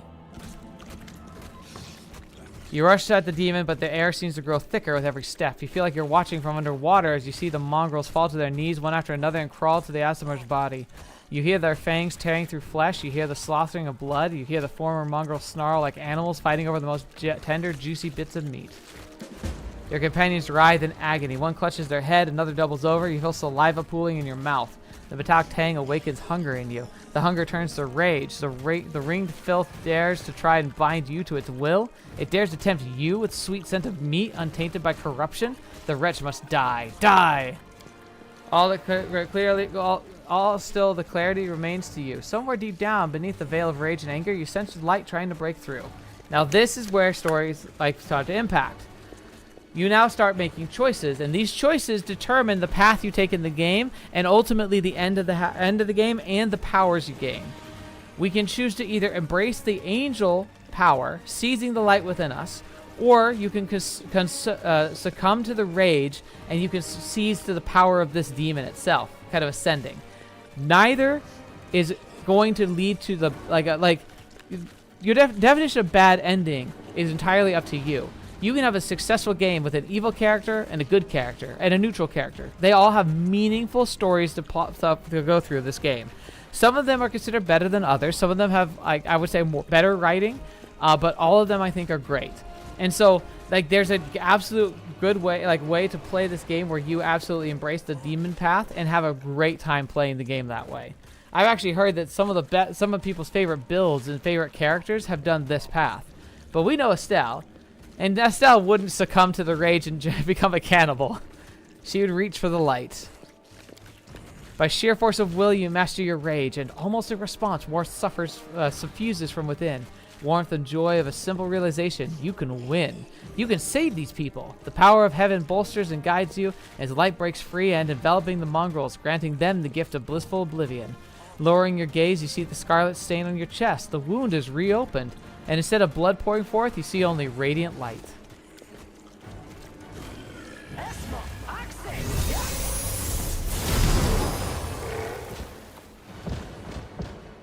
Beautiful. The demon convulses in pain when the light reaches him. What are you? Destroy the vermin! And he flees. Holistia points at you. She's already wounded. Wendawa, kill! And twist of twists. Who's here working with the cultists? Wendawag silently emerges from the shadows.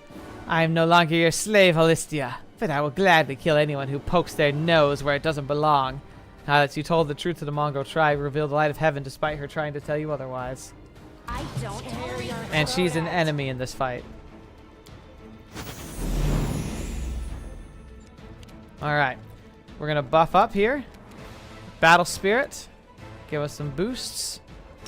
Also gonna equip her enchanted sword, or she can enchant her sword with magic power, so she'll be stronger with it. Estelle, Light of the Angels.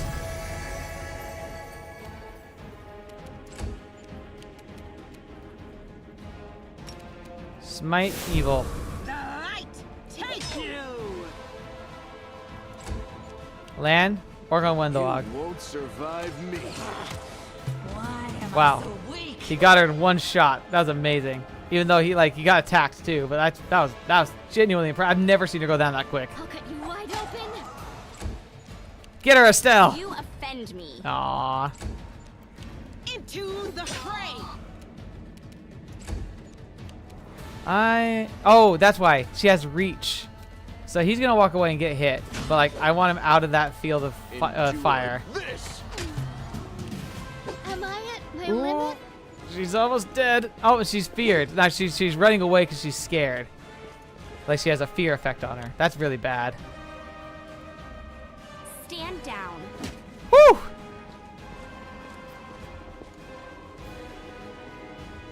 Oh, mighty Savamelech, your faithful servant invokes you now. Demons, protect your mistress! Yet another obstacle. Alright, how much damage does she have left in her? Oh, Seela's now afraid too. Oh, that's actually really bad. Oh, no. Make every strike count.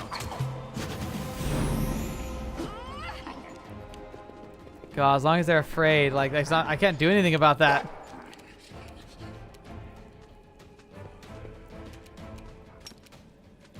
Cleave! Yes! It worked! She did so good! Estelle, you're amazing. I am such a fan of this build already. It's amazing. Now, so she's still under a fear effect. She's far enough away where she can do actions, but if I try and move her closer, she'll just run away some more. I'll try, but okay, maybe she's doing a bit better. Let's see. You've crossed the wrong mongrel. Come on, Sela, please. Oh, she was afraid of the lady with but because I struck her down, like they're under fear, but they're no longer afraid. Like they don't have to flee from her anymore. Cleave again. Beautiful, Estelle, you're awesome. I'm very excited that this build actually feels like it's working. I'd love to, like, I could see myself playing a game with a character like this, like for real. I would like, maybe someday we could even persuade the channel that this is something we could actually play together, which would be fun. Because that's how the Baldur's Gate one started. Well, are you going to finish me off? It's not exactly unexpected. Oh, another choice. What else are we supposed to do with you? You're not just a traitor, you're a monster. The young ones believed you, and you lured them to a demon and watched them eat human flesh. Yeah, that's pretty bad. I was trying to make them strong. What have you done for them? What were you doing while I was looking for ways to bring strength to our tribe? You're useless, Lan. I led by example. I trained. I tried to become stronger so I could go to the surface and maybe do something worthwhile with my stupidly short life. And I will do it. I might be the one to bring our whole tribe to the surface. But you? Why would you want any power that turns you into a monster? These young guys and girls, they trusted you. And they were turned into mindless animals, ready to eat corpses at a demon's command. Sheesh, I mean, he's not wrong. I went through the same ritual as them, and I didn't become an animal. I conquered my anger. The anger that has been building and building in every one of us for decades. Unlike you, I have no intention of just lying down and politely accepting death. I will rise above all this, while you'll still be stuck with your pride, chewing on rats. Alright, so first we'll look at our chest real quick. The bleeding, deep wound on your chest is gone, like it was never there in the first place. The skin totally smooth and unmarred. It's gone. It was just there, and now it's gone. It's gotta be some kind of demonic trickery. You need to have a cleric look at that. If she had been marked by the Abyss, do you think some nobody priests will be able to help? No, the demons have branded this Uplander, and judging by the smell of the blood pouring from her chest, the demons will be able to find her wherever she goes. And they'll find you too, Lan. See, she has no regrets of what she's been doing. So, you've been serving Savamelech this whole time? Better to serve a strong master than to eke out an existence in a dark hole with no hope. I am of the Neithers. Our lives are short, but we are hardier than humans. I realized a long time ago that I was capable of more than this life offered.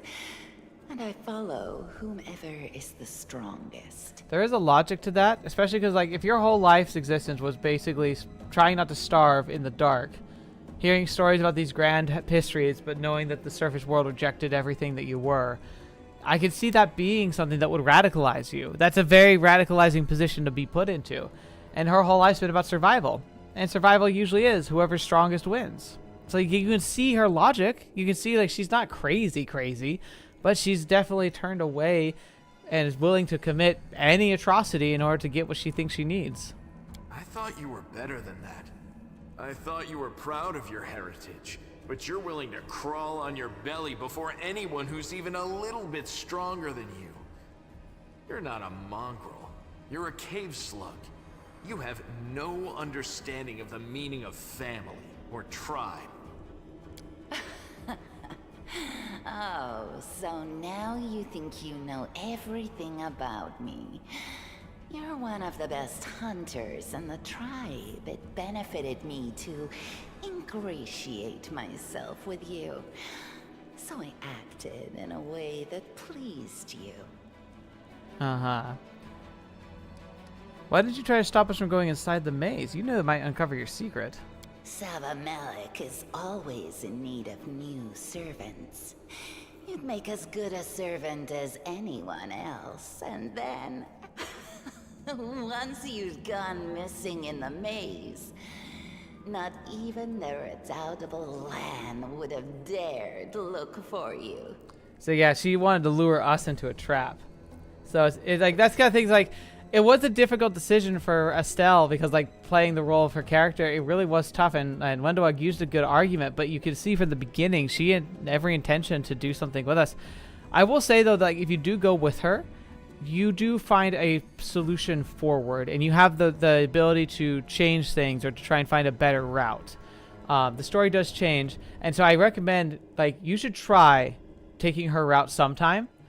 Just understand that like her backstory won't change, but she grows a respect for you and becomes more tenable to hearing your arguments if you wanted to take her down a different route. But then why did you come with me to look for the sword? So I could kill you quietly if you found it and stop you taking it to the village, you idiot. I would have told everyone that you got caught in a cave-in. But then the Uplanders showed up and I had to change my plans. You said you went through the same ritual. Does that mean you ate human flesh too? Yes. They should say sentient flesh though, because like there's so many different species, but they're all like human in the sense that they're sentient beings. So it should have said you ate a sentient as well to be proper, because like that was an Aasimar. That's not technically a human. Change everything. Savamelech tore off a piece of an Aasimar priestess's thigh. A big, juicy piece. More meat than I'd ever received in the tribe. That was the first time I knew what it was like to be happy. To have a full belly. I swore to myself that it would always be that way. Dang, can you imagine? Then the madness and rage took over. I came very close to turning into an animal, no better than the weaklings you saw in the maze. But I am strong. I mastered myself. I brought myself under control. I fell so that I could rise again. It's very Sith-like. You should have chosen death. Dying's better than living like that. You're saying I should have died that day, Lan. But then who would have listened to your feeble jokes? Who would have showed you the best caves for hunting? Who would have made you a man? Oh, you know what's actually kind of funny? I feel like I missed that when I played this in the past, because I tried to go through this part kind of quickly. That she's basically saying that they had a relationship, so they were basically dating. Can you imagine like finding out that you were dating a cannibal, and that she was actively trying to was planning to kill you? I would have been fine without all that, and without you. Your death will make the world a slightly better place, Wendowag.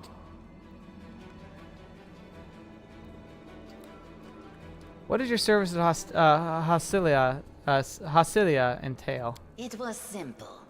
I lured those I deemed worthy into the maze. To the rest, I told stories of the horrors of the maze, making them stay away. It all hung in the balance when the cave walls shuttered, and many of the young ones decided that the time of their great exodus had come. I had no doubt that Hosilla would dispatch a dozen young Neeters easily. But what would become of the maze if all the tribes poured in? So when Lan ran off looking for the Angel's sword, I went after him. Not to help him, but to make sure that the sword never reached Neathholm. It's a pity that you got involved and stopped me from killing him. But then again, the evening gong has not yet been struck.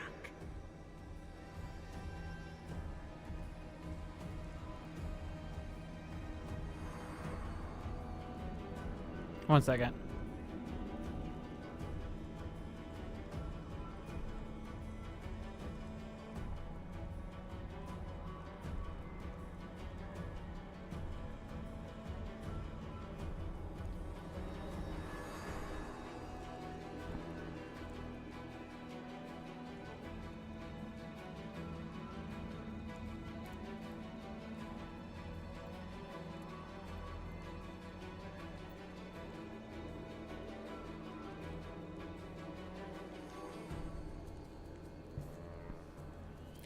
Sorry, I'm just trying to do this real quick.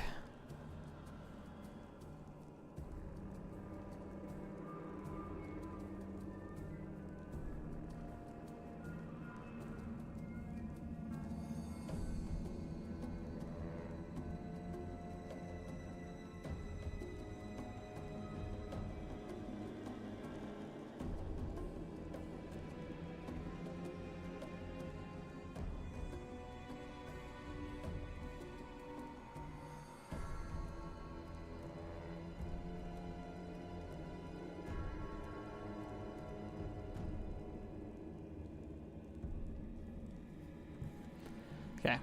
You sicken me. Yeah. Okay, so now we get to make a choice. We can try to ask Gwendolyn to join us. We can attack her and try to kill her. Or we can tell her to leave.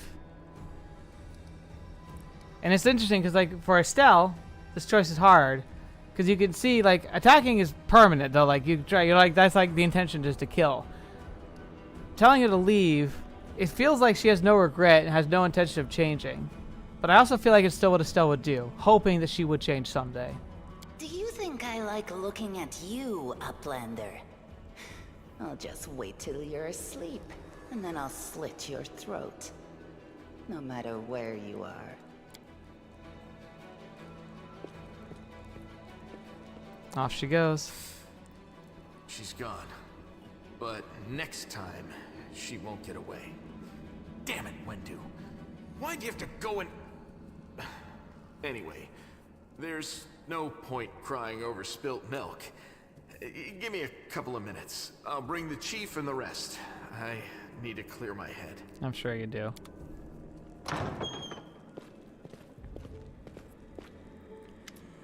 Chief's soul appears, flanked by mongrels. The journey has taken its toll on him. His breath is labored, his sweat dripping from his bloated face. What is... Aniva gives a low whistle.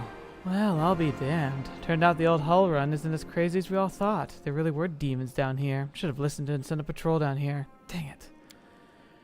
Horgus worm. Horgus's lips curl in distaste as he tries to keep his distance from the unconscious mongrels.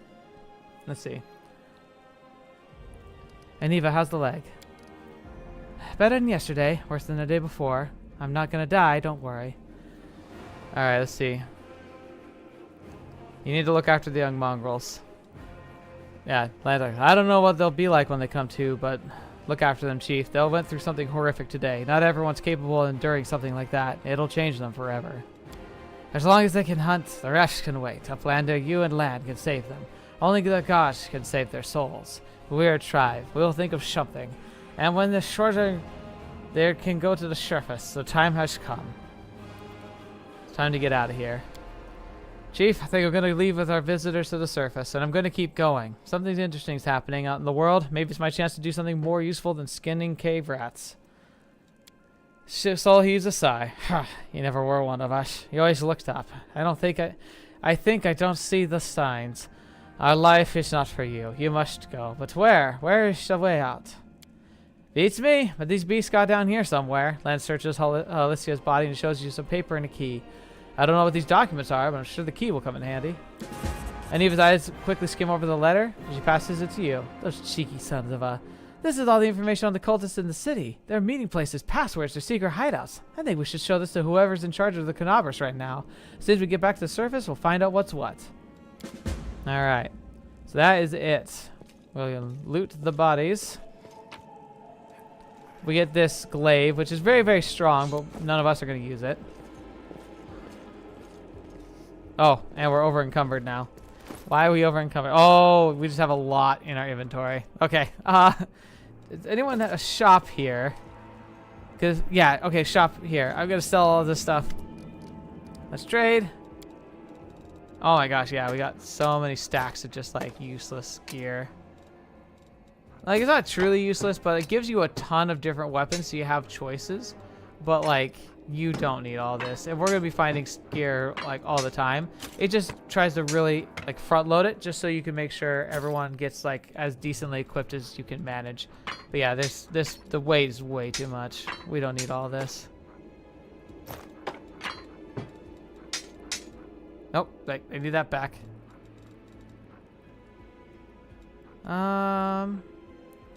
I want to see if we can identify anything. Oh, okay. I guess talking to her identified things. Okay, good. Flow of water, +1 saving throws against cold, and then the marching terror, +1 glaive, and when it hits a new enemy for the first time, it takes negative energy, and everyone can be feared around you. Really, really good weapon, but not going to be something we're going to use. She has a bit better gear now, but I still don't think there's anything here I specifically want.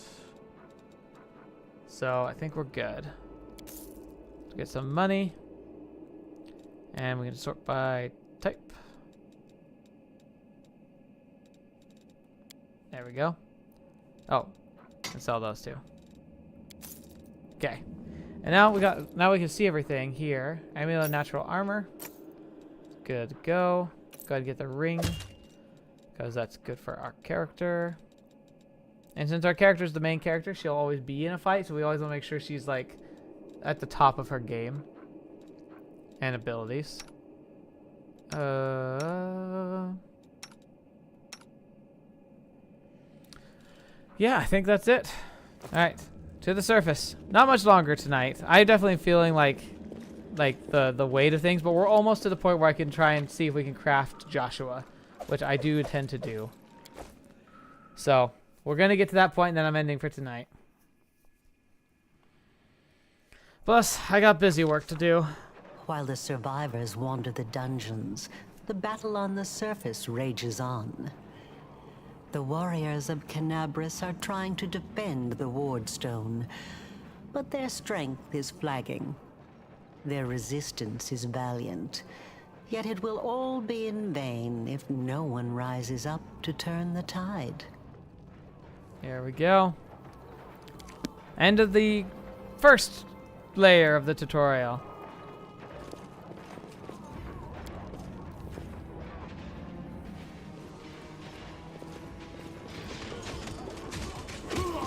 Oh my gosh, it's getting crazy in there.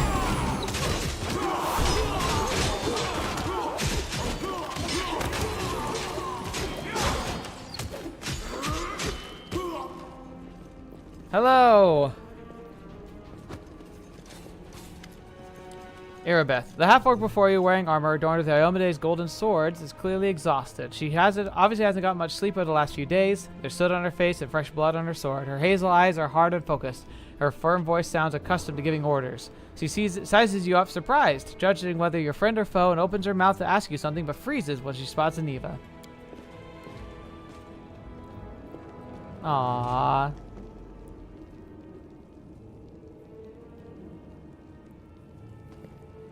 She's not supposed to be that big, by the way. She's been enlarged. I'd almost lost all hope. Everything's fine, Beth. I'm here. I'm here. This here is a new friend. She rounded up those of us who survived the fall and led us up to the surface. Without her, we'd never have made it out. That's what Estelle does. Let me introduce you to my wife, Erebeth Tirabade, head of the Eagle Watch. Until the army arrives, I'm the temporary warden of Canabris. And you're just in time. As you can see, we're in the middle of a battle. And thank you for getting Anevia out of there. I have important information about the location of the cultist den. Very good. Report to me in full when we get back to the Defender's Heart. It's our temporary headquarters. Right now, the most dangerous cultists are here. The ones occupying the Grey Garrison. Where are we? The Grey Garrison. Until recently, it served as barracks for the Crusaders, but it's now been taken over by cultists. What's the target of this battle? When the demons attacked the city, their main target was the Wardstone. I trust I don't have to explain to you what the Wardstone is and how important it is to the Crusaders. We must retake it at any cost, or the fall of Canabris will be the beginning of the end of the Crusades, and with them, the rest of the world. So again, they're the artifacts that protect keep the opening to the realm of chaos from opening wider. I see that you had a difficult journey to the surface. You need to rest. But there's a lot riding on this battle. I have no right to command you, but I'm asking you to help us. We met some mongrels who live beneath Canabris. This is land. Most people in Canabras think that the children of the first Crusaders are simply a legend. Other people say that the day you emerge on the surface heralds the start of the end of the world. I'm not superstitious, but the situation is apocalyptic, all right. Having a living legend on our side can't hurt. Come on, living legend? A walking folktale, maybe? I just need to make sure I don't turn into a running joke. What's the situation in the city? The city's gone. Most of the defenders, including the dragon Terendelev, fell in the first few hours. The civilians either fled or died in the chaos. The place is overrun with cultists and demons. Don't talk like that. Canabras hasn't fallen. Not while it still has defenders like you and me. Sweet words don't change the grim truth. No, she's right. Thank you, Knight. Until we no longer have the strength to hold a weapon, until Iomedae abandons us, we will fight for Canabras. So how'd the Wardstone end up in the Grey Garrison? The demons have long laid siege to Canabras, but this time, their lord Dascari appeared in the flesh. He ripped the Wardstone from the ground and hurled it halfway across the city to here. I thought the stone was destroyed, but it seems all is not lost, yet. Dascari has gone, but the Wardstone is surrounded by a horde of those creatures. What are they going to do to it? Nothing good, that's for certain. But how did he do that? He's a demon! The Wardstone should have burned his filthy hide! It should have. But what happened, happened. We don't know why. Well, let's not waste any more time. To battle. That's the spirit. You, take a Navia to the rear. The rest of you with me. Alright. Labeled breathing and interspersed with disgruntled muttering. Horgus is holding up his rapier hilt with a white-knuckled grip. A bead of sweat trickles down his temple. Lord Horgus Gwyrm, forgive me. I did not realize we had civilians among us. My people will escort you somewhere safe. To the extent that anywhere in Canabras can be said to be safe right now. Yeah, that's the tricky part.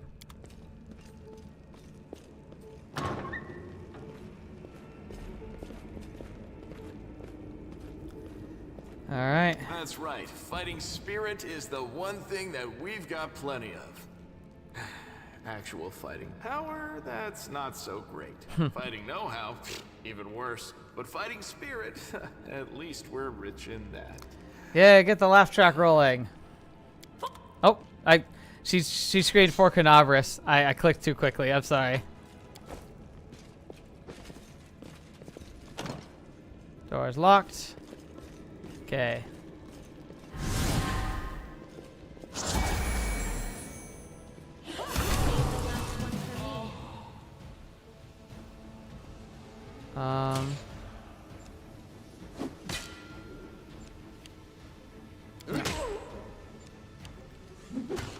Now this is where the fights could get a little chunky, is when you have so many actors that are participating. I can understand people like at that point choosing to like make it like not turn-based, but I still feel like you lose a lot of ability, or like you give up a lot of control of the battlefield that way, and I think it would make the fights a lot harder, not easier. Kind of like auto-resolve in a Total War game. You can just auto-resolve every fight if you want to, but your armies never perform as well as if you were directing them yourself.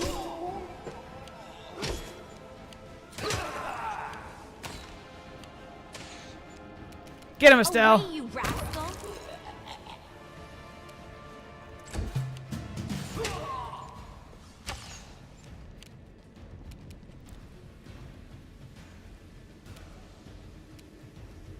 Make every strike count.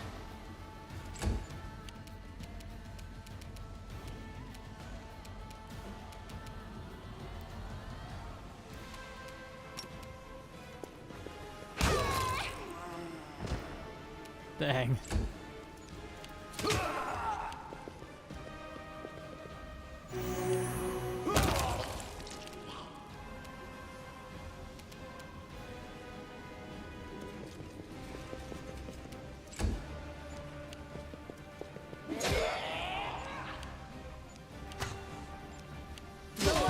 Oh, They all got a attack of opportunity on him at the same time.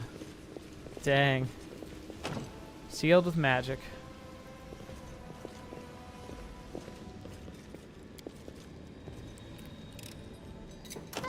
Not this time.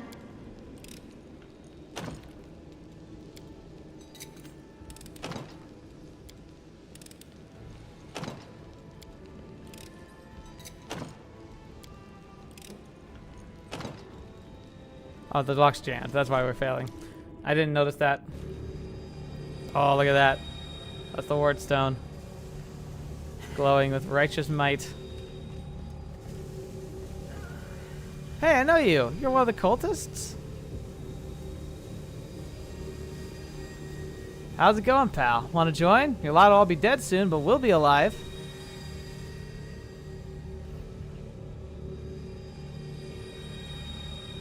I can't. Come on, leave those losers. The Crusades are over soon. The demons will rule the whole world.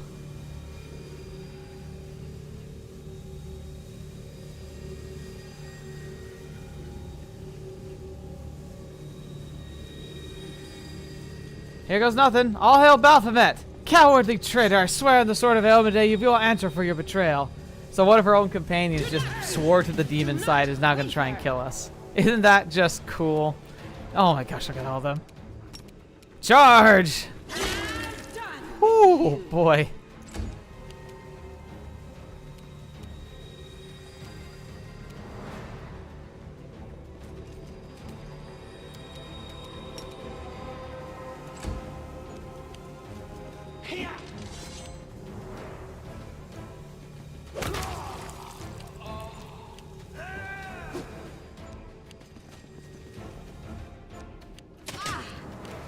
Now this is where my ability to do cleave could become really strong. You've crossed the if I can get it into a good position. Oh, like this. Hello, boys. Time for Ul-tra-vi-o-lence. Aw, I missed the second one.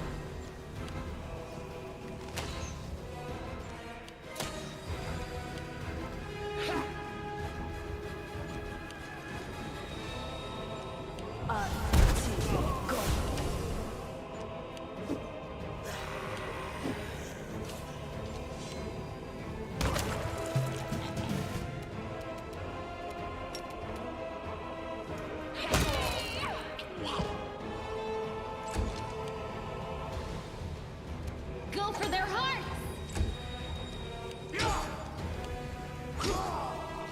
Aperane sentes.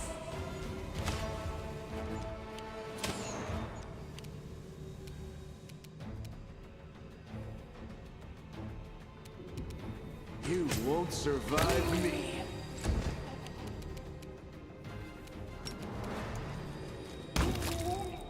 Get him, Estelle.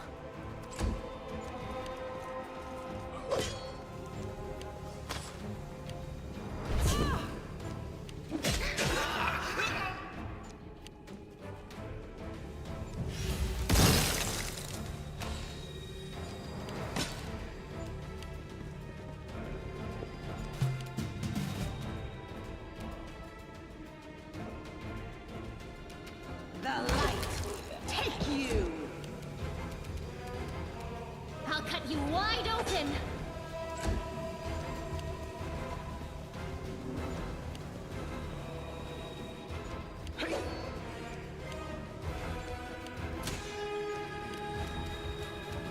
Endure this.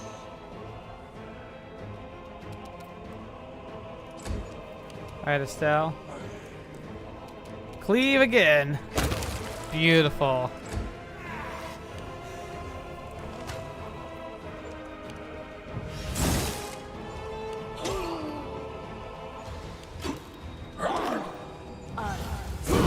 Ooh, that was a brutal one. Into the fray!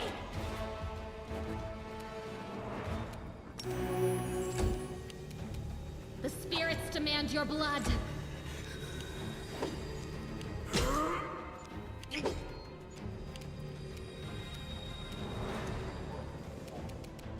Make every strike count. You've crossed the wrong mongrel. Alright, cleave again. Your time is over.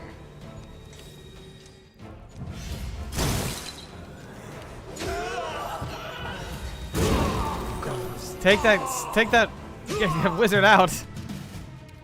The inheritor, guide my blade.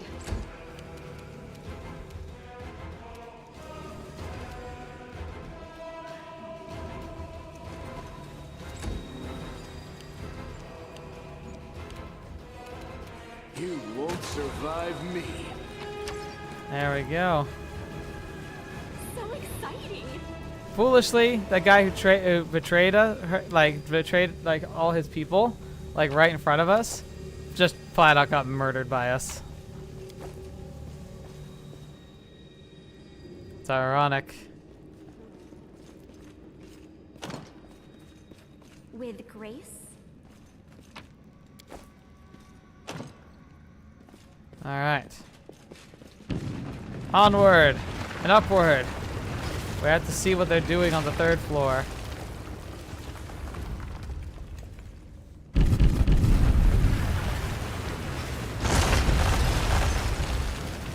Huh. Well, I guess we're not going that way.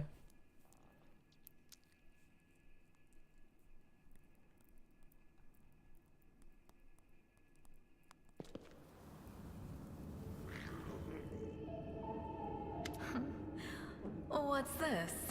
Do we have guests? Just in time. The place is a bit of a mess, and I haven't even poured the blood into the goblets yet. Why don't you... Oh!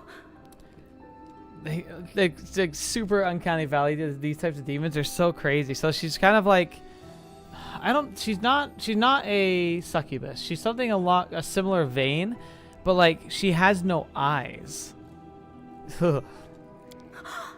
What an unexpected surprise! Staunton, my little sweetheart. Long time no see. I've missed you so much. Have you missed me? Admit it.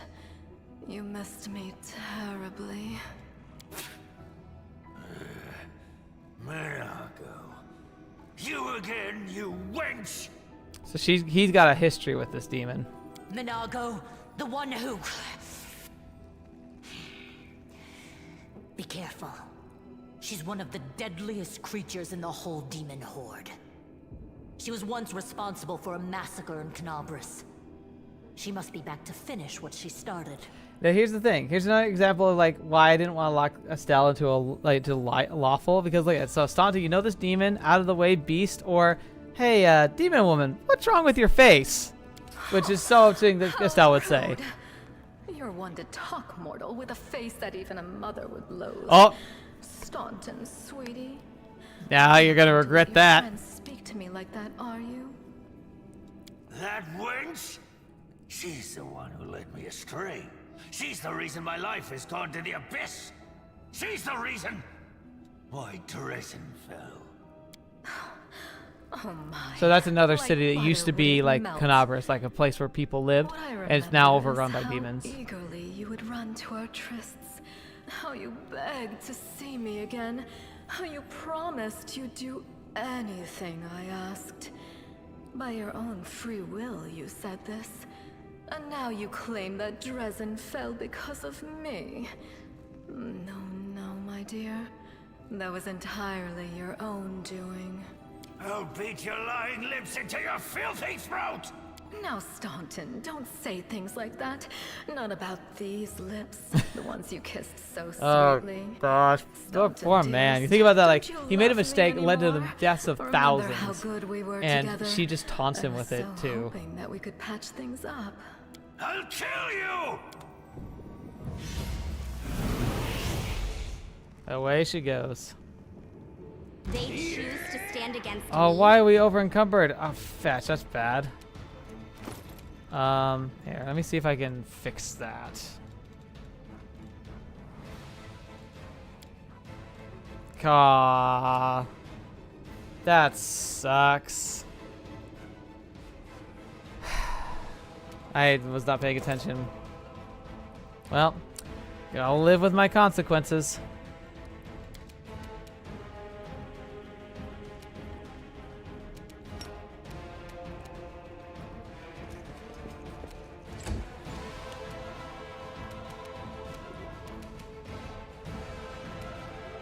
Endure this!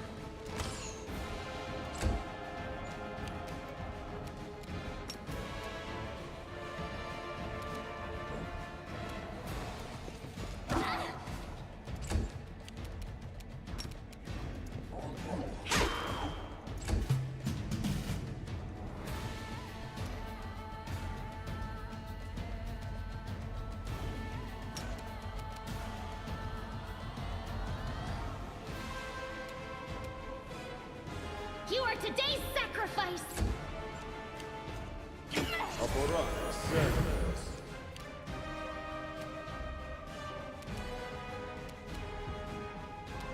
Make every strike count.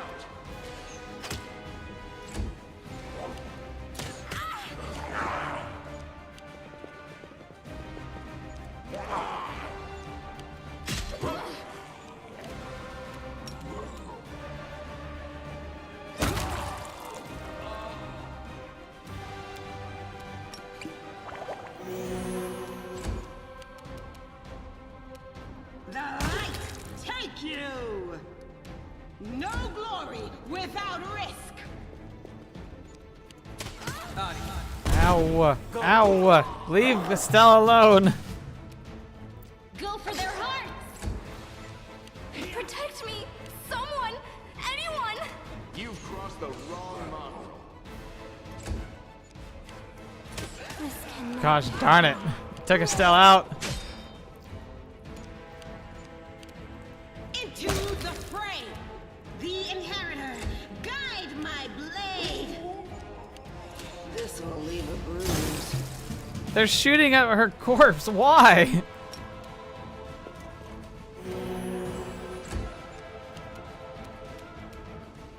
You won't surprise me.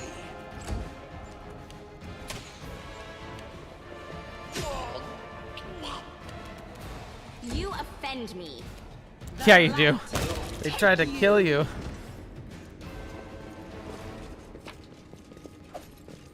Okay, so we're carrying way too much. I'm gonna take the light stuff that I know is worth something. We're gonna drop like, yeah, drop like all these. Those are masterwork. Anything that's not masterwork, we want to hold on to.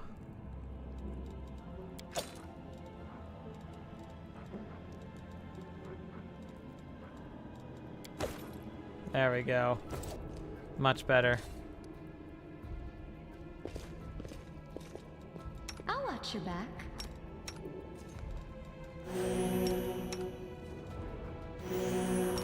Magritium Turinos. Magritium Turinos.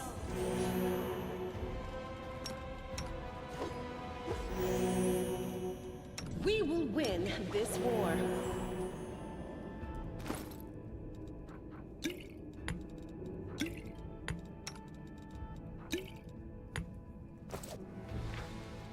Okay. There we're good. Now, mobility. Let's get over this rubble pile.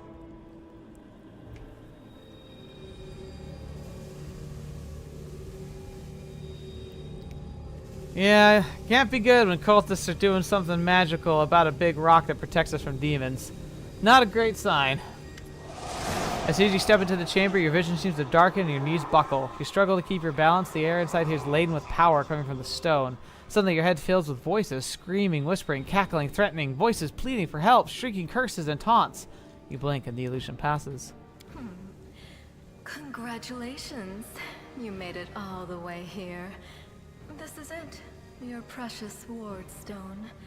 But what are you planning to do now, I could kill you where you stand, but wouldn't it be nice if you could die in battle like heroes? No. I want you to die in despair, scrabbling around like rats in the blighted ruins of your city, blind and broken, your flesh scabbed and seeping, and every moment knowing precisely what was done to you. Sounds terrifying.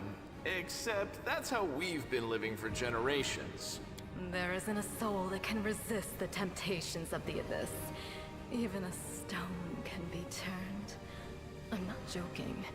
Your precious ward stone, weakened from the injury inflicted by Discari, has almost succumbed to my charms.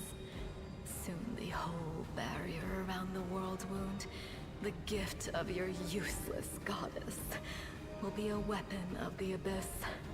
Just a little more and boom. Her voice actor's really good. Every city with one of these eyesores stuck in the middle of it, from Canabras to Nerosian, will turn into smoking craters, and all the mortals into red sludge beneath our hooves. So you have a choice. Especially you, my pet. Kiss me on my dainty hoof. Pledge your loyalty to Baphomet. And when the world falls, its ruin shall be yours. Yeah. I generally think Estelle would be like, "We'll stop you!" Like, just jump into it. Because it feels like she's like delaying. But what are you doing to the stone? Well, quite what am I doing to it? Probably the same thing I did to many of your comrades. Sweetly and tenderly persuading it to abandon the mortals and join our side. So there's something in here that's alive. Prepare to fight to the death, demon! We won't let that happen. Oh, interesting. And here, now you can see you can succumb to the rage. Who are you? You've already forgotten me. You mortals have awfully short memories. Even shorter than your little lives. Staunton, sweetums. Don't you want to introduce me to your friends properly? No? Well, I'd better do it myself. I am Minago, Lily II and faithful servant of Baphomet, and leader of his armies. The city is mine now. I'm just starting to settle in, get things just how I like them. But once I'm finished, I promise you, the results will be simply to die for. And it was such a charming little place until you sullied it with your presence.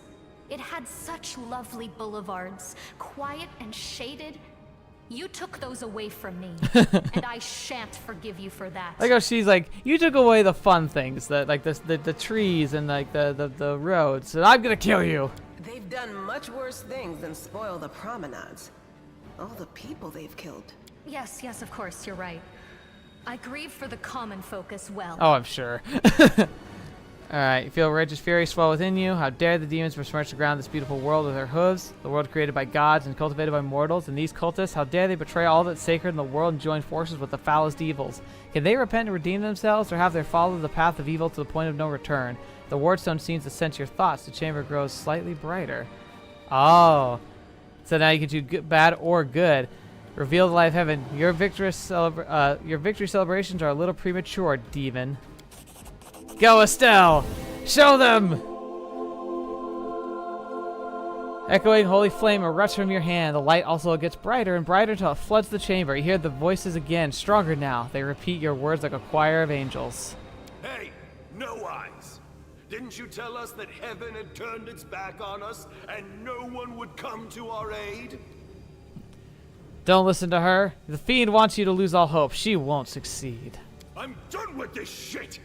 I only followed this hoofed menace because I thought the Crusaders had it, and there was no other way to protect my family.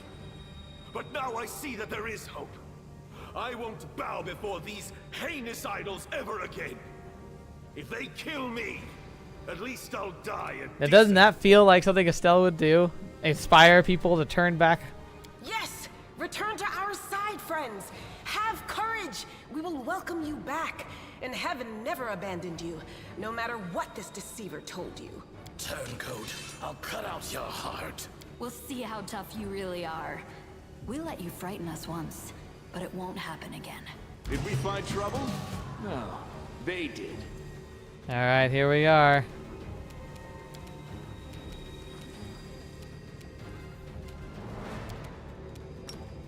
Go for it.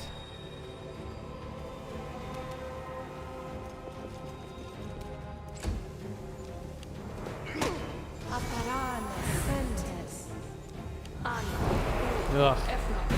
I wish we could have gotten away from that before she did that.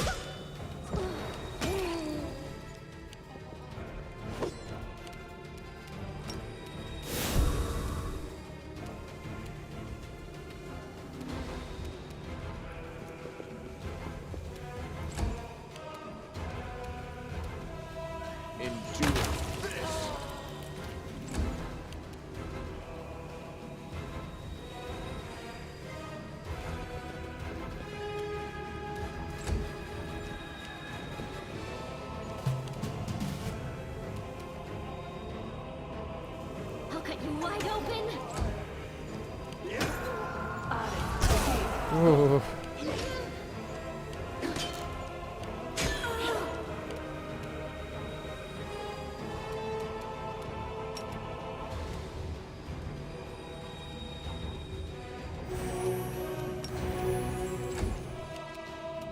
Make every strike count.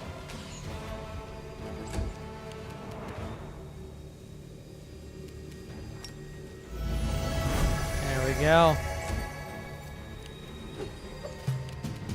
The spirits demand your blood. You are today's sacrifice. God, she hates Lan. No glory without risk. Stand down. God, she's so hard to hit. It takes 20. We have to roll a perfect 20 to hit her once.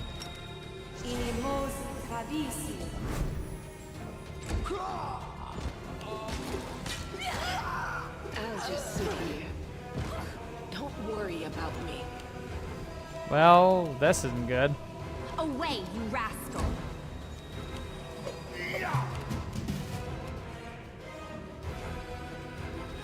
So this is how it feels. That's not good. That's it. I'm tired of playing around now. Whew. I think it's just a turn thing, but oh, that was When I'm close. done with the ward stone, here's a little demonstration.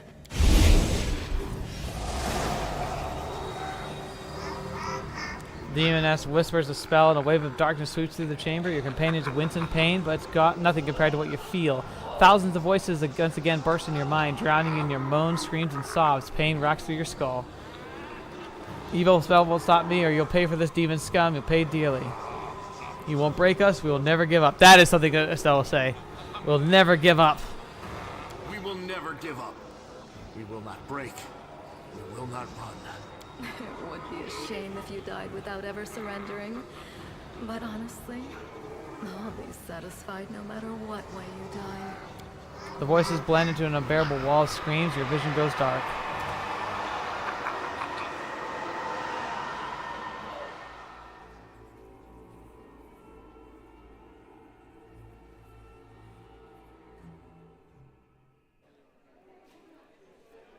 And we wake up in bed. Praise Iomade, you woke up. Healing your wounds was easy, but you were unconscious for so long, I was starting to worry we'd lost you. Did we win? Sadly, no. Aww. We couldn't stand up to the demoness. Her spells were too strong.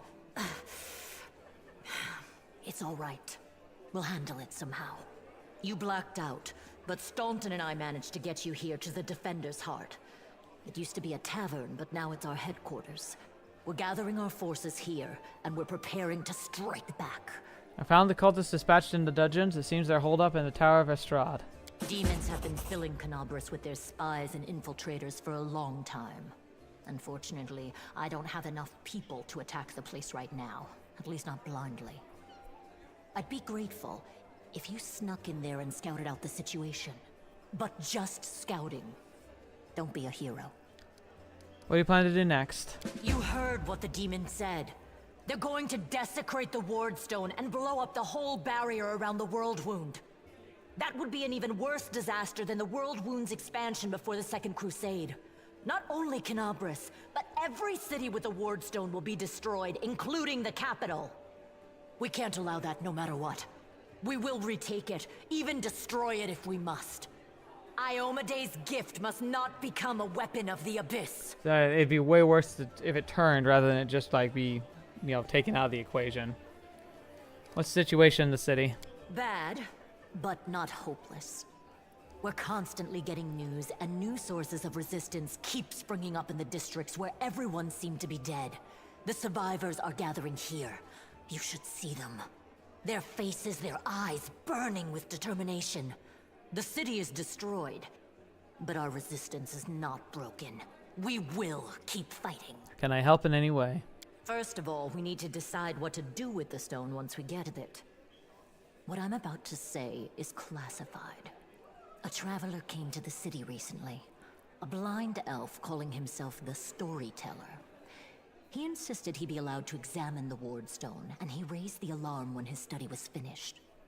Even before the demon attack, he had found some damage or flaw in the stone. Prelate Hulrune dismissed his words as nonsense, borderline blasphemy. But between you and me, the prelate's opinion isn't worth much. I think the Storyteller knew what he was talking about. We could use his advice right now, if only we knew where he was. I remember the Storyteller spent a lot of time talking to Staunton, a dwarf from my unit. You saw him during the demon attack. The elf asked him about the history of the Crusades. Maybe the Storyteller told Staunton something about where we could find him if anything happened. Alright. There's another problem. After the attack, the demons began to gather their forces at the Grey Garrison. It'll be even harder to take them with a head-on assault. But I once heard soldiers talking about a secret entrance to the garrison. Trouble is, I have no idea where to look for it. While you explore the city, please keep your eyes open, in case you find something we can use. Alright. And one last thing. The Eagle Watch has lost a lot of soldiers recently. Some were killed, but others simply haven't been seen since the attack. In the chaos that is now Canabris, it's next to impossible to confirm anything for sure. One of the missing fighters is Janna Aldori, a new recruit in the Watch. She got along well with Sela, and she often went drinking with her. I honestly thought Sela and Janna had died together. But now Sela's returned with you, and there's no sign of Janna. If you learn anything of her whereabouts when you're out in the city, please report back. Everything is clear.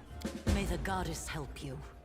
We're still fighting, which means that Canabris still hasn't fallen. If you come across any groups in the city that can fight, send them here to the Defender's Heart. We'll need every fighter we can muster for the final assault.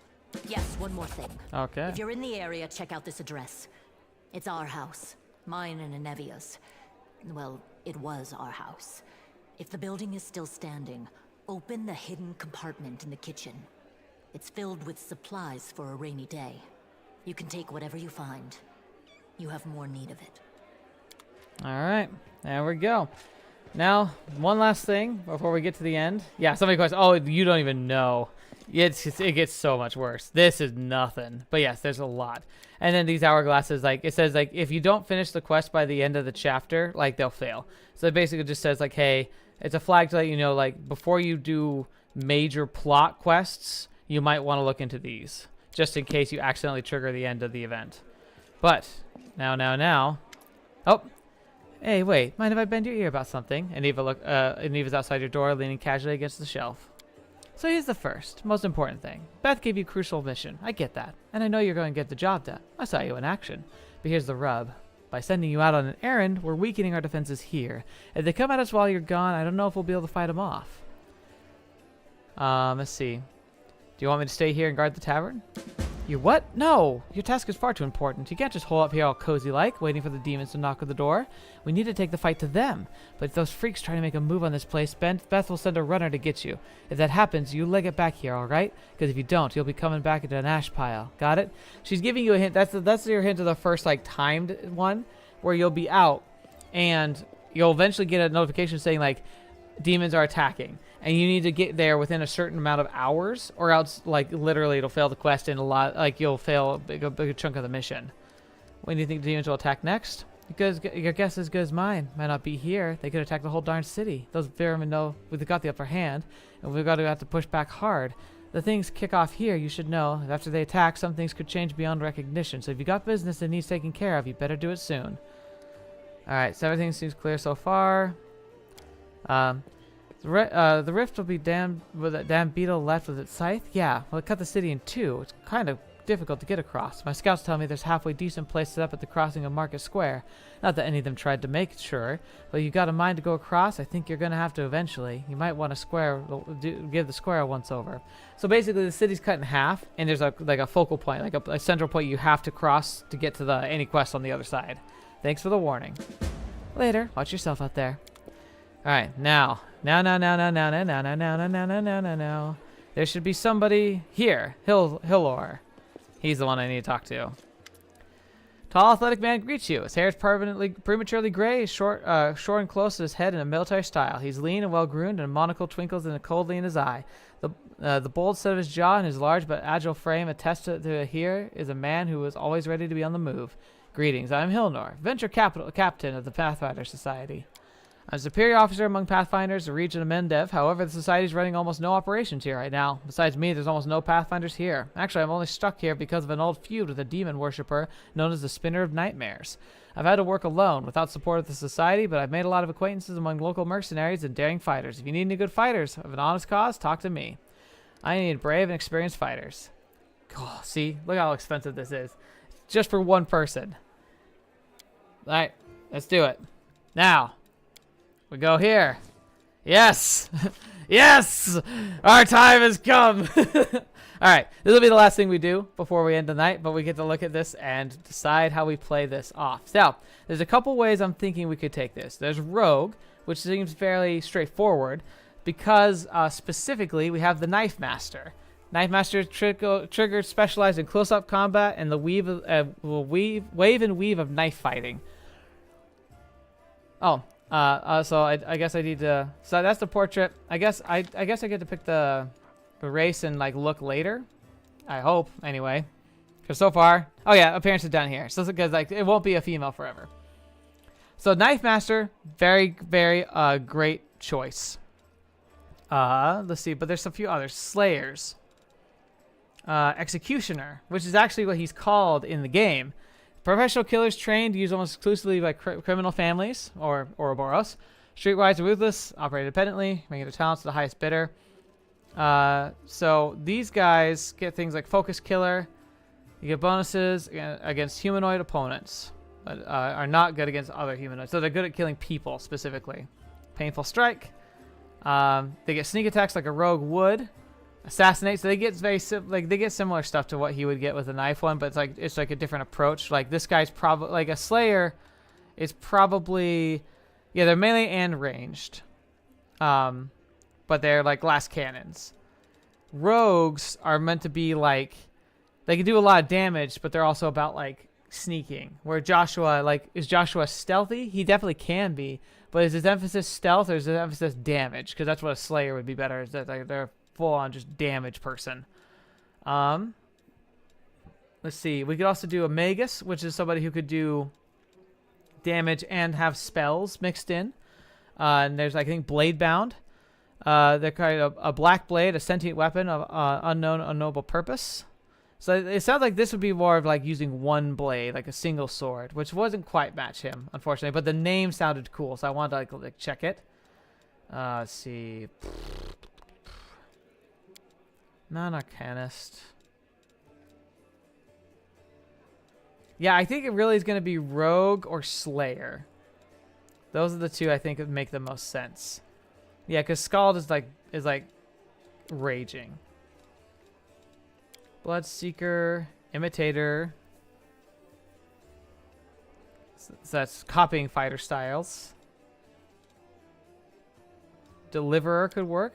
They're Divine Assassins. God's Divine Assassins. Yeah, I don't know. I really do think it's going to come down to just being a rogue. I think the rogue just makes the most sense.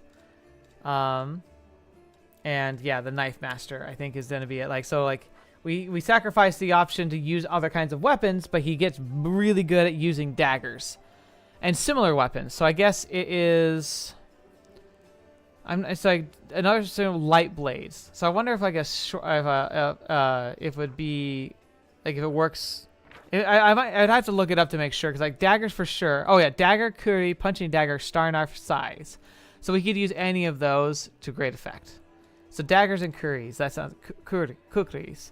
Weapon finesse, sneak attack, evasion, rogue talent.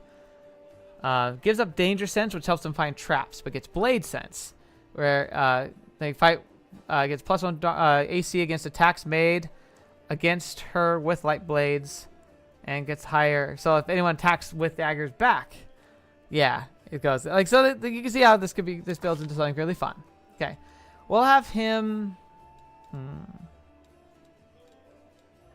Probably just another human. It feels so boring, but at the same time, we're recreating characters from a world where they're only basically human. I'm gonna make exceptions for other people, but I think for these two, I think for Estelle and Joshua, it makes to be human. Now let's see. There's street urchin, or which is option. He grew up also like he went through something traumatic. Hunter, nomad. A nomad gets an animal companion if they have one. That's kind of cool. Mercenary, that could work. He kind of was a mercenary for a while. Bounty hunter would also kind of work with him being an assassin.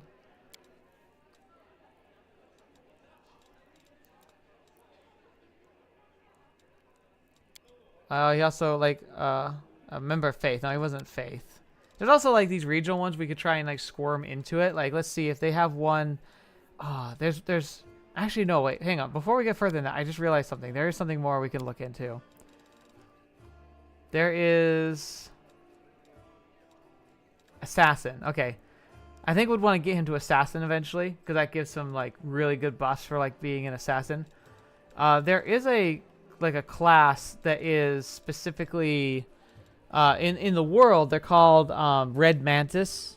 Red Mantis assassins. They're a very particular type of assassin in the world. I think it would work as the Red Mantis organization is this like it's basically the Ouroboros of this world, where they like work in the shadows, they steal and kill in order to like move forward this like noble agenda.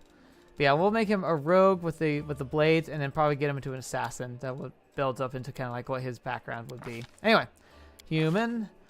But yeah, so regional. It could be. I was gonna say like maybe like it could have been a background of him being like related to the assassins group. But I don't see any that would quite work with that. There's one Chiliax, Diabolist. Okay, Chiliax is a kingdom that's founded by devils, and so they're all about secrecy and like secret plots and murder.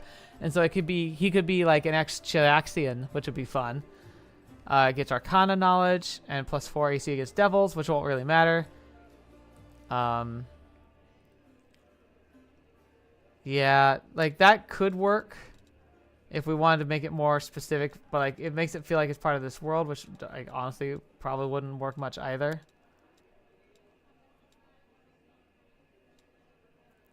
Acrobat, actually. Let's do street urchin acrobat, because he's dumped onto the streets basically, and he definitely is good about jumping and climbing and moving around. So that definitely feels like it's on par with him.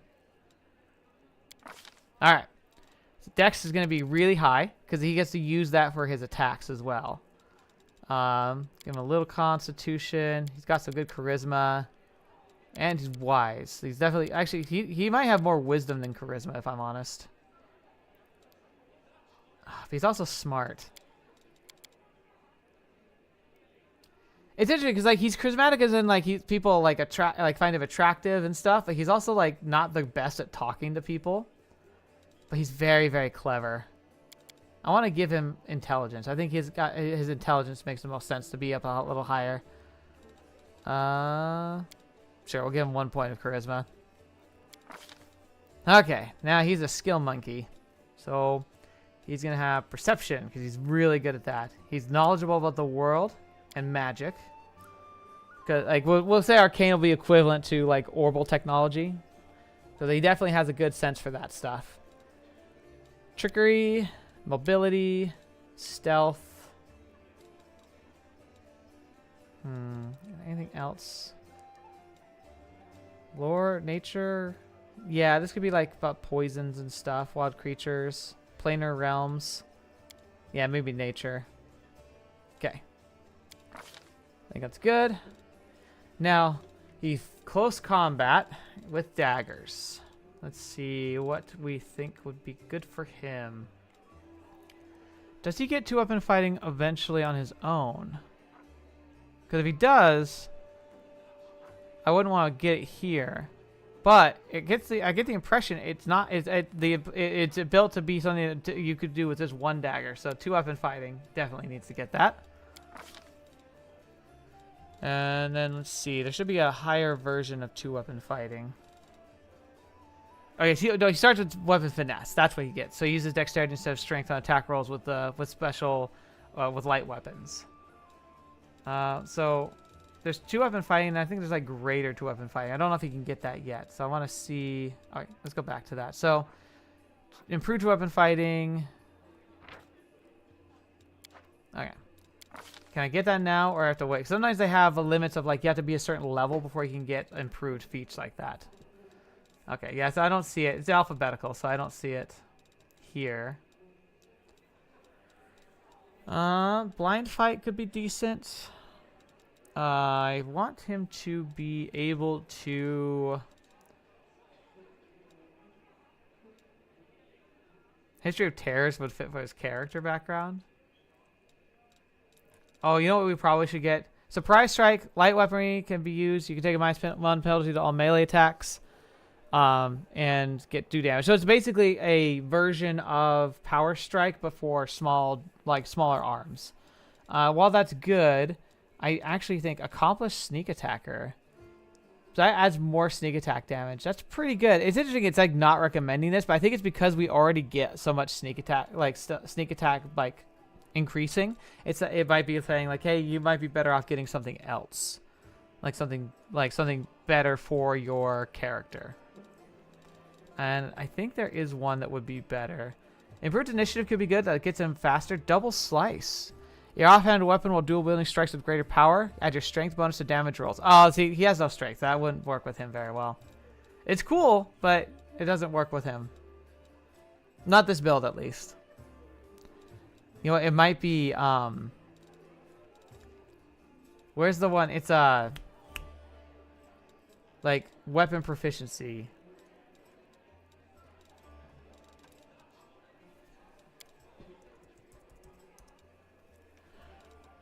Oh, he might already have weapon focus for knives.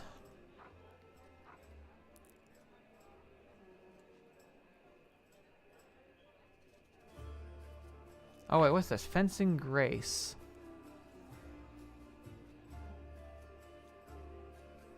Oh, that's really good. Where's that? Can I get that yet? Fencing Grace would be fantastic.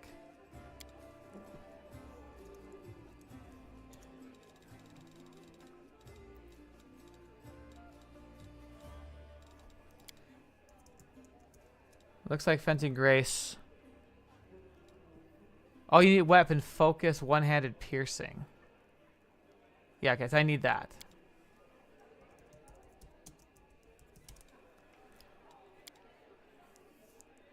Oh, you need to be a fighter to get weapon focus or base attack bonus +1. Okay, so we need weapon focus, but we can't get it yet with his current level, which we might be able to get soon because he's only level 1 for now.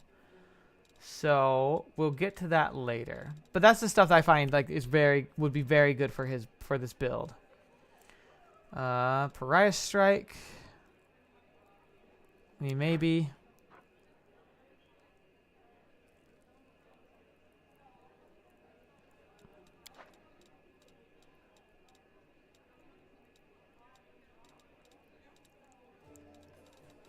Oh, there's got to be a way that can like distract people. I forget that there's a way you can offset them because like you can get sneak attacks if you have them off their guard, and there's a way you can do that, like feint, I think it is. F-E-I-N-T, is that how you spell it? Yeah, feint.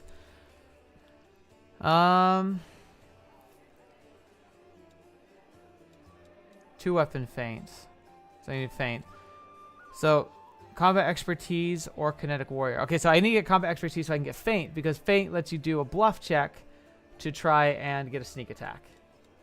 Yeah. Okay, so I need combat expertise.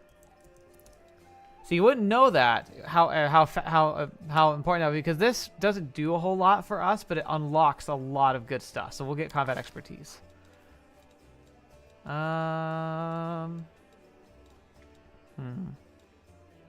He would have probably worshipped something like Asmodeus or something, but now he's definitely in line with what, with oh gosh, with Estelle. Could be Shaylin too. She's the goddess of beauty. No, that's for somebody else. Saren Ray, yeah, I think Saren Ray could be the same. He wants to be neutral good. We'll see if he would stick there. All right. Okay. How do I? Oh, that's the problem. I needed to click that button. I was like, why is it still female? Okay. Doesn't matter too much because we won't see much of him. Yeah, let's do... Sorry, Joshua. Gotta reveal you a little bit, because I need to be able to see her style. That's decently close. Kind of long, but not too long. Black hair definitely works. Tattoo.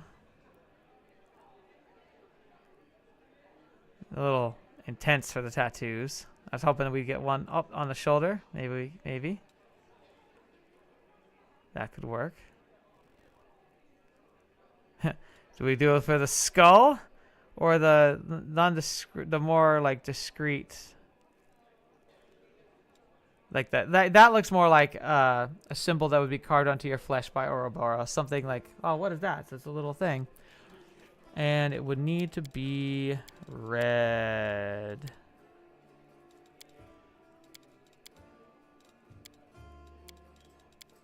Yeah, that's good. Okay. Now he's a rogue. He would dress up and...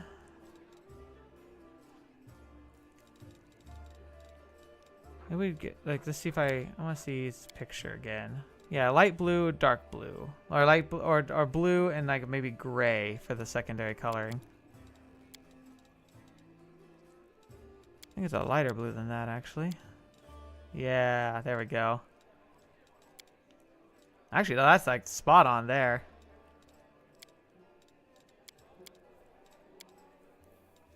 Yeah, there we go. That's not bad, is it?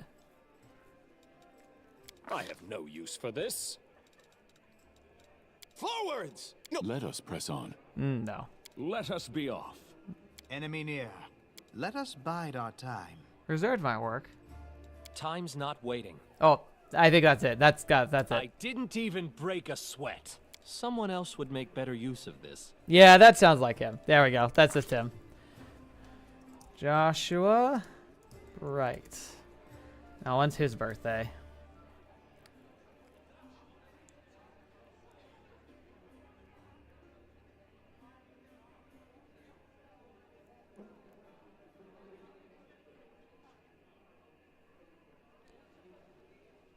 Okay, let's see. December 20th. There we go. We will be victorious. We will be victorious. Look at this guy. We got him. Yes. So now he's one of our companions now. So we can level him up a little bit more. We'll get everyone else up. So we'll continue. So like assassin, we need stealth 5. So you need 5 points in stealth. And he has to be any evil. Oh, so he can't be an assassin, unfortunately, because he has to be evil. So it's okay. Knife Master is plenty good for what we need. But still. Alright, perception, knowledge world, ability, trickery, stealth, arcana. Yeah, I want to bump up persuasion, actually, because, like, one of his abilities, doing fainting, is like a persuasion check. So we'll definitely want to be pouring resources into that. In fact, I almost want to put more into that than mobility. Or actually, more than stealth. Because stealth, if he can't get that for the assassin, like, it makes more sense that he would be... Okay. Alright, weapon focus. We definitely need that. And rapier, short bow, short sword. No, we want dagger. And level 3. Persuade. Perception. I'll get that stealth in there now. Okay, now what was it we were looking at? So I want feint, and yeah, which is right here. And then there was another one I wanted as well. But feint is the big one. So you make a persuasion, perception. If successful, the next melee attack it did against the target does not allow it to use its dexterity bonus. And if you deny the dexterity bonus, you get sneak attacks. So I want to get his persuasion up as high as I can, just for the fainting side of it. So he's not the most charismatic, but he's good at persuading people that he's like gonna kill them. So finesse trading dagger. Let's see. So finesse trading makes a successful attack with the dagger. Adds your dexterity modifier instead of strength. Okay, yeah. So like that was something we looked at before that I wanted. So this is like all the different types of weapons you can get this for. Like look at just the how many choices, even wings, because like you can change your form to be something that has wings that can be used for attacks, and you can specialize in attacking with your wings, or talons, or tail, spikes, all of it. Fists, but nope, we know we're going with dagger. Oh man, that's cool. All right, and then Estelle, get her fighter. She doesn't need armor training, but oh well. Let's see. Persuade up 1. Let's get that Lord Nature up, so she has at least a little bit of skill in that. Cleaving Finish. You make a melee attack, drops to 0 for your hit points. As a result of your attack, you make another melee attack using your highest base attack bonus against another opponent within reach.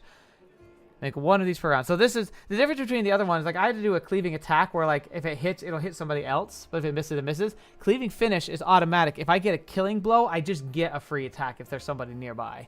So again, very, very solid. And then we'll let everyone else level up like they would. Like I get like the game actually builds these characters pretty poorly. Like they're fine, but it's not great. But you can automate it if you don't want to take the time. I recommend on a personal playthrough you do that. But we're going to slowly be... if I continue this playthrough, I would slowly be... Why am I huge? Like, you see that? Like, why is Estelle so massive? I don't think she's supposed to be that tall. That's a bit broken. I doubt... Oh, she has Enlarge. Who cast Enlarge on me? And why? Did I click something weird? Oh, well. Yeah. Oh, yeah. We should also equip him with stuff. So, punching daggers. He needs normal daggers, but he can use punching daggers for now.